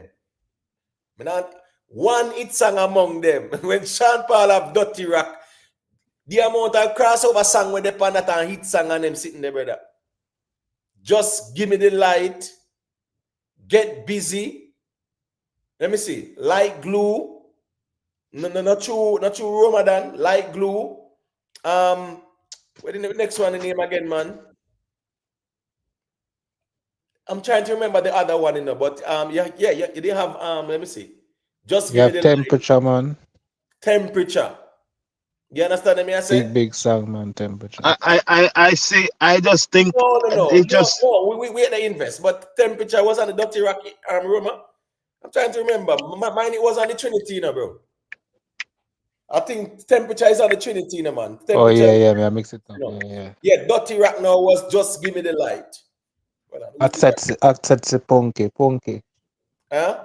Oh, him and Punky. Sasha. Him and Sasha too. I'm still in love with you, girl. Remember that one day? Remember that was a monster hit in the reggae lane there, brother. That was Big a song, that man. Yes. So me assure you say, him and Sasha, right? Get busy. Just give me the light glue. You understand me? I say? At sexy punky, big in the street too. Right. So what's this now? A 5-hit song that me I tell you about, bro. 5.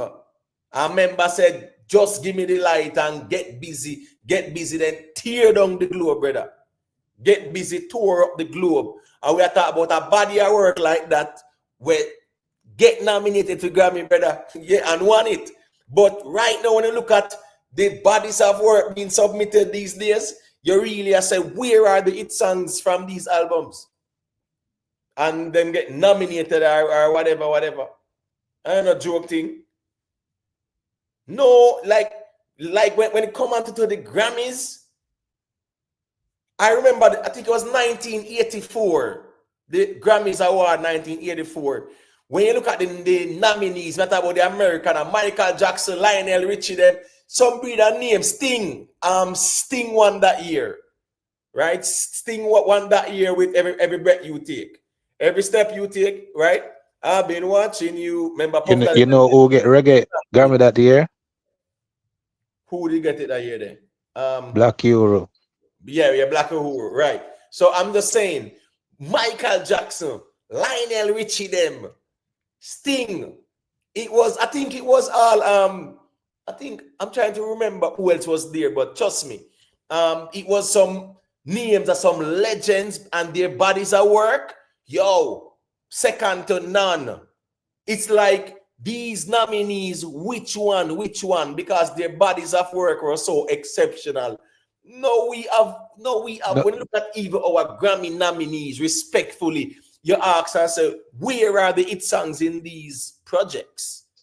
No, anything can get nominated. As we Kartel say, the girl call him and say, yo, listen, the deadline I go up and just put out something and him put out Heart and Soul and look. He can just put out something and Wait, that Kartel say? Yeah, so the girl shout him and say, yo, the Grammy deadline are up, you want to show a little compilation or an EP and him just show that. That's why I'm not really promote it or push it like that. Him just put it out there. Right. It go land him a Grammy. Well, at least he'll land in the nomination still. But kudos to that girl ever shout him and say, because you know what? Kartel just threw out that project out there. The man just threw it out there, brother. No promotion, nothing at all.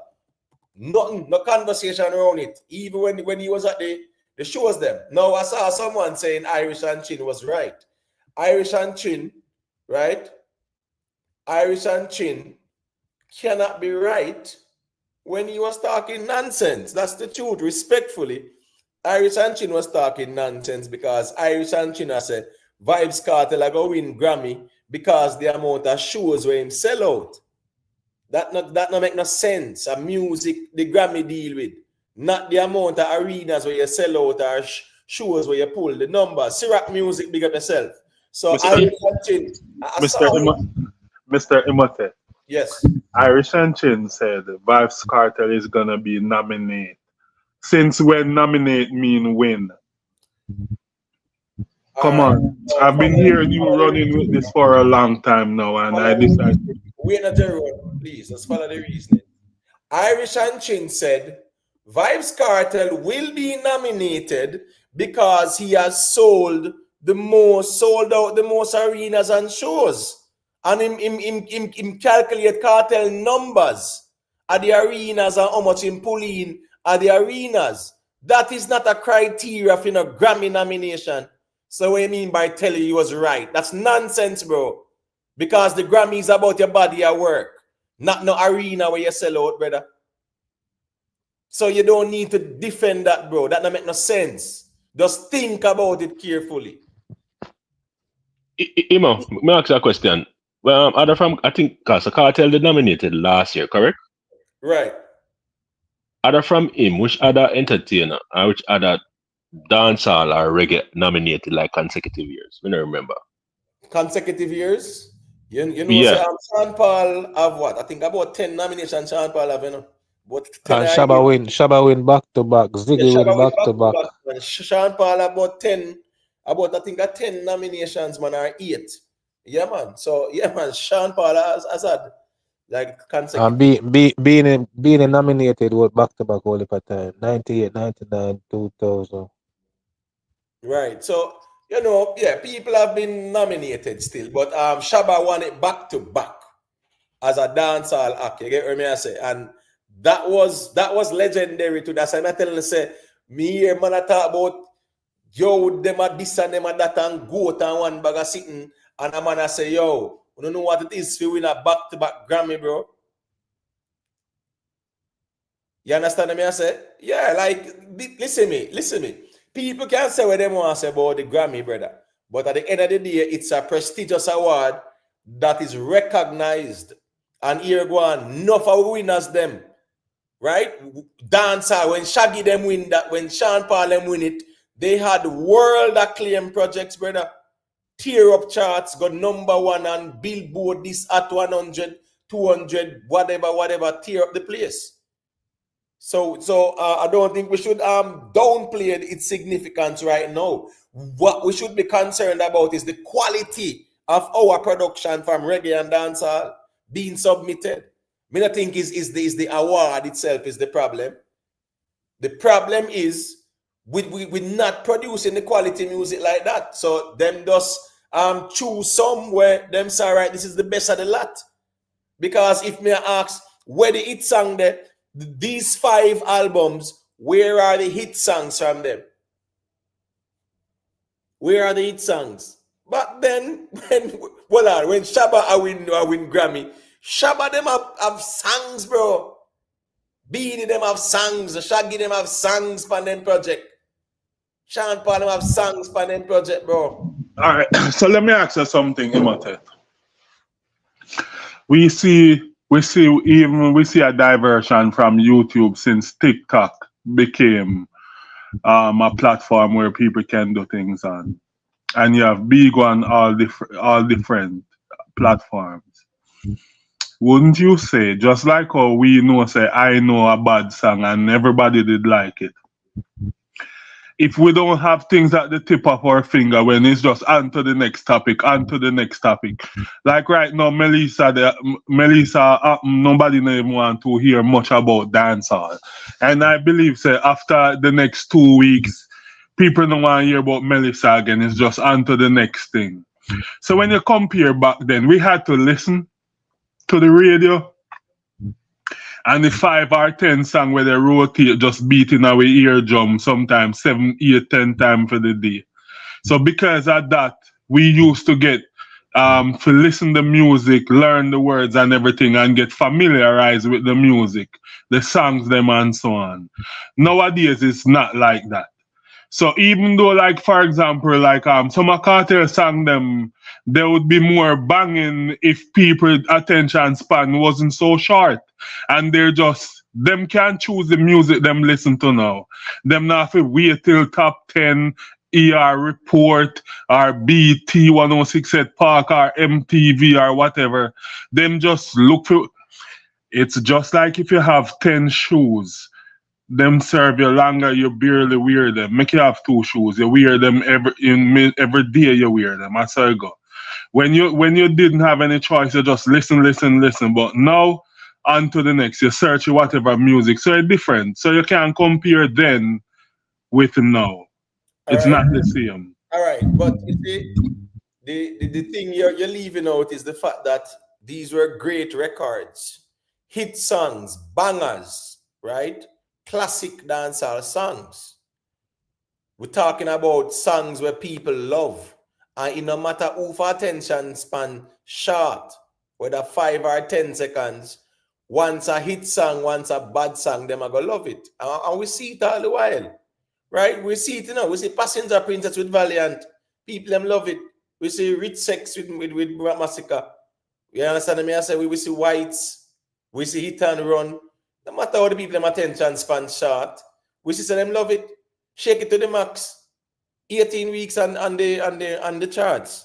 And when these artists were doing it, 28 weeks on the Billboard Hot 100 and 200 and whatever.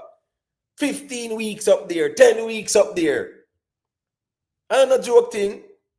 So even right now, Bob Marley is on the reggae Billboard for about weeks. I mean, like not all the while. I'm getting the muffin. You hear Jerome? No, I was gonna ask you about Shake It to the Max. Why that wasn't entering for the Grammy Awards though? Since it's a reggae song and then couldn't do a 5-track EP or 10-track or whatever. Or 6-track. One song, bro. No. I'm getting a bad feedback in a Jerome. You might have a lag out and lag Reggae them deal with albums, not singles. The Grammy deal with albums, not singles. A single at Jerome, but Jerome, they might have a lag out and lag back in. It's a bad muffling sound.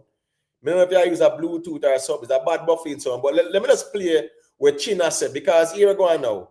Chin was wrong, and Chin is still wrong. Chin is somebody where I respect him, but if him wrong, him wrong. And he was arguing vehemently that Vybz Kartel will be nominated because he must sell out arenas. And I'm saying, come on, Chin, you're in this music thing for so long, and you would say a statement like that. So when Vybz Kartel get nominated now, he must say, I told you I was right. You are not right. You are not right, because you said that Vybz Kartel are going to get nominated because he must sell out the arenas them and how much hundreds of thousands of people he have drawn so far. Anyways, let me just play this now. We get back to the reasoning. 2026 Grammy for Best Reggae Album of the Year, just like I said would happen. Let me say it again. Some of you said I'm stupid. Some of you said I don't know what I'm talking about.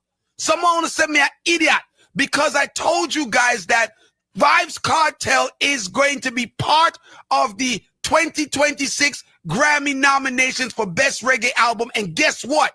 Vybz Kartel is nominated for a Grammy. I told you it was going to happen, right? You telling me that, Chin, you don't know how the Grammys work and you're an idiot and this and that. You guys better take back everything that you said. And I've been on a roll lately calling a lot of stuff because I pay attention and I use common sense, right? Many of you were running off your mouth talking about, Chin, seats don't have the number of ticket sales, and seats has nothing to do with the Grammys. And yeah, of course I said that, and I'm going to stand on that. The number of ticket sales have nothing to do with it. Or Sean Paul and Shaggy them would have won the Grammys almost every year in the reggae category if them have projects submitted. Sean Paul was nominated, I think, 10 times or 8 times, doing 70 odd shows a year, doing his own tours, pulling crazy people. That was never in any conversation. Oh, Sean Paul will be nominated because he's pulling so much people. No. So respectfully, do a Chin, you're still wrong and strong about it. Because the reality of things is that no ticket sales, no arena sales does not contribute to no Grammy nomination. You couldn't do a million show. If you don't submit a body of work, you cannot be nominated. Do a million arenas and do not submit a body of work. You hear Roma dancer? The lady, Kartel said the lady call him and say, yo, remember the closing date August 31st. You understand me I say? Yeah, because at the end of the day still everybody happy. You get me I say? Him out of Roma than me. Who you more listen to? No, that's waiting Nigeria. What's this now? That's waiting, man. What me I say is this. You see, Chin. Me I talk about what Chin I say. What Chin is saying, him still not gonna make sense. And probably somebody needs to tell him, say, bro, you were wrong on that one. Because no ticket sales does not qualify you for no Grammy. You have to put out a body of work and you submit it for consideration. You don't submit ticket sales or how much you gross. Come on. I mean, them man in the industry for years. And he's a G where, as me say, I have a lot of respect for him. But if you're wrong, you're wrong. Don't use might beat right. It can't work like that. There was never a time like that when not, oh, ticket sales, hold on, Ramadan. Ticket sales, oh, arenas, and them something there. And I saw this, and I saw Grammy work. It's called the Recording Academy, you know. The Recording Academy. A bodies at work, them deal with. Then look at your bodies at work. I think you can say, oh, I am submitting, I sold out 10 arenas. What? Do you have a body at work? No, I sold out 10. I sold out 20 arenas. I sold out 30 arenas. Do you have a body of work? No, I don't.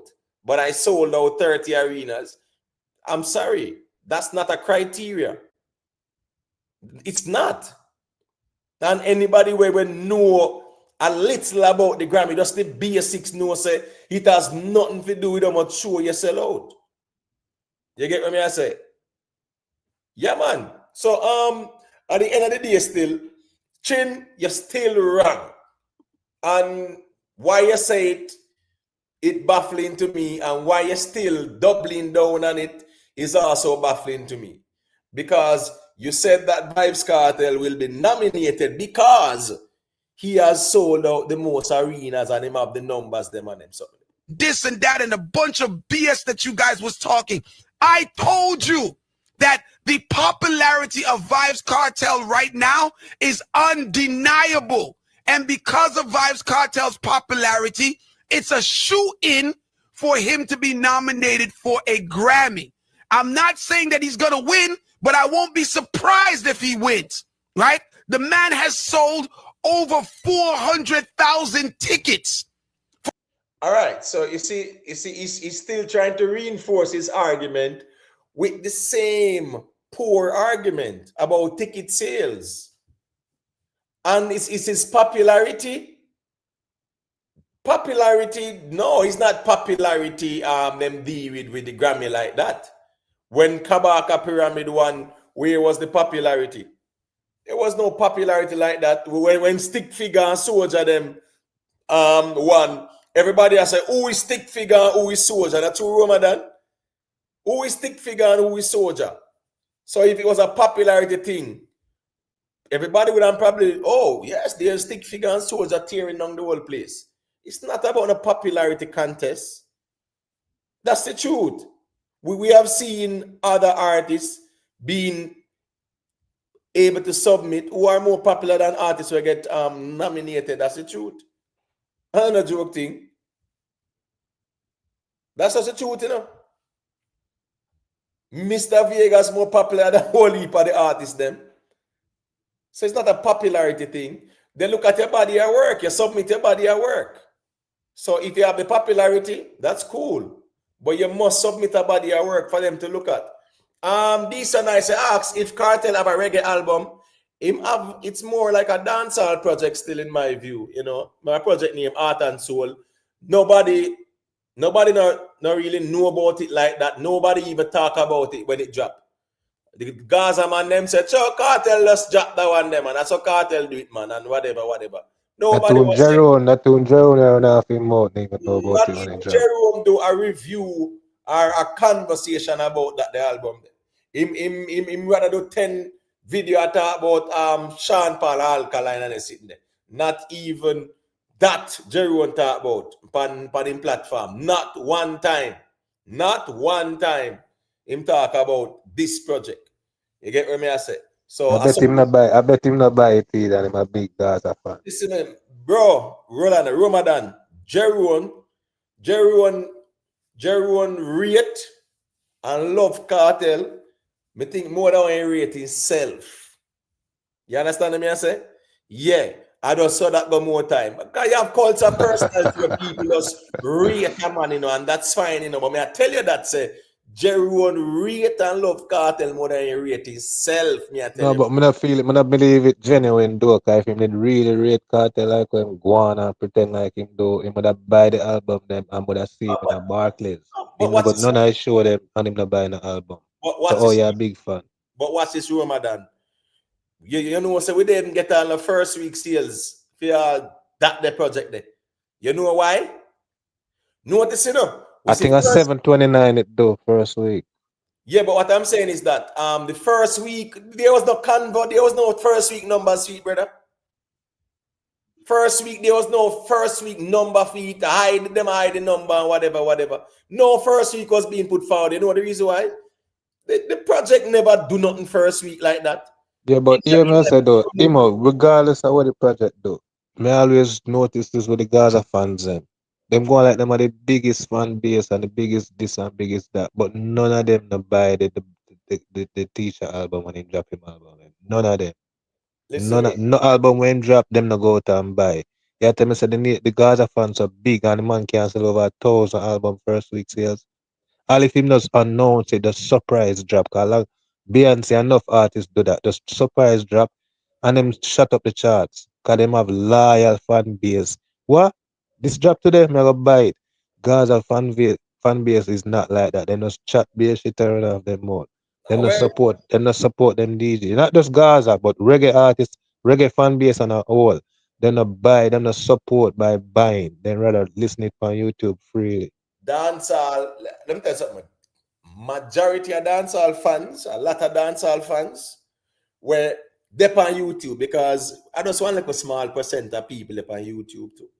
Yeah, in terms of live streaming and me I rep that camp down them something. You have some dancehall people when the artists and drop some song, them check it out and then we'll go stream and buy and whatever and keep it moving. Then we'll go to the shows too and stuff like that. So the majority of dancehall fans are not on YouTube live stream and try to prove who are number one fan or who more loyal and whatever. But a lot of people who are in the YouTube space with the live stream or dancehall, yeah, majority of them they're not buying no music. I don't know joke thing. It's a fact. I mean, the good thing is at least Jerry and them will honest and admit say them not really buy and stream the music, but they will support the artists in many other ways. Them will come out here and defend the artists and burn some fire upon some other man over the artist and things like that. That's his way of supporting. So if you realize, as me said, the music just not sell because majority of the people just not buying like that either. You understand me? I said, yeah. But for answer Rockstar question, the reason why Fever sell gold and silver, whatever. I know the Gaza fan base do that. That's on the crossover and at the outer world people do that. And them go buy the album. I know Jamaicans buy that and send that to silver or gold. True. No. Oh, Gaza get Kartel a hit there. No, listen me. Let's keep it real. The majority of our dancehall acts, hit songs, them we go gold and silver and them something and crossover. It's not no dancehall fans only, or dancehall fans are the majority. People hear the songs and people love it and people start listening and them stream and buy and whatever. That's how it works. So you're totally right, Ramadan. It wasn't no Gaza fans, brother. People love the music. If that was the case, every song we Kartel drop from In Touch Road would have been a hit song. But me tell you all the while, say the biggest fan base are the neutral fans out there, brother. And dancehall does not have that fan base to carry certain numbers as well. We don't have the market share there. We are a small population. That's why it's important for dancehall be international and global. Because listen me, most of the dancehall supporters and reggae supporters are white people, European, Caucasian, whatever you want to call them. Majority of the dancehall supporters and reggae supporters, Caucasians. That's the truth. They are the biggest supporters of reggae and dancehall. The biggest supporters. True. So, Imo, what you mean by me not stream? What kind of platform is YouTube? Isn't YouTube a streaming platform? So how does people go around and say Jerome don't stream the artist music? Me not understand that. when every day me have to play the artist music. I don't know. Sometimes I don't know what you guys are on, but Well, all right. What me is go and listen to it. All right, Me cool. go and listen to it. All right, cool. Let me hear what J views I said it because I don't know where you depend either because that are the thing, are the same way all your mates are the same way the majority of the man them mates Roma than. One YouTube view is them streaming. Anyways, make me hear what J views I Them said. ever know how much if them ever know if them ever know how much views add up to one stream, then would have thought better. All right, Imo. So may I do a little reading, and them are basically say upon them are basically say that the sales is not much part of the criteria, but one aspect of it that you have to meet the criteria is chart performance. And as you were saying, alluded to that you can't even count one good song upon the charts right now. So out of the five, Imo, who you see have who out of the five nominees have any semblance upon the chart right now? None. None like in terms of like having hit songs where I tear up the charts and stuff like that. No. Yeah, because basically when I read it, they are saying that the chart performance has a lot to whether to push the needle or whatever in terms of other criteria. Instead of other criteria that the album must have 75% reggae recording and them something there. The album commercial release and very. But them maybe they might. Well on the J views, here we go on. Yeah. All right, Vybz Kartel, Heart and Soul, right? Which chart performance was there? Even when Kabaka Pyramid won with the calling, what kind of chart performance was there? There was no chart performance. A 73 body of work submitted, And the other night we are reason now we say all them 73 projects there, can we get 5 hit songs combined from the whole of the song there, about 700 odd songs. And we're putting it in a conservative number, mildly. 700 odd songs. Can we name 5 hit songs out of them there? The whole of them albums there. So at the end of the day, still, you see that charting criteria there. Yeah, brother, that's not really carrying much weight. No, and it shows because even the whole, if that's the case, Vybz Kartel wouldn't be nominated because Heart and Soul wear that chart like that. You understand me? I say, Rockstar, you look like you're drinking, 1,500 streams equal one album. I know you're trying to say one unit, right? Yeah, that's right. We realize a Rockstar tip, so that's why I'm not really follow up the comment. No, man, Rockstar is a keyboard warrior more time, you see, but that's how it goes. No, but them off tonight. Something what I say. No, man, me know some good. I say one unit still, but I don't say that go. But Rockstar, remember YouTube, Jerona talk about and Roma talk about the streaming platforms, them, brother. Me not talk about for watch one little video and leave a like on it on YouTube and not even a whole heap of that go on these days. Me say AI artists a clap over 1 million views per YouTube. Look how long enough of we artists then now clap 1 million views. Not even 1 million views we see around like now. I don't know. Imo, you think if Shensi had to drop an album this year and try incorporate the Shake It to the Max on it, you think should have win a Grammy? No, Shake It to the Max is not her song, so she couldn't put it on like that. She couldn't put, let me see. No, she couldn't put it on either. But the funny thing is that, let me see. Yeah, she could have put it on one. Let me see. No, last year, September. Yeah, last September until now. No, she couldn't put it on it. But she did have, I think, when she did have dating season or whatever. But point is though, right? The year when she girl today, Sean Paul and Vegas, they both have it on them album, right? Yeah. There was some intricacies with that though. That's why I say it could have worked. She probably could have get Shake It to the Max if them raised it. No, BS Pan, all right. BS Pan that because remember, that was the producer them, and Mali them. You get me? I say, yeah, I feed them song and then them add Chensia and Skilly Bang. Hot girl today now was Sean Paul and Mr. Vegas, and then Mr. Vegas have some credit, Sean Paul have some credit, VP love the song, VP take over the song, then Mr. Vegas to take a vice back over the And Green Sleeve love it. Green Sleeve and VP a fight over the song. Right. So there were some intricacies in that still, but in the case of Shake It to the Max, yeah, it's what Disco Neil, Mali, and Silent Addy. Remember the original is a remix, this, you know. Yeah. So yeah, the original was with Mali. So you know, yeah, Shensi, I couldn't put it on, but as me I say still, going on the charts, that's not you know. A unit is called an album. Is Rockstar all right? Rockstar, are you okay? A unit is called an album. Come on, bro. I don't know what I go on tonight. You might have to just check out tonight, man. You see? Drink a bottle of water, Rockstar. Yeah, because remember, say the conversation is how much units the album sell. So our unit is an album. When a man go ask how much units the album sell, that a man say the album is the body of work. An album is a body of work. You understand me? I say it's a body of work musically. That's what it's not the amount of streams. So a person will say how much units? Yeah, how much units? Just like when 50 Cent that tell Kanye West say anyhow him sell more than him first week. Him stop the music and him sitting there. Big competition. When you look, 50 Cent did 600,000 first week. Kanye did over 1 million.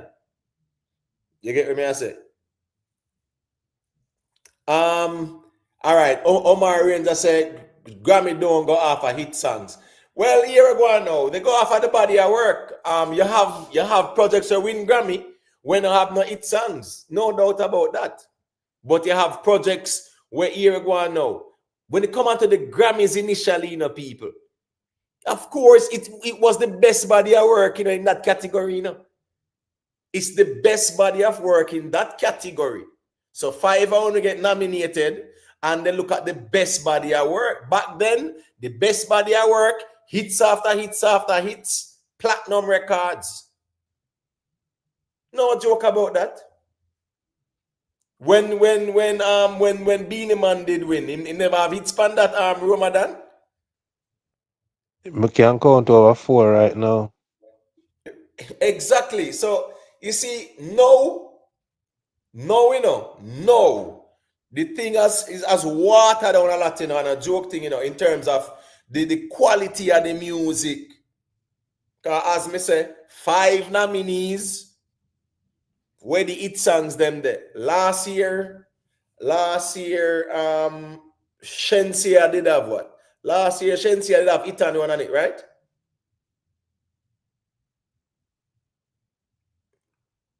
Ramadan. I'm not sure about our album last year, you know, because I never listen to Shensia right now. I'm not sure, but I think she might have had it on it. But my point is, last year, even when Kartel got nominated again last year, which it song ended up on that project. In Ramadan. I'm not a hit, but I'm not a couple decent songs. Yeah, me talk about hit songs, bro. No hit song. I'm hit song. You understand? But the music, but so we are reason from last year. We are reason about this music. Say, oh, Zebra used to run the place and all that. We are reason all the standard drop. One man can get all 2 songs and get all DJ of the year and all that thing. But then it's unheard of. You have 2 songs you last in the business, but now you have 2 songs you can be the man for the year. What Ramadan right now, you know. Me I tell you say, you know. You get me I say? People, let me tell you something. Right now, Ramadan, people are gonna argue and say what? No hit songs. They just bodies of work. Just bodies of work with no hit songs. And that we are get right now, you know, brother. Just bodies of work with no hit songs. Well, Emma, Let me ask Ramadan a question you would have asked if I may make that suggestion. Since Ramadan saying can tell you 4 hit song from Beanie Man album when we win the Grammy. How about just tell me 3 and keep one for yourself? All right, that's a question. Me nah keep none to myself. No, let me mute him, Mike. You muffled, man. You muffled bad Jeroen, man. Jeroen, whenever your mic is open and we talk, you have a muffle. If we allow you to talk, you now get that feedback. The same as I make you know when your mic open and Ramadan attack, we are hearing that muffling there. And you know it go. It kind of nice up the thing. All right, make Ramadan tell you the 3 and even give you the 4 too. So go through Ramadan. The first song on the CD, 804, on the bug reading. But I call it a hit song. Love Me Now with the White Cliff, that are 2. You have No Girl Can Licky Back, what name? Crazy Notion. Right. No girl can see them now me head. No, this girl walking on my life with her crazy. Right. Licky Back. A big song that, hit song that. Big song. Heights of Great Man Reach and Kept. You want me to stop or you continue? That. Then that upon the belly has to, man. You want me to continue? You good now? Cause me give you 4 already, you know. Oh, you get this Jeroen. But he don't know them there. Jeroen don't know the Jeroen don't know remember upon the belly as I'm on Cape Town a war, you know, brother. Yeah. Right, the same war Cape Town, you know. I remember say the Licky Back a sample again to, you know. Remember say the Myra Carey that, you know, brother. Yeah. I still believe that someday you and me will fall in love.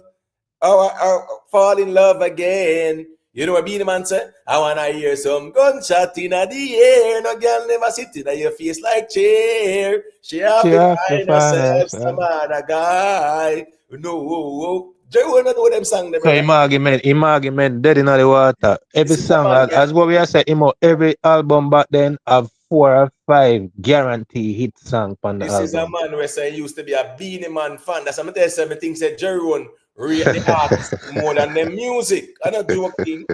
How you feel be a Beanie Man fan, Jeroen? I make Ramadan a school, yeah, bro. That don't look good. I know upon the album there, you know, said the White Cliff when they rate that tune there. The Beanie Man collaborate the White Cliff. Remix with Redman, yeah. Yeah, the good tune, the man. Rockweiler remix. Yeah. Jeroen don't know them the music, man. Jeroen just did like Beanie Man. As me say, I don't know joke thing. Some of them new to this, no, them not true to this. Them don't know the history of the music, you know, they just come talk about them. No, but you see with Jeroen, as you say, you know, him say he was a Beanie Man first, and then when Beanie Man said Gaza and said, he go over there with Beanie Man, and when Beanie Man left over there. Beanie Man him a talk about, man. Them him a Beanie Man fan when like 06 Beanie Man him a talk about. Yeah, man, him no know about art and like the album and making on the Grammy. Right. I don't think he even know Tropical Star. The next album and get nominated to the Grammy for.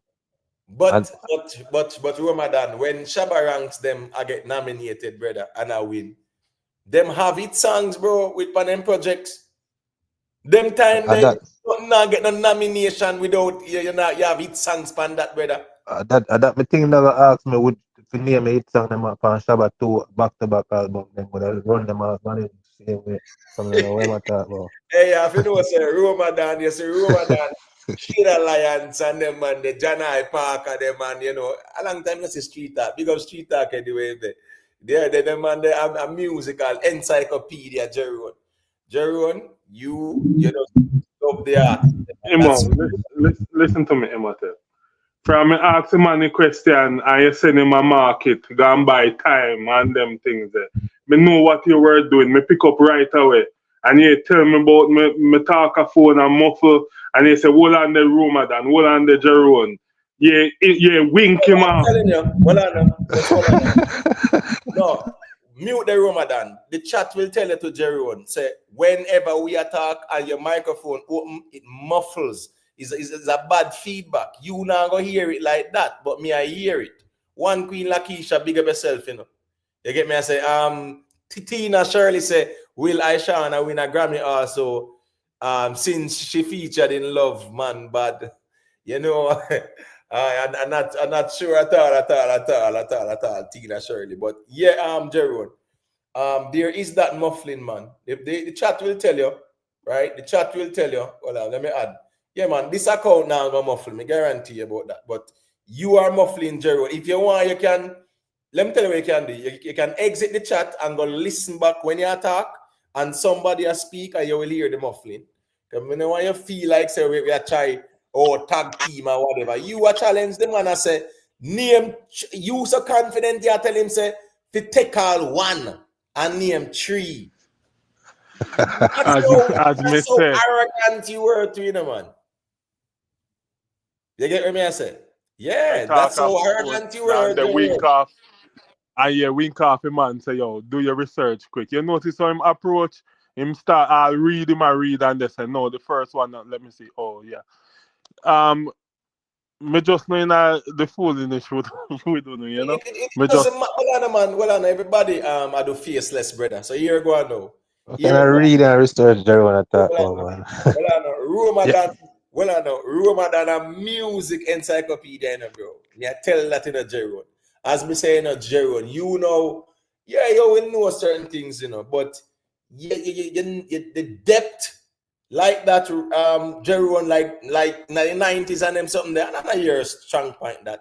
So that's just the truth in but, you know, general. as So, me tell you, just like how one night me there, I me go old school with you know. I may kick where everybody foot and a beat on you know. And you know pick up, you know.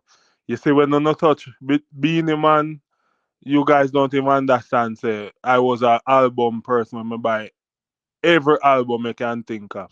So if it's Many Moods of Moses, Maestro, whatever it is, and after a while I say, yeah, man, I real Stick Beanie up Man. in Jerome. Which album being released after Many Moves of Moses? If you're a big Beanie Man fan, what's the next album after Many Moves of Moses? Listen Listen to me, man. It's the same. It's the same one we nominate for the Grammy. What, Art and Life? Yeah. You're way off, brother. Let me tell you, you're new to this, man. You're new to this, brother. What year Money Moods of Moses drop? Many Moves of Moses are 97, 98, brother. True. You can't tell me nothing about it. Well on there, The next man. album after Many Moods of Moses was The Doctor. Well on there, man. Jerry one, here go on, man. You're not gonna use no craft and ask Roma down a question him when I use your answer the questions. So here go on, as me said, Jerry, we are convinced now that you were not a Beanie Man fan musically. Probably Yeah. Beanie Man. When you're ready for debate, man, but there, Jerome. When you're ready for debate, bring your money and forward. Roma debate about what my general. Tell us, Jerome. All right, what's this now? You see, him will know about the six them and Tommy Lee them and Kartel. Him in certain things about Movado. You know what? Him can't tell me nothing about Kartel and Movado either. Him can't tell me nothing about them man either. No, I mean, well, man, Roma, I tell you, say him can chew some of his experience out there. So, but when it comes on to like the depth and the broadness of the musical knowledge. A deep sea, me bring him on Joe him a while ago, man. Yeah, man, easily, man. Easily. Jerry, it's not looking good in a Jerry. You're not looking good at the races today. JVs, when ready, you can chime in them. You know it going to be G. Yeah, no, man, there I listen to the school, man. There I listen to the education part the music still. I don't know anything said, so there I listen intently still. But as I said, still the Grammy, even though they highlight the whole aspects here, the music are watered down and the quality. Nah, for some reason, me there I think and I look and I say, boy, the picking slim. Because me even there I look on the past winners them, and for example, me pull up Sean Paul album when win, and me can Dirty Rock in 2003, and you can go on and look at other. At least for them album that me can count up to 5 songs were solid. Right. And you understand, so that's Slim Pickens, as I said, when you come on to the music right now, Slim Pickens, me general. Slim. Yeah, the quality is not there. Jerry, when I said the people, them attention span short, but here we go on. If it's a quality song, they will give it their attention. Nonetheless, they will. And we will see it. It's just that what is coming out here now is just not of a certain quality and standard. Is the truth that the music, listen to me, music had soul. Music had dancehall had rhythm in it. You get me? I said the girls sang them. Yeah, man, dancehall had rhythm in it. You get me? I say nowadays the girls sang them. Man, them are singing about that dung in a throat and this and that. It's not like no happy party girl song kind of vibe. A lot of the music is just not of that quality. That is the problem, you know. Because quality music will always stand the test of time. I say it before, I'm going to say it again. The problem is our artists just not putting out quality projects, quality music. Quality music in terms of the people them liking it as well. And the bass, where did the bass go? Here we're going to when the trap sound start dominate the space, man. That's so the bass kind of disappear more time. Not only this alone still, but when the trap start dominate, yeah, the bass. Music had soul. That's why you even had soul music. Soul, you have a song named Soul Music, you know. Who did this? Bob Marley. One thing about music, when it hits, you feel no pain. Hit me with music. Hit me with music. Right? Imo, am I general? May I look on the list? Who's the last person as out of the dancehall genre for win a Grammy? Come and look at my try to figure out. Should we talk about that earlier, man? Dirty Rap, man. Sean Paul are the last dancehall artist. So Sean Paul is the last. So basically means all the rest are winners them. I can't see Burning Spears, Steve Marley, Ziggy Marley. I've been reggae. Damian Marley, Kibaki Pyramid, Toots and the Metal 2020, Coffee. Reggae. Yeah, so Stick Figure, reggae. UB40, reggae. What we are saying, they are say Shabba are the back-to-back king, but Ziggy do it 2 times back-to-back. No, man. Oh, I said as a dancehall still, as dancehall. Because I remember say Ziggy back-to-back was what was it, 88, 89? Yeah. 88, 89. And 13 and 14. Right. Yeah, 88 and 89, yeah. Right. I remember the 88 because all right, watch this, you know. Remember the Block My Story. That the song did bad, you know, man. A massive song, that man, big song. From education, civilization, African liberty. What you want to see? Tomorrow's people. Where is your past? All them type of song there. And Imo and them song they still punch hard, you know, up to now, you know. Yes. Big up yourself gain from paying music and everything going on. Yeah, man. So as me I say in general, when them man they win Grammy and when these projects were submitted and nominated, hit songs it depend them, brother. But I never really agree with the 88 win still, but Ziggy can go on with it. Right. But I'm just saying still, at least you can say that have hit songs span that. Yeah, man, the music, we've been a reason about this, man, for over. Like, let's like, come on now, how long we are reason about this, man? Right. Music, the standard drop big time. I had been tell them so we not trouble. Remember, you said we not trouble a long time, man. Yeah, man, a long time. I saw on the alarm, but here go on now. You see, because social media conversations are mass. What's going on? It's just like the whole thing we're going with Melissa, man, right? With Melissa, you know, during the whole hurricane season, appear politics, brother. Everything a politics, election time, and then sitting there. September the 3rd and the whole it's called election. Yeah. Right. So the whole summer a politics, brother, a election talk. Election. One bag of politics meeting, there's a conference. Every day, every week a conference. and leave If we no have big song, though, that could have quiet down the whole of politics talk. Yeah, but we just never really find nothing like that either. Come I tell you from August, you know. From August, me I ask where the hit song there. Just from August. August, we in November. We are in November now. So from August, when Who take the year now. listen me, no, well, I know. You know, it's a couple months ago, me see like a YouTube conversation and man argue who take here. I mean, I said September. Me I said September, bro.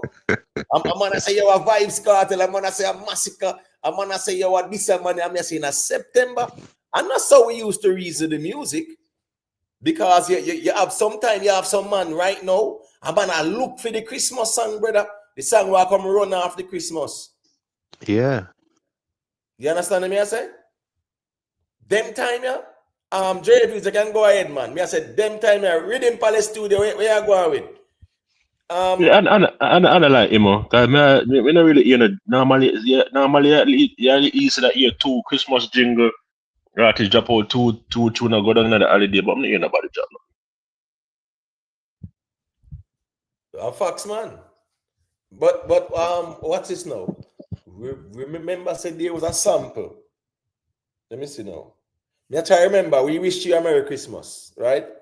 Me try remember that was sampled by a dancer, but there are Christmas carols. Ramadan, refresh my memory there. There are Christmas carols. Me know Mr. Vegas did have one, right? That when I said bounty guy that follow him up saying him do this song Merry Christmas or bury them first whatever. We forget that one there, but Mr. Vegas did have a bad man song. Beanie Man have a bad man one to say shala la la la la la la la. Boy, you're dead or something. I don't remember it right now, but Right. But the thing is, and Killer Run come up in a Magnum boy. That's a Christmas song. Right. Come before me shotgun. Disrespect me, Sybilla, son, and your life disappear. Yeah, man. You get me? I say.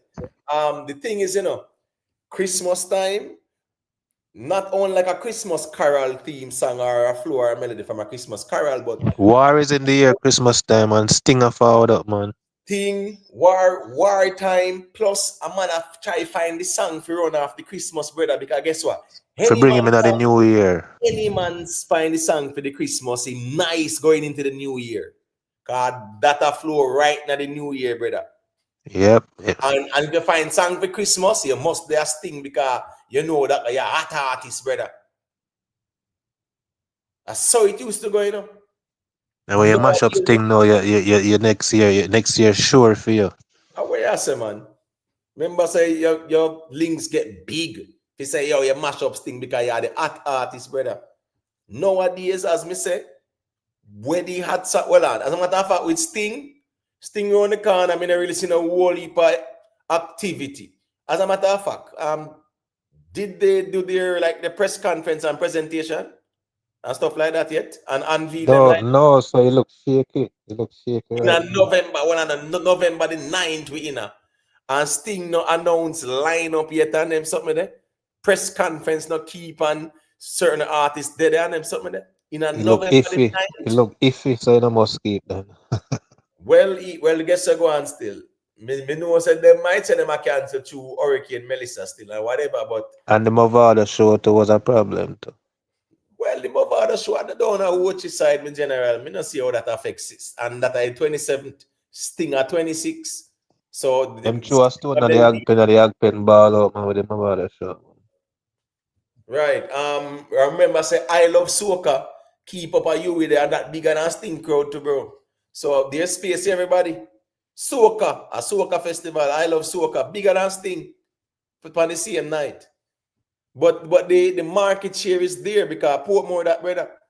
But again, no, the problem is the glory days of Sting. You could attract the artists them. All of the big artists them, yes, people want to come see them. The art artists them, the Clash them and them something there. Nowadays, who have that song? A catalog the man them come sing a Sting. And normally a Sting, Roma.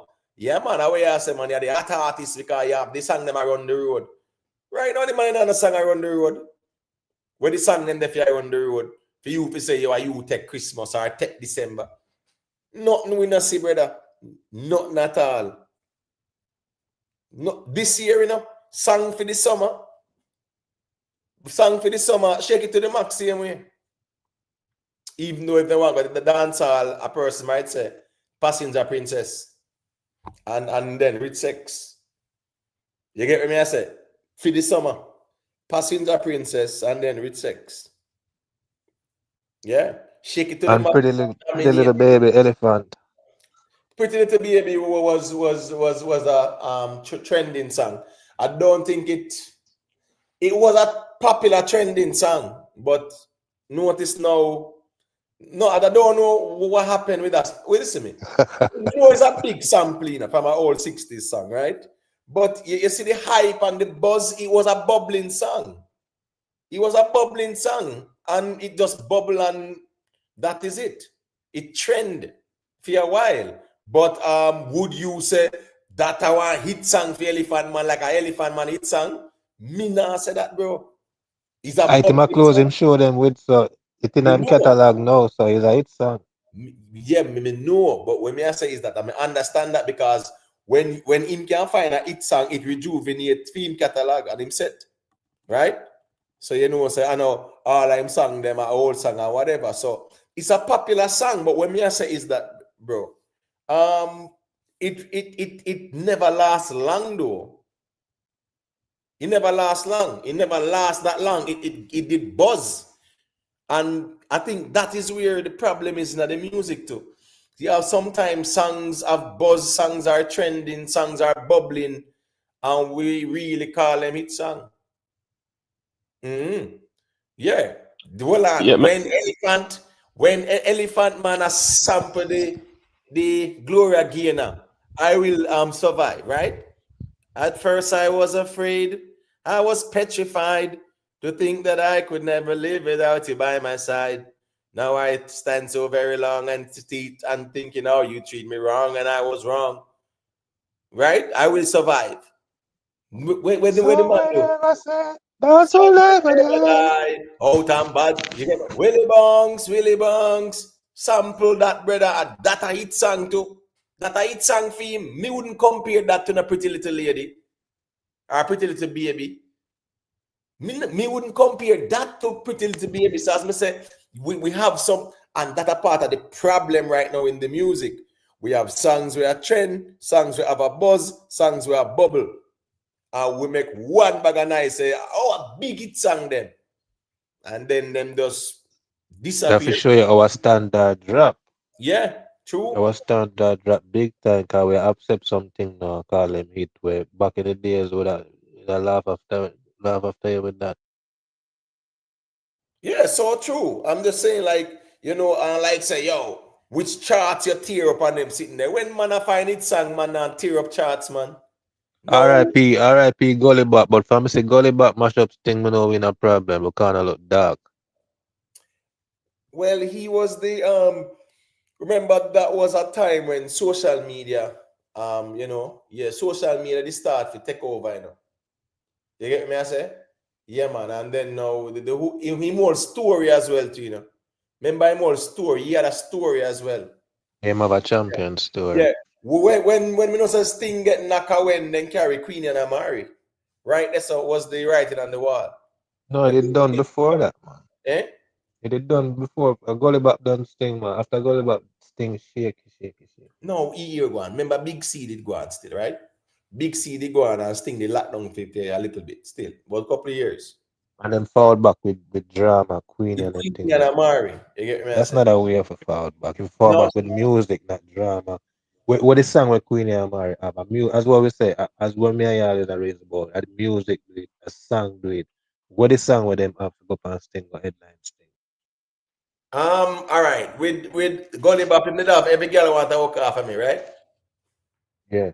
Yeah, and that was a popular song in Jamaica. It's just like the whole Nico where Amari have people that say a hit song. What's this now? The Maca the Diamond and the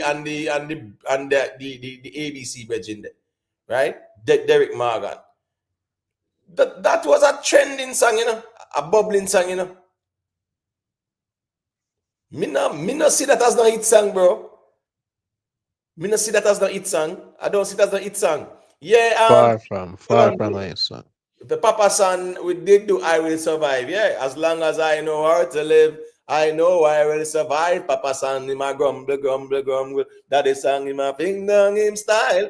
And the man just listen me. That was classical because the man start from 1 to 10 and then sit there, you know. At the age of 1, when I just began, to stand up on my feet and try to walk along.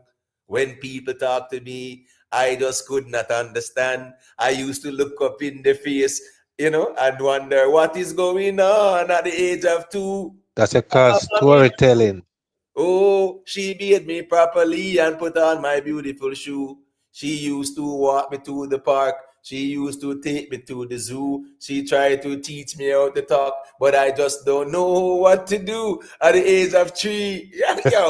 Yo, them there is storytelling at its best. Finest. Yeah, man, but you're right, King Kalonji, man. He did sample that Glory again as well.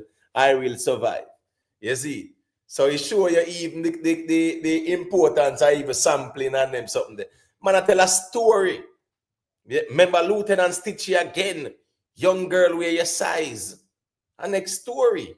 Last week, Saturday, me buck up on a girl. Me tell her me I go take her around the world. Kiss me neck. She full of head. She want new shoes and she want new frock. She want new dress and bangle and hat. You get what me I say? Yeah. Professor not bad pan it to the storytelling. How are those storytelling at its best? It's just like when Yellow Man are sing meow, meow, meow and all them things there. Like, you have to understand that the things step up. People more educated now and has more knowledge. So them song there, like, make them sing it right now. Or even, you notice you now hear nothing about DYCR or them man there. Because things change. Me now mix up the poetry though. These are different. So why your storytelling, Jerome? Give me an example of your storytelling at its finest. Then you know see Wolipa, listen. Just alright, say for example, like when Beanie Man say, yo, Shorty catch him with a girl and he swing off at him with a knife. Beanie Man never said that. Beanie Man never said that, brother. No, it's a Kartel. You say Kartel. Kartel. Right, remember, that's even when Kartel say you pull up on a ends and pull up on a stall and him answer a phone and answer a call and buy a him still a tell you a vivid, him a paint a vivid image while him a tell a story. But what I'm saying back then, it's just different. Because remember, Imoteta said about, remember Cliff Twang did have a story too, you know, when he said nobody can cross it. Mackerel when take people, man, you know, and then him start the music. It's just that when you get the trend, you have to just run with it. No, man, there's a difference there, so. There's a big difference with Papa San's song, I Will Survive. A big difference with Lieutenant Stitchy. Remember when Stitchy say, natty dreadlocks have to face some type of living. When Babylon see him on the street, him now, and him tell you all story about what Babylon had the dreadlocks. When Loving there, well, I sing about Wild Gilbert and then sing them, I tell you a story. Artists do tell stories, but what me I say? That Professor was one of the biggest storyteller. Yeah, but man, I'm just telling you, things change now. That's fine, because music evolve as well. I don't disagree with that. Just like when Professor Nuts did do Inna the Bus, right? One stop driver left me bag. Oh, Mr. D, your arm smell bad. Hey, little boy in the blue jeans pants, take a foot off of my can before me get mad. Now the doctor come down with the money bag. I shout, fear, till in choo tired. Him hear a man up at the front. A 10 cent me have. A man on the back, I say, me just get robbed. The doctor say, what? The minibus stop. The doctor hold the man and give the man couple slap. Fling him out pan him head. You get me, I say? Drop him pan him head back. Everybody find bus fear quickly after that. Vividly, brother, they are hear the song. And when me I hear that, me I envision in the bus for real. So like, I mean, I see it. Yeah, I see it happen. You kind of visualize that by utilizing your imagination. So, man, all your when you hear them song there. how do you vivid the part and he said the doctor will him man and give him couple slap? Yeah, man. Why you Them ask me? Why you ask me about that, brother? I know one thing, man. we at the Ramadan. Out of all I want me say, that you choose to cherry pick after it.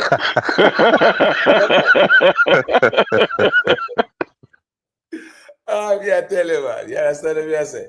Yeah, so I saw Jerry won't go on more time, man. But those songs, of course, you have a next one where him say boxer again.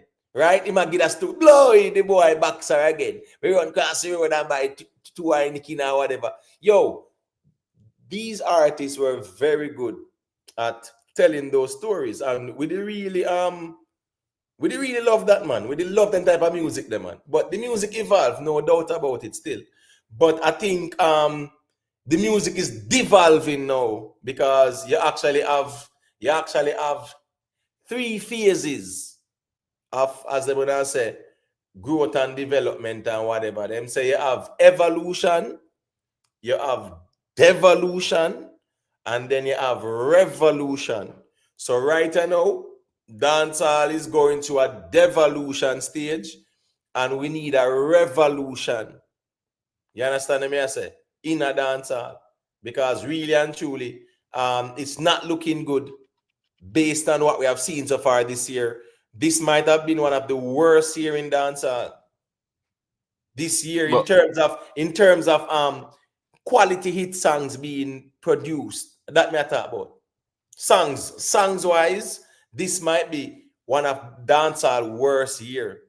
Because I'm telling you, say that's I dare anyone to come and tell me 10 solid hit songs.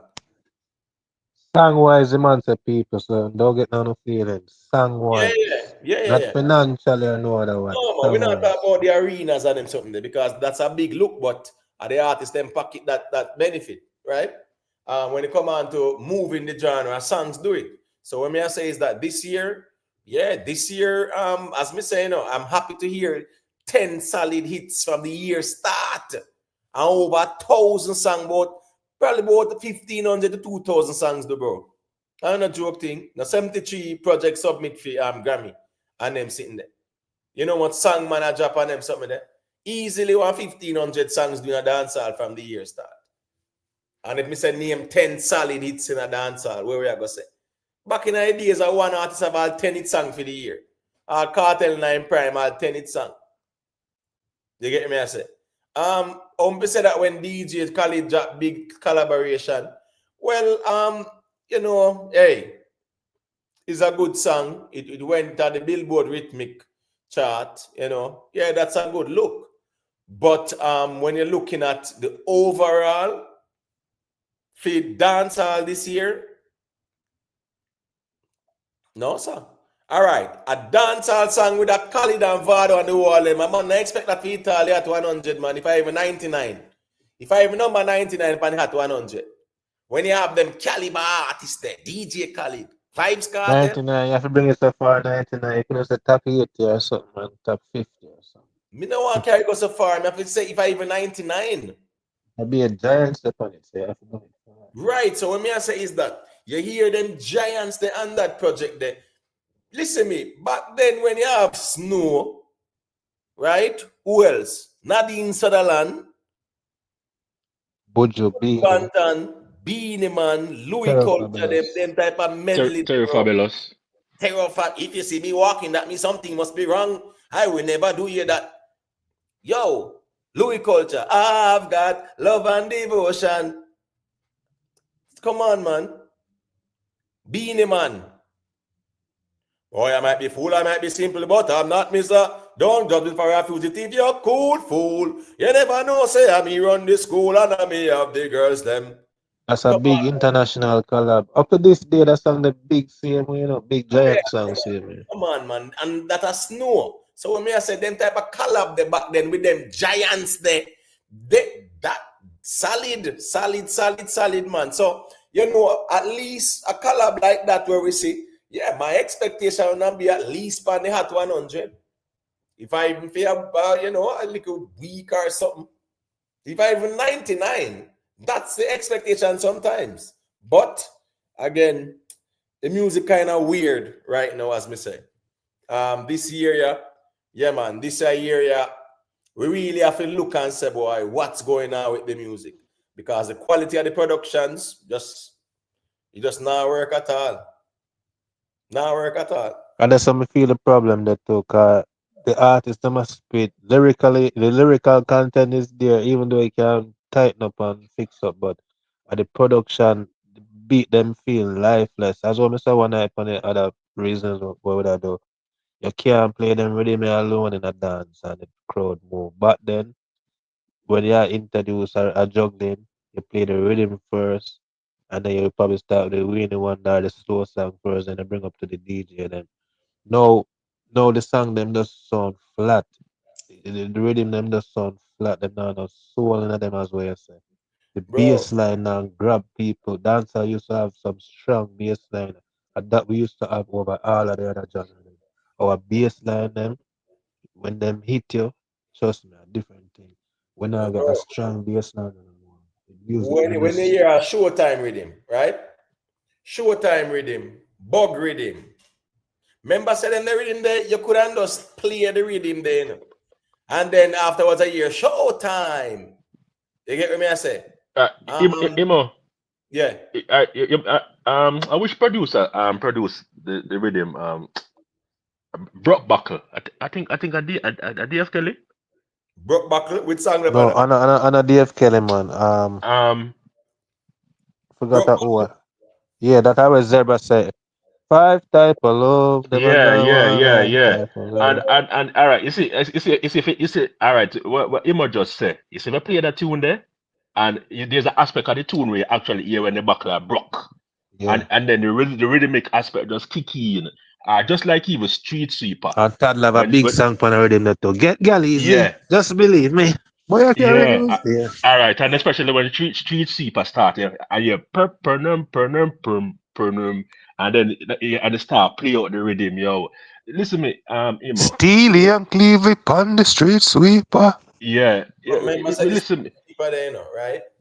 You could, yeah, you always hear the rhythm play first, and then you hear the song them, and trust me, what's this now? You have Beanie Man with Battery Dolly on the street sweeper, right? You know Mr. Vegas and Sean Paul, hot girl today. That tear it down and the man then go put that panel, punani rhythm and it blew up even. The man must say, wait, what? Remember, you know, the song just go up on one next rhythm, you know, bro. Pan the punani rhythm and then sitting there, you know. And trust me, it was a big deal as well. Capleton, I'm on a mission. Me say, what is my purpose? Ras Ija, you're right. You get me? I say, Zebra. Burro get back a bus pan already in the Burro Bantan family in the 80s. Come back with hey. Yeah, man. Boom what this, boom what that. Right. You get me? I say. And Zebra as well, you say Zebra. And fear, you know. Them on fear, you know. Right. It's like the eagle and the dragon and the bear, you know. You get me? I say, let me see, where's the planet again? The street sweeper. Spraga, man, big up all the shot of them. Load the way smart. I want to song them on the street sweeper, man. Whole heap of big song them. So Imo, is it a case where the music will lose its identity in terms of the rhythm, the authenticity? All right, so watch this now. You see, when you listen to the grass cat rhythm, right? The grass cat rhythm.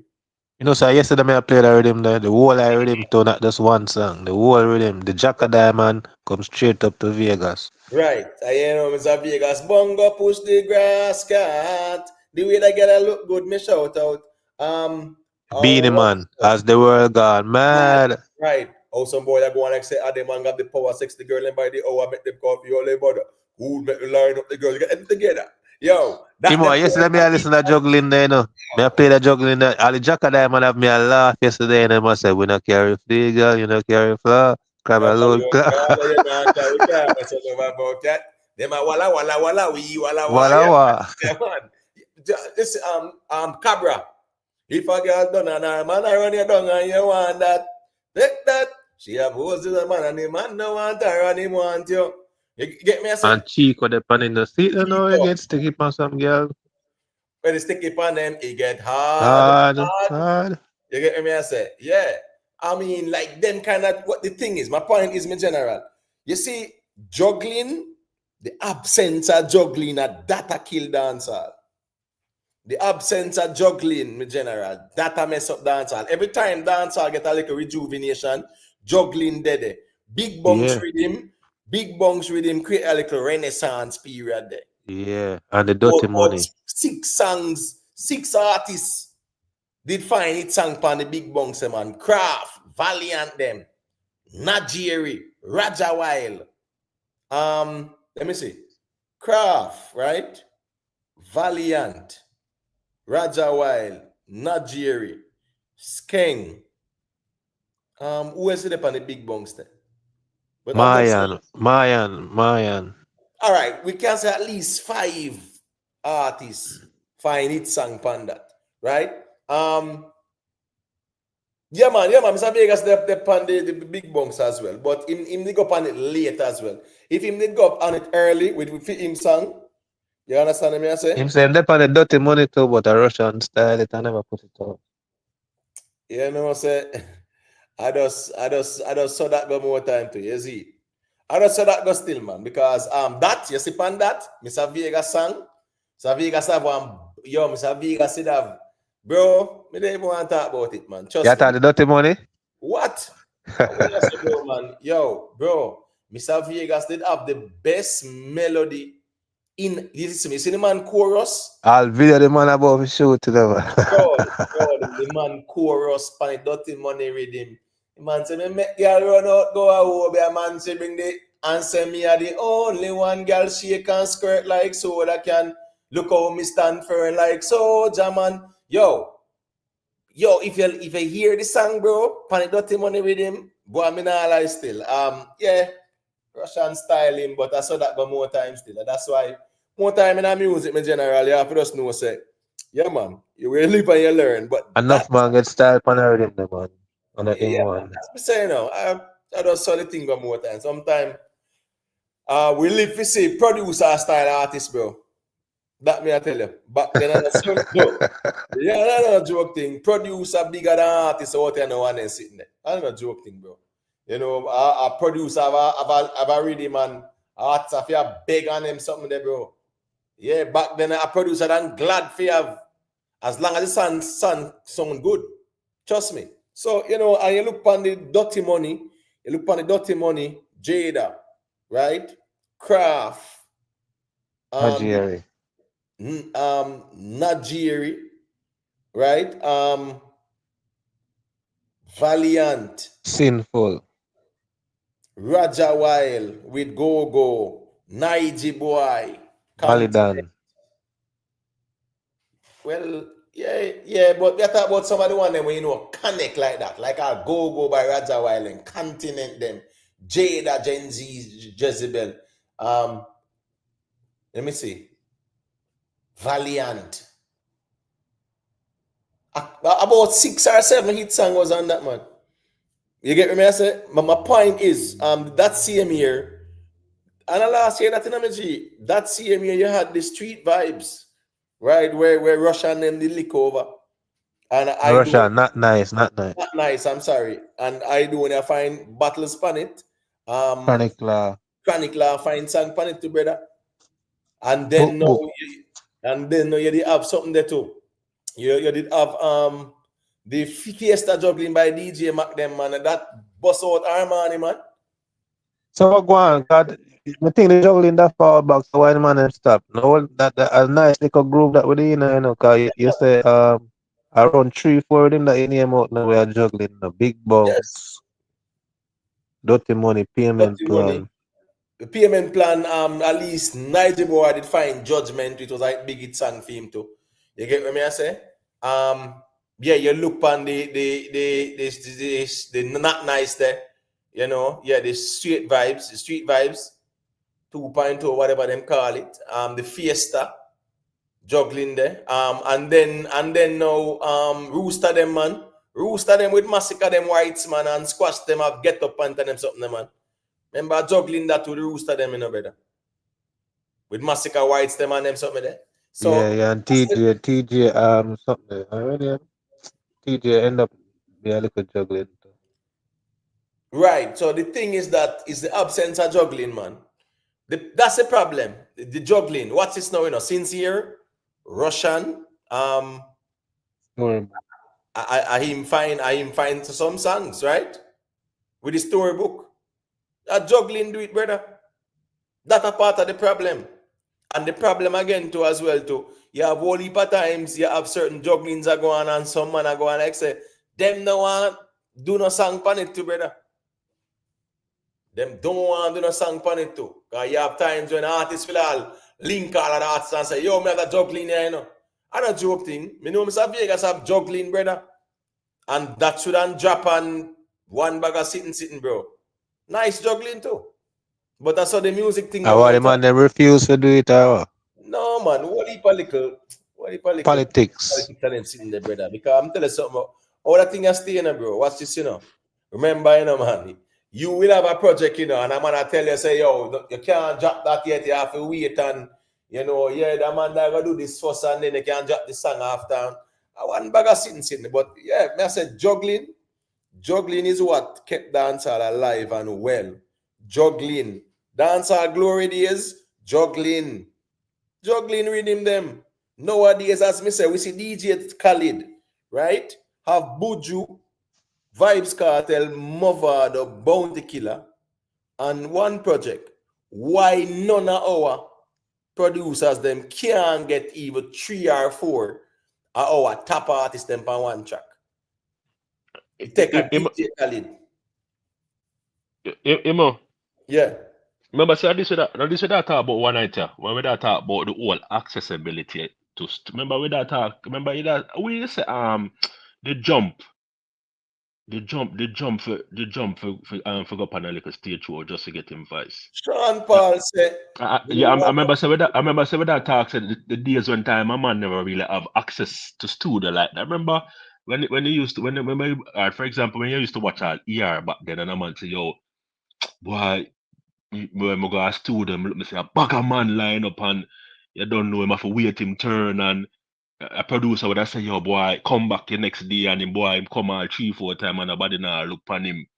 I remember when I say, yo, is now that the days now when studio time never saw up like that, but now that a man can buy a laptop and a man can put on a little thing on him system and make 2 tune and so you probably find that it is a whole aspect that it is is not inclusive now. So everybody can just jump and do them thing. And you don't know a man say, boy, now wait him turn and them some of it. Yeah, man, things are different then because back then you have artists who have hit song, have to stand up out a studio door and bleach or out a studio gate and bleach. Not because you have hit song or whatever and you boss, you can just walk in and walk out. No, sir. So you see the times were different to me. Totally get it. Nowadays, no artist no need no producer like that. He just have a little soldier around him where know the thing. Yeah, I've been little laptop and couple little box and one vice in boot, one little standing sitting and then a vice right now one bedroom or one living room. Right, yeah, about 10 man there around there so and weed a smoke and liquor drink and then sitting there. And a man just have a vice in our living room space, brother. Just like that. And that a mix up. Not about master and then sitting there, but that a release and them sitting there, bro. Yeah, man, and a joke thing. So you see the quality of the music back then. I think the juggling helped it, no doubt about it. Juggling did help it. Yeah, juggling did help it, man. You look at the jug. All right, you see from about 2010, that's when the music kind of take a turn, where the dominance of juggling stopped. 2010 was where that transition phase took place. Yeah, everybody wanted to just be a one man to a one rhythm. You get what I say? Yeah, man. 2010 was when things took a turn still. But juggling is what carried dancehall, even reggae too as well too. You can probably look on it and say, juggling is an era of that time is also when you look on the whole aspect of sounds. For example, so for you said juggling, so where you days when you used to have to buy cassette You used to, for example, you used to remember. I mean, if I remember Travelers. Yeah, man. Remember Travelers Disco, man. Yes, All right, and them days there when you know say a real juggling, you stop on one cassette man and you know say yo, a cassette worth of juggling and you have Travelers are come down, they'd have Renaissance disco. So it's a good point to make. I find them days them all of them sound system they just die out. And I remember juggling was the heartbeat, when a man buy a cassette, man. And put it in, man, and straight juggling, man, well, bag a long talk, straight juggling, a good length with all 5, 7 artists on a rhythm. That's a real laugh and them thing that. And then if you look on it, even the dying out of the sound system. So you don't really have the sound system like that. I do them type of music that again. General, when you see Almighty Crown retire, say sound system kinda get darker and darker every day. Cause I remember Mighty Crown and carry all the reggae and dancehall got Japan like that, bro. Right? Them man they retire because the sound system done with the dub plate. Even the dub plate business water down now, brother. Because no help a sound no there again like that. But no one, the demand for dub plate is not that high. It's not. Even when a artist have a hit song, right? Back then a man have a hit song, a man listen me, a man make more money in a dub plate than where he man make pan shows and them sitting down on a joke thing. Dub plate. Oh, a man can go perform in front of one 25,000 people or sting or whatever. And listen me, when he make with dub plate for y'all one day, him no make that a sting and a joke thing. When you have hot song, back then, every sound want a dub. Every sound. Remember, I said Stone Love them was like, Stone Love was for me, them time there, Stone Love was the number one sound, bro. Stone Love, Stone Love. Yeah, man, Stone Love was the number one sound. You have other sound where then get them time when them run the place, hot, But Stone Love was the number one sound. Stone Love was like a Michael Jackson, no matter who did hot after or whatever. Everything panned up. Everything panned up. Stone. Stone Love, yeah, man, Stone Love was the number one sound, brother. I mean, I tell you, say back then, dub was king because what heap of sound about. You'd have a sound clash. I not talk about no yearly event, brother. Every week sound a clash, bro. Every week a different sound a clash. And a joke thing. I have never heard a sound such a pretty and so with a sweet piece of melody. Stone Love sound will last forever. Yo, dub plate. Dub. Yo, so that mega band time they had. The mega band time they had. Yo, me not think that dub plate me can really stand up to the mega band. All right. Well, what's remember me tell you. All right, what's this now? You know, say you have couple, you have couple of sound song, man, with dangerous, man, because hold on, I don't know who this sing that one here. Little sound boy, there's no time to play. Little sound boy, there's no. I mean, I remember who, but that's a sample of a 60s, 1950s song that, Little Blue Eyes, Little Blue Eyes. You remember that? Yeah, little sound boy. Yeah, man, that's a 1950 sample from a song named Little Blue Eyes, done by a woman in America. I mean, I remember her name still. But sound, listen me now. Let me see. You know, say Buju. Me have to remember this. Buju have a sound song to man, where it bad, bro. Terror Fabulous too. Yeah, you used to have some sound song, brother. Where it no normal, man. But yeah, at that time, yeah, man, sound system, the death of sound system also affected dancehall. Big time, big time. You get me I say? Big time. And then now the music evolved to social media. So they DJ them. Yeah, they never really have that power there again like one time. Back then a DJ, if you had a hot DJ, and you play at the big event, you couldn't bust a song. Every artist want to give them song and them money. You say, yo, them want. Johnny Osborne, yeah, that boy. Who? Johnny Osborne, Little Stone Boy. Johnny Osborne, that right? Right. Remember, it's a song named Little Blue Eyes, The original is. Him sample, yeah. Yeah, named Little Blue Eyes, right? I mean, so like a song there still. But my point is, man, I sing about Sound Boy because a clash. You get me? I say, remember, say when Buju did do girl for big, skin them out pan you. Remember him do Sound for Dead, Sound for Dead. You get me? I say, yeah, man. So man used to sing a sound song, man. Stone love them. I say, man, yeah, have some Stone love dub. Not like when you hear the artist dub in a dance that mash up the dance, brother. A dub. You understand me? I say, yeah, man, Dean Marshall, big up yourself. So I'm saying, back then, right? Juggling. Temp. Nah. Remember all reading that, A lot of people not getting us up tonight. Just remember to praise Jehovah and he will guide you. You get me? I say, that same rhythm there. Is that juggling that thing, man? You get me? I say, bad piece of juggling that, So I'm just saying, juggling was king.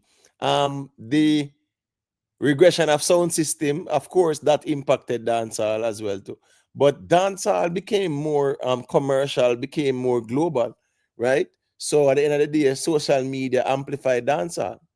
But the juggling, man, the juggling really, the absence of the juggling in dancehall is really affecting it, and all the egos out there, everybody want put out single and exclusively, one song pan a rhythm and them something there. There's no appetite for the juggling.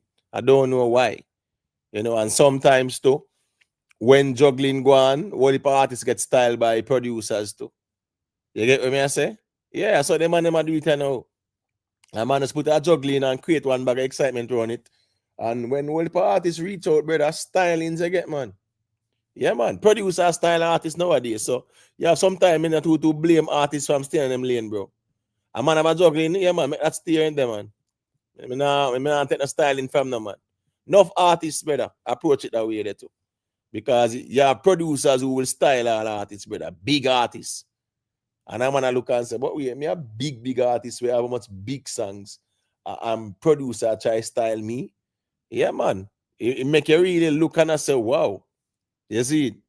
Yeah, because back then, even in the American culture, like every producer, right? They wanted to work with the biggest stars.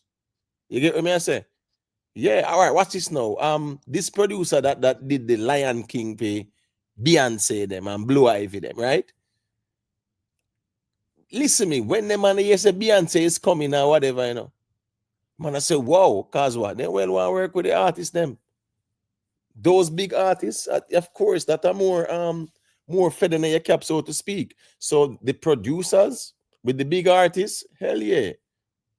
Them just see we can work. Nowadays, the producers, them, yeah. Sometimes artists will reach out to them for the demo, or sometimes the artists them will get the demo, meaning say get the rhythm, right? Do a demo and send it back and don't hear nothing, not even a word. You understand what I say? And sometimes artists will say, all right, yeah, man, let me link the artist for the rhythm there. Ooh, now you know response, and I say it go more time still, but the dancehall, if you really want to dancehall to go through the renaissance there, like a rebirth there.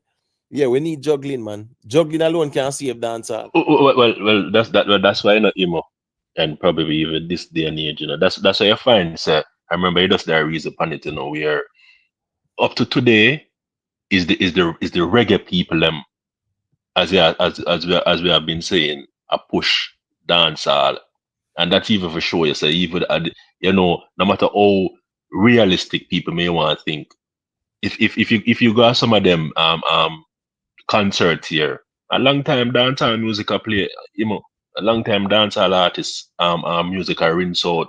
You understand? Not saying that the newer generation now build good tune, but as I say, and we can agree to it. Say because of certain aspect of the dancehall have died out, and then it start affecting the sound system, the juggling. You understand? even the days when you used to have a lot of remember, you know, a lot of people used to make a lot of money, you know, after the juggling, you know. We used to have the cassette man, them, you know. You used to have them do them tune and people buy. Yes, we all know so because streaming platforms and all that may also affect the you know, these people making money because everybody have access to music and them something there. You understand? I mean even look on it too, that is an ego thing. Because when you look on the music back then, when one man gather, when you look at 6 man gather around one mic and wait them turn, and you understand the microphone a pass around and a man that's a run him tune and he pass on again. You understand? And a man a wait impatient. And a man look and just say, you're a bigger artist. Me a bigger artist, so you can't get the mic. You just, you know, I just the love and the music and the flow and the vibes and the energy. You understand? You just look and just say, well, hey, everybody have them own thing, and know nobody no want to work with nobody and them thing there. But you look at it, at the all-time music, people still are rely upon. I could remember some years ago, when we used to work at airport, and I can remember when you used to have like people coming up on Virgin Island. And I can remember my reason why the man have him guitar, and so my reason with the man say, oh, I told him I go. Tony go listen some go par with some reggae artists. You understand and them thing there. The man I thought about a new school reggae artists. All the time reggae artists the man I go back to. Virgin used to come every Tuesday and Thursday. Yeah. Yeah, out of Kingston there. No man. Virgin come Mobile, British come now man Manly. No, but Virgin used to come now and Manly too. Yeah, but it kind of changed now because the thing is, I said back then. because now my Manly really can't. Now my Manly really can't accommodate the size. No man, because they used to accommodate Virgin. The gates were compatible with the Virgin aircraft. Remember British are the same type, you know, like Virgin, you know. Type of yeah, but I get but the thing is now with now man Manly, the thing let me tell you, Songsters renovate them runway to a much bigger and all them thing there to a much bigger size. Yeah, so as I said to you, even you look on the European them love reggae music, you know, and all time dancehall, you know. I saw a Marseille match, right? And Marseille in France. And it's a Bob Marley.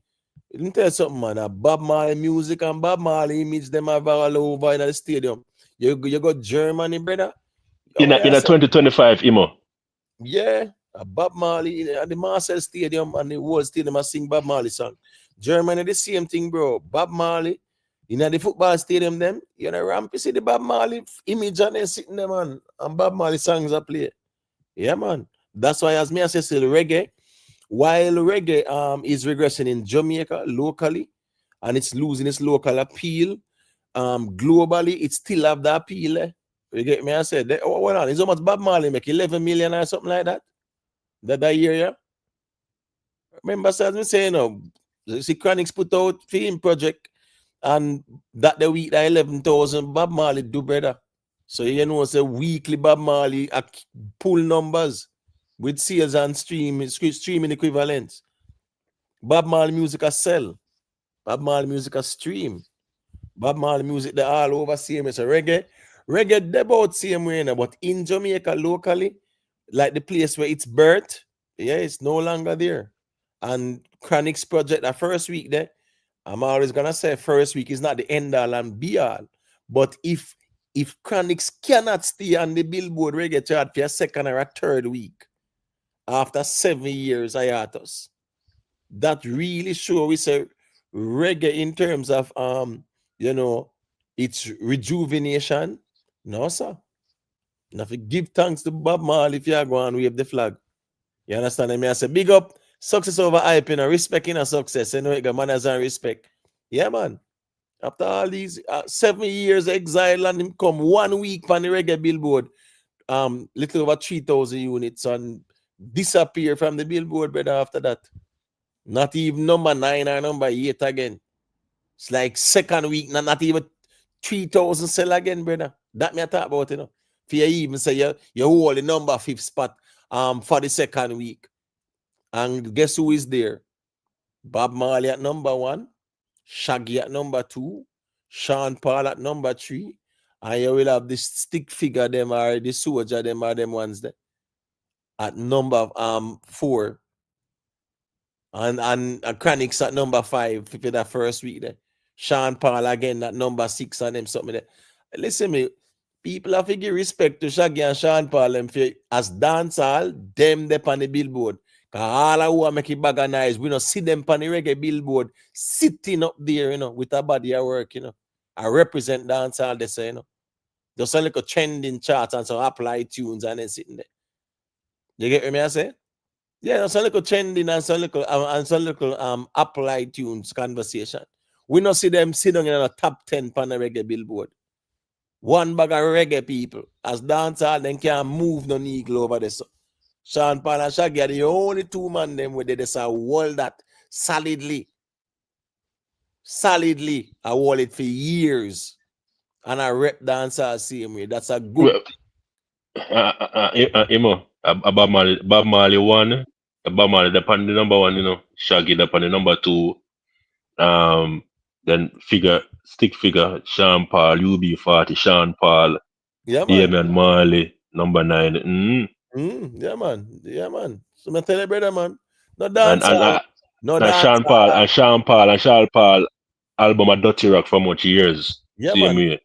Dirty Rock, and then now the Trinity was on it too recently as well too. You get what I say? And the Trinity are what, 20-year-old too, brother? 20-year-old. Shaggy Bombastic. Remember say Bombastic a 20-year-old project that, bro. You understand me? I say? Yeah, I remember say All Sexy Lady. I want nice medley Latina, brother. Remember Sean Paul, Shaggy, Brian, and Tony go Latina, bro. Sexy Lady. The big song that too, man. Hey, sexy lady, I like your flow. You know, your body's moving out of control. You put it on me from ceiling to floor. Classic. Will Smith upon the remix. You ever taking Shaggy Bombastic a cappella and listen just listen a pure song alone, no lyrics. You know? Yes. I've taken it, and then now like when they mix it again too with they mix it with one popular rhythm, man. What's the name of the rhythm, man? It's a hip hop rhythm too. Bombastic, fantastic. They mix it. But not the original one. But Shaggy them thing, when them on the company scene together, them man like a sensation. And as me I say, yo, we are looking here, say, what the next sensation there? As a matter of fact, who is the new female artist of the year? And truth be told too as well, where the woman them are going with the dancehall in terms of quality music and songs. You are telling me say Shensia alone do it or what? Oh, it go. Where the woman them there? Which is the breakout female artist of this year? Respect yo, you know what I think. You understand me? People remember to leave a like, you know. The likes them maga bad. I might not say it a lot, man, but please just leave a like. What I'm saying is that who is the breakout female artist of this year? You know, so we're not gonna scratch on the head. Boy, Ramadan all when you're encyclopedia. Music encyclopedia, you could scratch your head, brother. Who is the breakout female artist of the year? You understand me? I say a person might say, who is the breakout young artist, male artist of the year? A person can say, the Asian. Yeah, that makes sense. You get me? I say, but this year, yeah, just the Asian, which other male breakout? Last year we had a couple, you know. We did have Jamal. Jamal really get that buster with Ballon d'Or and the G Bomber. You get me? I say. Let me see who else did. I say Boss last year. Boss. At least you can say them 2 man they get that buster last year still. This year, yeah. Asian alone me know about it, you know? As a new artist. Like last year a man in a bus 2 man with Fiesta, man. right? That a 3. Well, Niger boy was from December the year before still. But January, Continent really pick up his team still big time. But I mean, yeah, your man can even say last year Niger boy really bust still with Continent. And then he go find Judgment and then sitting there. So a couple of artists last year bust, man.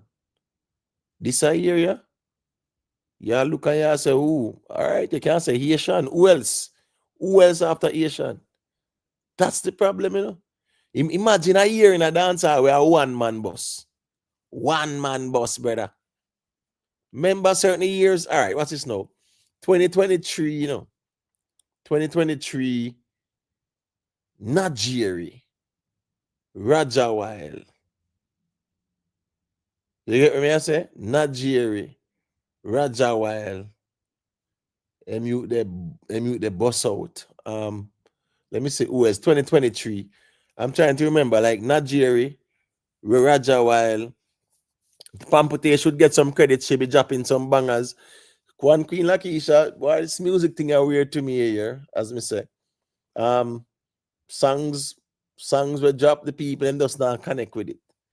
But 2023, yeah, me know Raja Wild, Nigeria, right? That's how I figure out who else.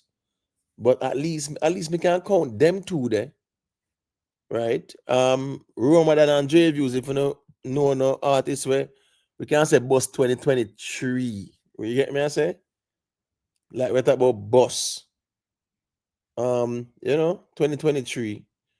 I'm looking at that. Yeah, but like 2022, oh my gosh, man. Valiant, Malidan, Pablo YG, Joshi, Silk Boss, Craft, Kingdom. You understand me I said? 2022, that you know, man. Yeah. And we are at 2025 and that was one just Asian alone. So the dancehall, I don't know what going on here, man, but the music is in a state of regression and the juggling, yeah, it needs to come back. All heap of egos to mash up the music thing. All heap of tribalism to, all heap of corruption and the music to hear. All heap of bad mind, fight against, tear down, all kind of thing. You know, yeah. The music. You know, so sometimes some points, me hear Sean Paul reason and Sean Paul say, boy, you see, like look at the Afrobeats, yeah, them pull together and them unite and them something and them collab and find the hits them, right? He must say, boy, better with collab and find the hits them than when with they try to clash and them something there. You get me? Because clash is more divisive. But when you collab and find the hit songs them now, you know how that go. So, you know, Sean Paul for one is a man who say him rather they collab them than the clashes. You know. So yeah, but a good point that he make, you know, because look over the years with some of the successful collab. We can name so many. Yeah. If you look at even like remember even a hip hop, the glory days of hip hop, you know, brother. East Coast and West Coast are link up and the dirty South them are link up and the whole of the man them are link up, you know, bro. You understand it? Hey, remember say even a white man. I don't know if you remember one white dude named Bubba Sparks, you know. Do a song name Ugly, you know. That was 2000. And a Timbaland remix produced it. Right, but 2001 or 2 that. I never chose Rhyme. Rhyme chose me, and I get the clock running like an OG. We think Elpa push that too. Mr. Elliott. Right. Because them time at Timbaland they produce Fame, Bubba Sparks and Mr. Elliott, yeah. Yes. I'm just saying, Nate Dog them. When you look at East Coast, West Coast, and you see Master P, them Cash Money, and everybody are link up, brother, do music. Even at the South, Master P, Cash Money, you know, Cash Money, a baby, Money Fresh, Birdman, Louis, and Juvenile, and you know, them ones there. You get what I say? Yeah, then you also have Jeremy and Dupree, them as well, too. And Jeremy and Dupree had them on the Atlanta with Nelly. Right, with Nelly, Bow Wow. Bow Wow. Yeah, little bow, yeah, man. Murphy Lee. Yeah, Murphy Lee. Them Yeah. man there. I said them man sing about, remember said them man sing about Air Force One in a brother. Remember them man sing my boy was singing Grills, a Paul Wall. I remember his name, I sing about Grills. No man, Ludacris. No man. Grills? Can you Yeah, remember man. said Ludacris did have Cadillac grills, you know? No man. That time. Remember No man, Nelly sing about Paul Wall, man. Paul Wall. Paul Wall, he Paul sing Wall. Grills, and Nelly do a song. I think a little before after Air Force One. When the people are talking about Grills, man, and have ice Yes, on man. them teeth and Yes, man. Yeah, man. True, man. And then them a bling bling, man. No cash money, man. A Master P, them bringing a bling bling thing there. Bling bling culture, man, like that, man. They get me. I say, man, I talk about them ice pan, them grills, and you know, yeah, man. Man. But me, and then when they had the era, a G Unit and the whole blood. yeah, the East Coast, so brother, man. I'm telling everybody in New York, them man, I put in the music, man. Fabulous them too. Remember Fabulous them from New York too, you know, brother. Yeah, Fabulous. And I link with everybody to do the music, brother. So Fat Joe, them, you understand me? I say, Lily Kim them. You get me? Remember with Ja Rule and Murder Inc. them, man. You get me? So I'm just saying, there was a time when everybody are united to do the music, man. Remember Puff Daddy a link, everybody do music, Pharrell them. He might do music with everybody because he might write and produce to all them. Sweets Beats them. You get me? I say, yeah, them are write and produce too.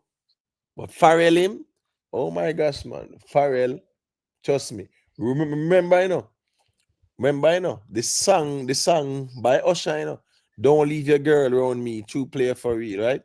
Remember the Biggie sample that in the better. Remember a Biggie sample, a Biggie Usher sample, and a Pharrell write and produce that in the better. And a big song that intro when use, remember, you know, situations in our minds. Remember classic song that for Usher that in the brother. A Pharrell them that, man. You get me? I say, yeah, I remember all song like all fronting with them and Jay-Z. Pharrell them production that again, man. Pharrell them are the crazy producer and them man that work with everybody, bro. Timbaland them. So back then, you know, if you look at even the glory days of rap and hip hop, yeah, everybody does link with everybody and do music, brother. Collabs on them, something there. Big time. Yeah. Yeah, you have some people stay where them stay, and you know, you'll have West Coast. Remember, you have West Coast, the whole man over the West Coast, Snoop and Dr. J, them and NWA, them and the whole them, right? Remember, say them man, they're putting work, you know, West Coast, you know, everybody over West Coast had link up and do music, you know, brother. I really should not them corruption and bad man thing, you know, make them mess up themselves and them sitting there. But when you look at the music, a whole heap of unity used to go on, man, with the collabs them. You get me? I say, Kendrick changed that narrative. He shows you what a Clash song can do.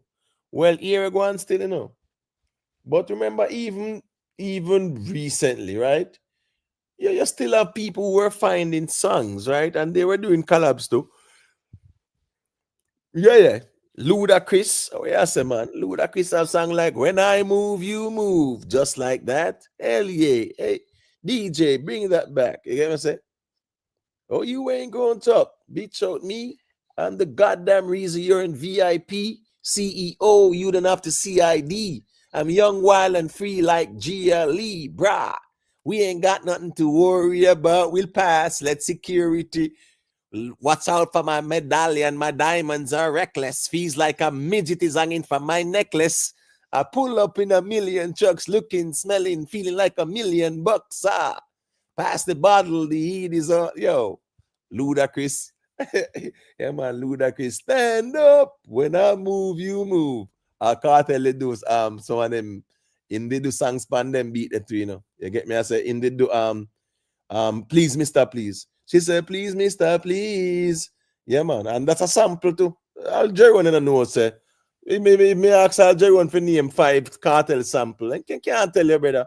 And then man I say them have more Gaza than nobody else. Telling already all the while say, oh, as me say, we will know the music to a certain level, but we're not ready for the musical conversation. You get what me I say? You can't say you can't even know 5 sample. Yeah, man. Trust me, man. Whether rhythm or melody or flows or hooks or whatever. You don't know that. You get what me I say? So that's the reality of things. But when you look at the hip hop and that time, yeah, a lot of unity that go on still. Yeah, dancehall, and me not talk about the unity, everybody a friend, whatever. No, the man they come from the same place and they say you want the dirty south for run this thing, who want West Coast for run this thing, who want East Coast for run this thing, and who all them link up from the same place and do music and find the hits. Yeah. That used to go on, and then sometime you have East Coast, West Coast artists link up and dirty south link up and do all them something. Yeah, everybody link up and do music. Hits after hits after hits. That's how the music is sometimes. The problem is, as I say right now, the dancehall one bag of egos, brother. One bag of egos. Producers not producing no quality jugglings.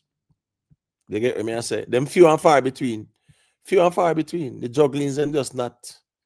It's not like say we don't see them a try, but those type of juggling, it just not have that feel to it. At least storybook rhythm have that melody there. You get me? I say storybook rhythm have melody. It have that bass there. It have it. You get me? I say good rhythm that man. So you see some hit songs fine pan it too. You know, yeah man. Massacre Pro that him rejects and then sitting there. Valiant, Glad, Passenger Princess. I do all a whole tour. Call it Passenger Princess Tour. So I just saw that go more time still. You see it. But I was there 145, 6 hours 10 minutes. I go see that reasoning, you know. You see it. So I don't know if you know say on the closing argument, J views, and then Yeah, man, me touch my last man. Yeah, man, respect once again, well, on the music, well, let me tell you, if it end up that Vybz Kartel for win, I hope it can reignite the youths them, let them know say here there's something if we can work towards, and hope it can generate better music. And you don't know once if a reggae win it, you don't know reggae have always won the trend. If you look on the years of reggae winning the Grammy, the reggae music of all, even though reggae upon the lull, but reggae still big overseas and on the international market. Reggae still a build. So respect imo. You don't know all who in the chat. Remember just like up and share the video. Bring up the likes, and you don't know how. So you don't know. Once again, you come on again, Imo. There we jump on respect. Yeah, man. Respect for the past through and the reason as always. You know, whether politics or music. Yeah, man. Big up to the ones who know so them can hold a balance reasoning there still is it. You know, always have to be over a crossover artist kind of thing. You see it, Ramadan. But people, oh yeah, 120 likes me, you know. But I mean, I tell you, say, I saw the likes them maga bad. They like me, I feel. Knock the people, Jaja. 127, he dropped down by one. It look like Jerry never like when me say so. In the step back, all him like.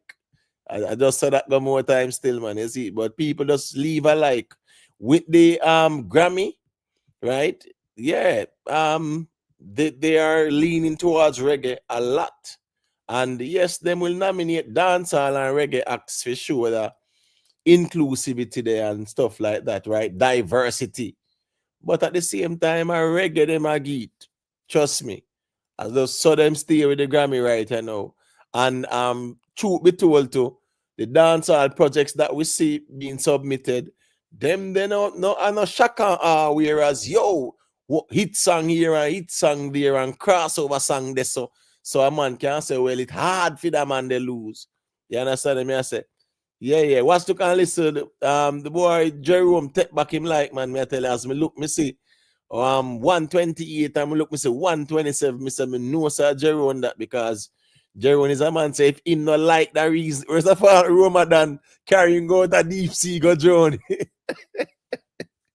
Jerome, you make Ramadan carry go to deep sea go drown, your brother. The man take back him like man. He not too happy. Too happy to go and see Yeah, research and homework I'm doing in the morning. Jerry, yeah, man, big up to Jerry, man. Jerry has sample, man, more times still, you know? Jerry has love troll and then sit there, man. You see it. So, big up Jerry, man. You know it go. A real Gaza youth, as me say, in rate Kartel more than in rate himself still. That's how that go. Just like how in rate Beanie Man more than in rate the music. You see it? Yeah, enough of them people, I think they rate the person more than the music out there in the Ramadan. Yeah, I think they're more interested in the persons than the music. You see it? That's how it go, man. Big up yo, one Queen Lakeisha. Him a whole reason the reggae boys, the final qualification games coming up soon. Why BM football reasoning that you know say problem might do like it's like up on a Sunday evening we do some football reasoning and talk about Premier League and La Liga and Italian Serie A, German Bundesliga, you know, yeah, Dutch League and them something there. Yeah, we can watch all them things there, you know. I mean, I love football now. Delaware Stewart, big up, man. Me love, listen me, Chelsea and my team, you know. Chelsea want chill up to the Wolves. You know, tomorrow now, Man City, I go play Liverpool, I go play. But at least, as I say, I love football, man. As I say, love football, man. I can reason football better than I can reason the music. But, you know, it got more time still. But the reggae boys, yeah, man. You know, it's a good thing with FIFA. You know, FIFA expand things, you know, so more countries can qualify and them something there still. That's it. But FIFA them are still corruption still, but it's a good look when the reggae boys them can qualify because the TV rights money, oh my gosh, man, that will do a lot, you know, man. At that save all clubs, you know. One club will sign $1 billion TV rights deal, you know. You see it. Anyways, Ramadan, your closing argument, my general. Respect as always to passing through. Yeah, man, respect our manners, man. People just go and like up the thing and subscribe. And that me tell about our little community. We don't really like support and rather go the 3 Pro and stream instead of buy. But big up the ones them still, big up the panel and the one them in the chat, like peace. Down the world. Big up everybody. And Yeah, all man. the people in Jamaica just go and hold it and stay strong. We're build forward stronger. Up. Yeah, man, Ramadan. Same way, sir. People remember to support, you know, your friends and family and support who you can in Jamaica, man. The people who are severely affected by Hurricane Melissa. Yeah, man, support if you can. Every mickle make a muckle. Don't play in the politics. You understand me? I said, don't send the money to Andrew unless don't send the money to so and so. All right, give it to people who don't think or who don't trust can go buy the goods and give the people them or send down the goods them. Simple as that as well. You understand me? I said, but you know, give whatever you can. You know, it's very bad, it's very devastating, and you know, we just know that Jamaica will build back stronger, no doubt. But in the meantime, a lot of people are affected. All right. Big up, man. All the people who there, respect. You see it after 6 hours and 16 minutes. Yeah, that's a long one. King Kalonji, yeah, man. Respect for the past through. Success over UK time. What time I know? About 8 o'clock or 7 o'clock now. Dean Marshall, yeah, man, big up, you know, all of the ones and Bongo Dread, you know, Ras Ija, you know, Miss T, all the mads them, man, you know, it got Reading Palace Studio, you know, TG Media, all of the people who pass through, man, respect. Enough people there and leave a like. Me tell you, me say YouTube I give all kind of features. As a matter of fact, playback audience can actually hype the video as well. All kind of features I see YouTube giving out. I still waiting on YouTube to start showing. It's like how YouTube even not show the subscribers them where we can go round on the page, channel page, and it's show the subscribers them like that. More YouTube start show me who and who like the stream. Yeah, because I can't believe so we there more time a reason. And everybody I say, yo, yeah, man, I rate the reason, I appreciate the reason, and we can't even say 150 likes. That don't look good, man. Come on, man. You get what me I say? Yeah, I know so I might not represent no camp, you know. And yeah, I'm gonna stay that way. It might not represent nobody favorites camp, so oh, a man just pass through and now leave a like. Not because him no rate the reason, it's just that him just not leaving a like. That's kind of weird with people still, but I just saw that go. But I know there's genuine people who will leave a like, the playback audience as well. You know, them will leave a like, them will subscribe to the platform and things like that. It was a very good conversation in my view. You know, always interesting conversation still. So just stay tuned again, people. We have a little time. Yeah, man, we step out and hold a little reasoning because so that goes still. So big up on yourself, respect to everybody.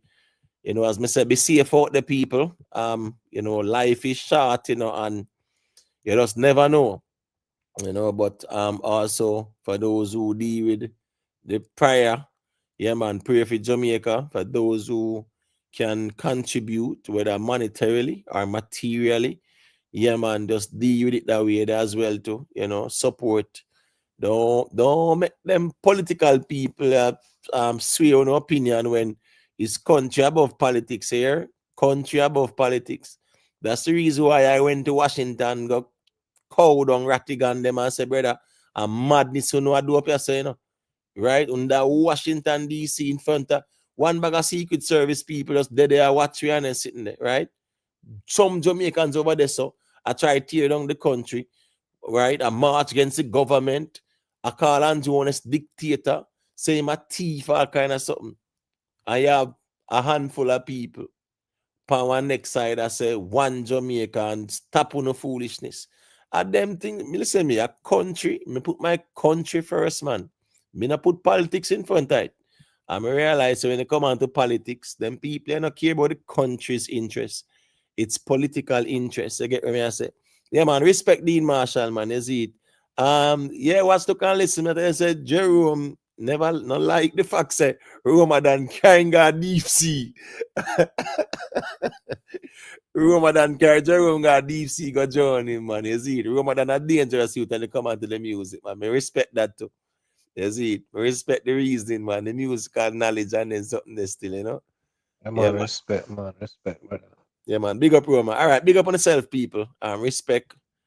Respect to Sugar Natch, you know. Yeah, man. Sugar Natch are the only one that drop a little super chat still. But you know, say we just do it here because we like engage, you know what yeah. So it's not about the money still like that still, you know. We respect and appreciate the support still, but we're not gonna quarrel and say just one super chat alone go on the whole night and then sitting down. Yo, I'm gonna lock off this and that's something I'm bullying nobody like that, you know. People give when they can to. Cause we know say everybody have them time when they can give and when they know say a year ago and they can't give right now. So I say it go more time. A social media thing that, you know, we do it for the love. We not do it for the likes, but it's an algorithm driven thing. And listen, me, this thing are funny. This YouTube thing are funny. Right now, Candice Owens is the #1 podcaster, you know. Yeah, her podcast is even bigger than Tucker Carlson. Right? And Shina Rampe put her content out. And when she drop her content out, what? Listen me, Missy Candice Owens live must say last night at 95,000 people. You get what I say? Just I watch her and a premiere, she a premiere for her thing. And when she done, all now one day 1.9 million. As a podcaster, you know, she must clap up some serious numbers, man. More than the artists them. One day, 2 million. Candice Owens them. So at the end of the day, still, you know, people will appreciate platforms and, you know, them will subscribe, them will like, and them will share and things like that. So as me say, me just do this because, you know, me love doing it like that. You see, me not do it because me have no ulterior motive still. But we also know how out here so run, out here so a system channel you have to run. Yeah, you have to run system channel, you know. Yeah, and say what people want to hear. Not because it's factual. You get what I say? Yeah, man. But big up, man, Rhythm Palace, man. Imhotep, me look for your live tomorrow or Monday. Yeah, man, watch, look and listen, man. As me say, if we have a look at time, yeah, let me see.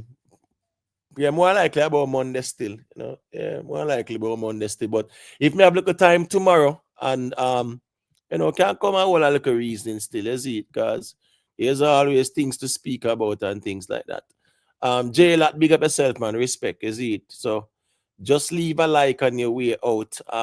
For those who have not yet done so. Jerome, yeah, man, just drop back the like and I never me tell you if you try to challenge Ramadan. I'm making carry go to deep sea, go join you. But big up yourself, Jerome. Big up yourself to everybody. Manners and respect people.